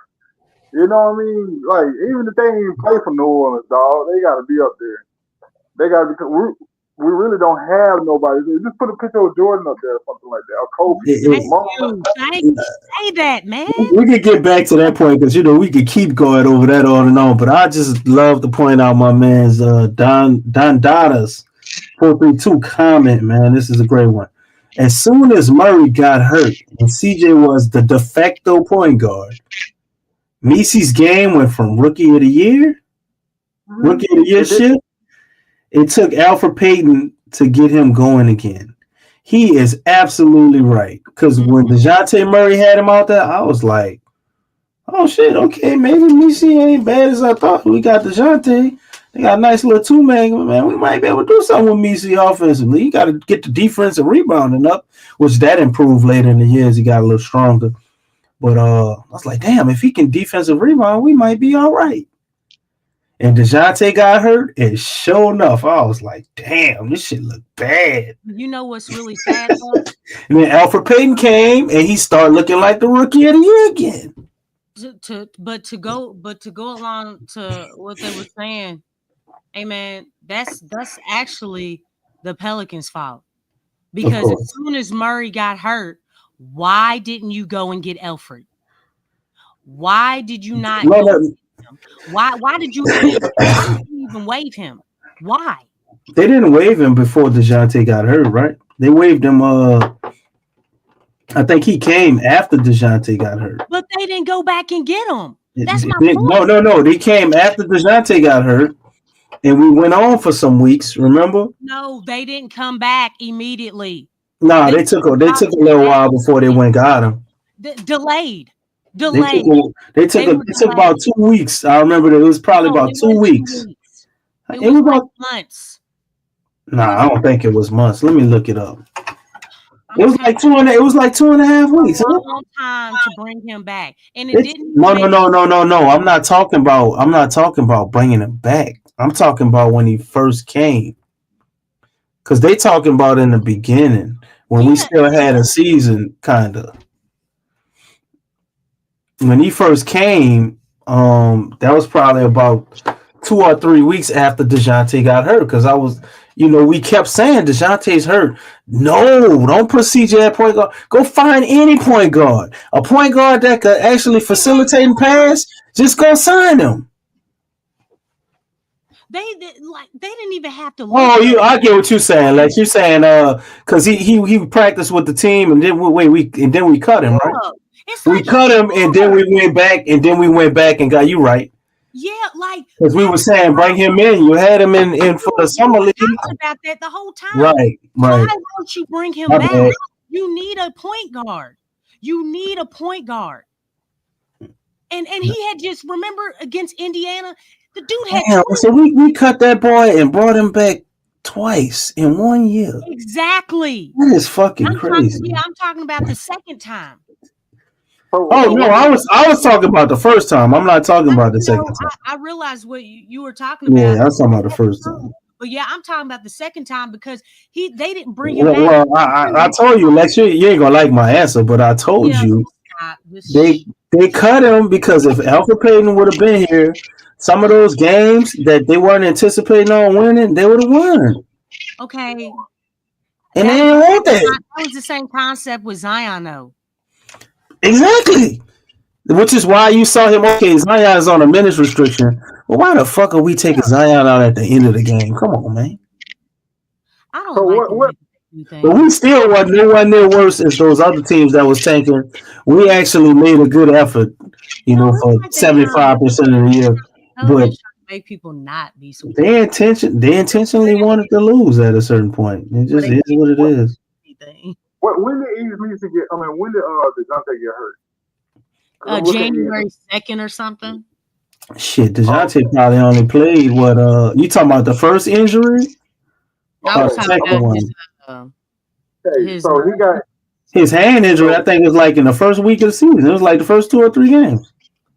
Yeah. So in December, Easley played 31 minutes a game. He averaged 11 points a game. He had a 57% field goal percentage. I'm trying to look at advanced stuff, but he was also averaging 10 rebounds a game. Everything was going up from October all the way up into December, and then it started to climb from that point. So January was only 27 minutes, 7 points a game, 56. It went down.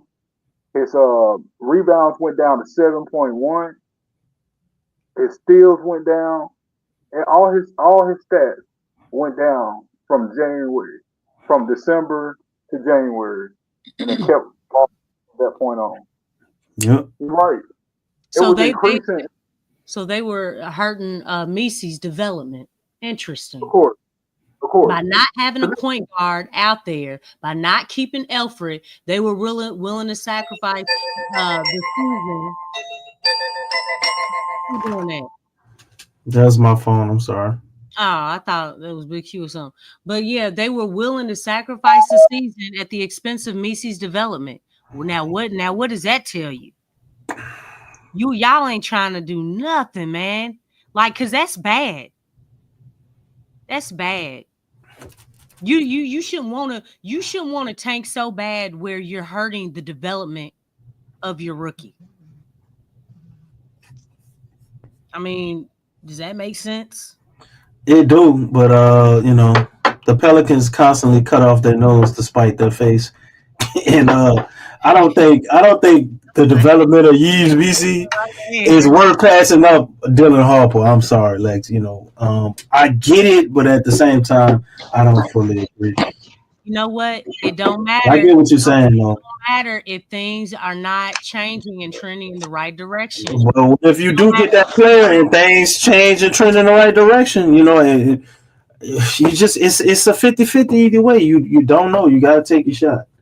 Like I said, all it takes is a player, a coach, maybe a VP of Basketball Operations, somebody come through here that sets a certain standard or sets a tone and start creating ruffles in this little happy, cozy, which I call them lovable pack of losers. Somebody come in and shake it up, and you don't make it a harmonious environment with losing. I mean, that changes stuff. That changes stuff. So you keep getting the most type of people like that you can. And if that comes through a rookie, rookies can have a winning mentality or a desire to be great or win, or he can come with discipline. I don't know fully who he is until he get in here and show you. You know what you see from afar.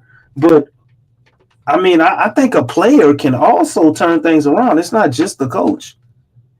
Like, look at the standpoint. I give DeJounte Murray credit for getting Griffin fired along with us. He came in here, and I mean, man, that dude went on a rant for what was it, about 2 or 3 weeks, where he just was constantly shitting on Willie in the press conferences. Remember that?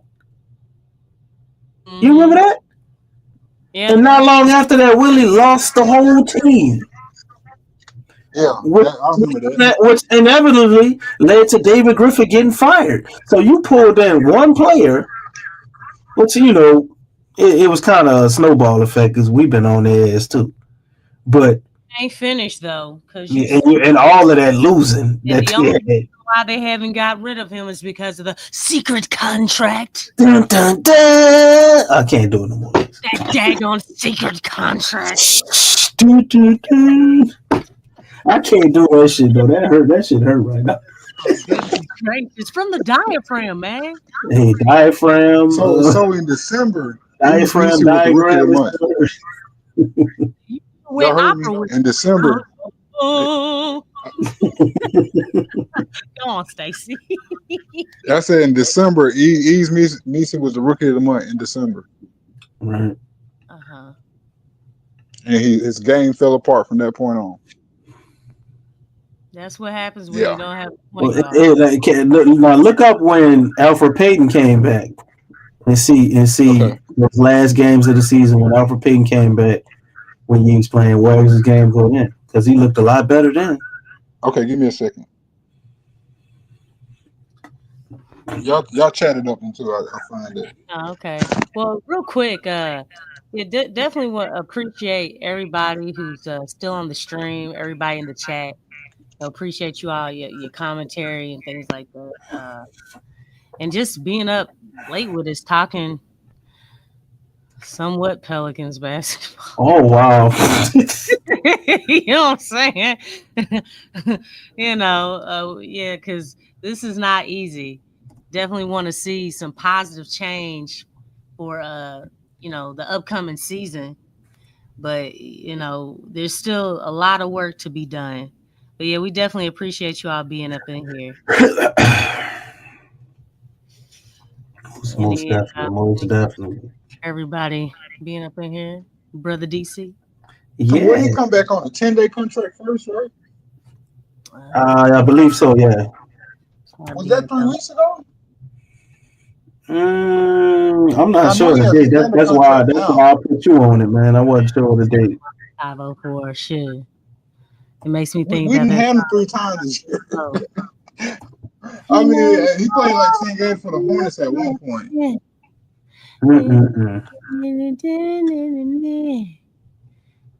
It's hard out here.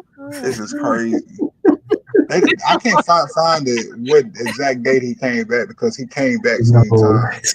It's hard. Relax.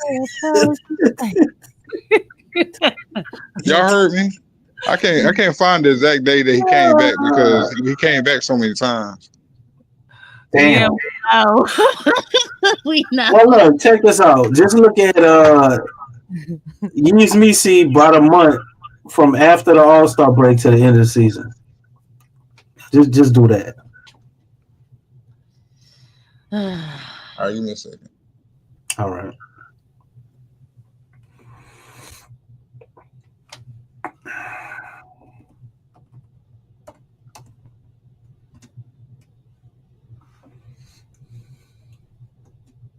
That was a tight sound though. What? Whoop that trick. Whoop that trick. You know the funniest thing about that when you hear boy talk about it, how they changed the name to like not be Terrence Howard but DJ, recorded the songs and people was actually buying the songs and he didn't make no money. Terrence Howard said he got paid $10,000 for Hustle and Flow.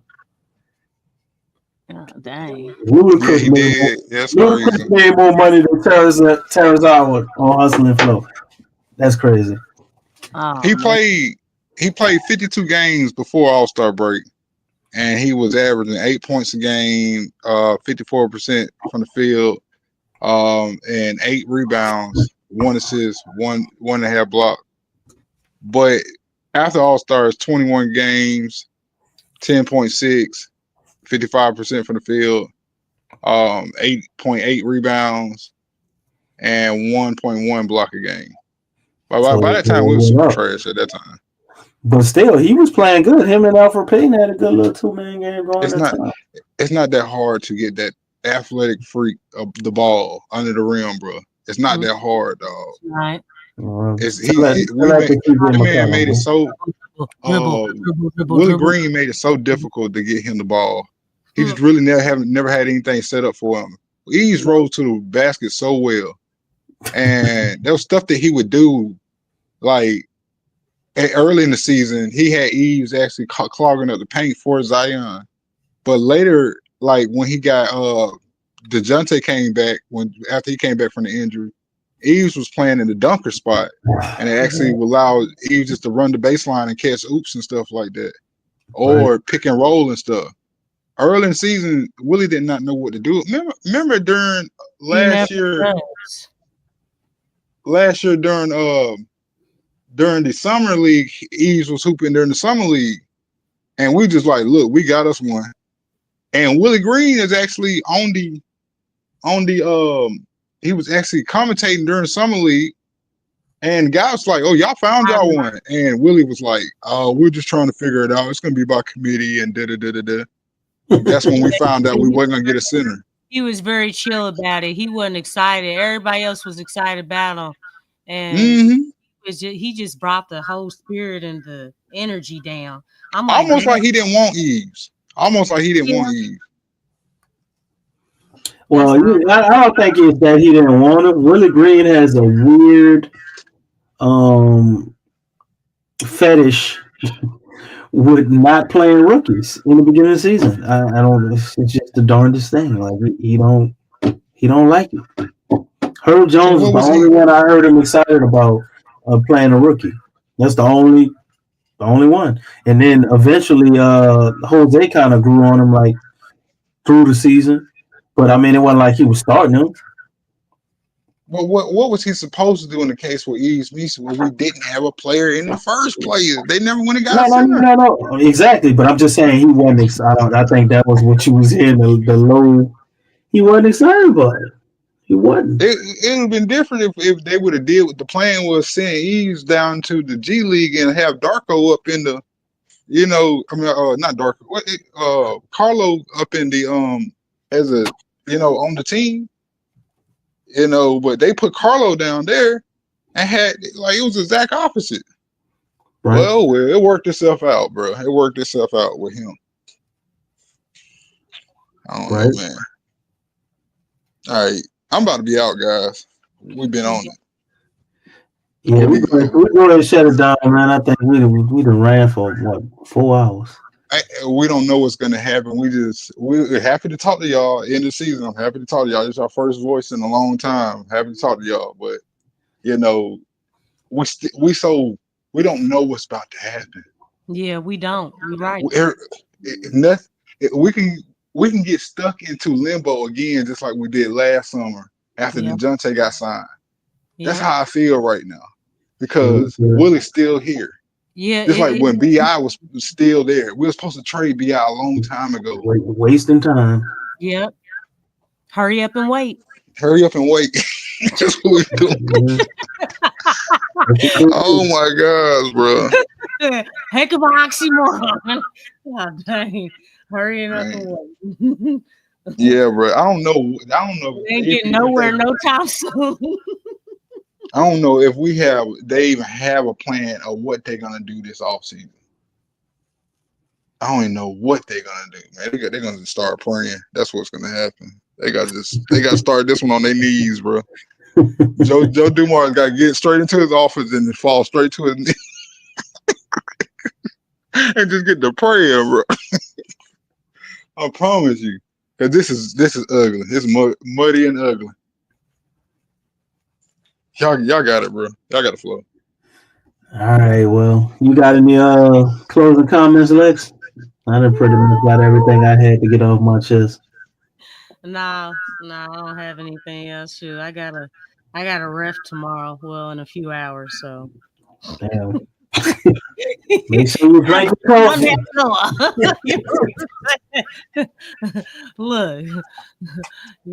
Look, there's a lot of love here.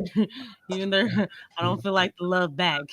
But at least we love you, so we ain't got it from the organization, but we still got 86 people up in here right now. So I know that's a lot of love. Shout out to everybody in the chat, man. Appreciate y'all tuning in. Now we gotta check on our guy DJ. Where you at? You ready to bring us home? Oh, real quick though. Happy Resurrection Weekend, y'all. Just want to say that. Amen. Happy Resurrection Weekend. Yeah. Well, it ain't got to be quick, Lex. You can go ahead and give a little sermon because DJ is not ready to take us home. I hope you all had a good Friday. Okay? Hope you had a good Friday. And happy Good Friday. Even though that was probably like, what, an hour, 2 hours Most ago? definitely. You know Most definitely. But it's you know, still it's still dark outside, so it's still kind of Friday night. Oh, okay. All right, so with that, I'm gonna ask everybody to please like, share, and subscribe to the show. Awesome night tonight. Glad to be here. Appreciate everybody being here. Shout out to everybody in the chat who showed up, showed love. Great comments, great questions. Appreciate everybody who dropped some of them coins on us. You know what I'm saying? And them dollar bills. Appreciate all that as well. And with that, remember to tune in for all things Pelicans here at the post-game reports. And you know what I was trying to avoid doing, but I'm going to go ahead and do it anyway, Lex. I'll say sharing is caring. Sharing is caring. And I wasn't going to say that, but I said it for you. I was going to say go Pels because I still do have some enthusiasm that the Pels can still make the moves we need them to make so we can have a productive season next year. We haven't drafted anybody. Joe Dumars is probably still decorating his office. So, you know, we still have some things that can maybe happen here and looking forward to see what will happen here. And you know when them things do happen, you will hear it here. So hopefully we won't have to hurry up and wait too much longer. Shit, we've been hurrying up and waiting for 6 years. Okay. And with that, before we go off on another tangent and be here another 30 minutes, I'm going to say go Pels and peace out, family.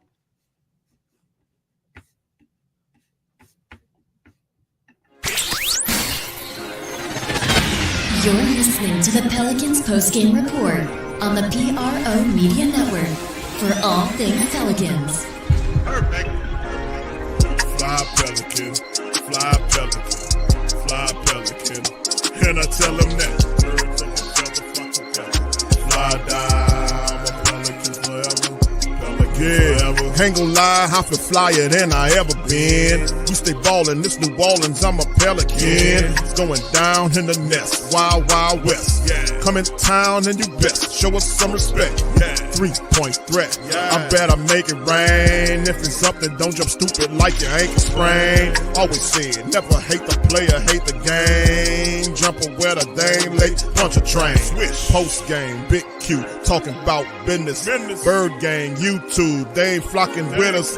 Lock up the division mission, get into the finals. Finish competition, then it's going win the title. I know this flyer than you can get. Such a threat that the refs just might call a tag. You can double, you can press, but you can't check.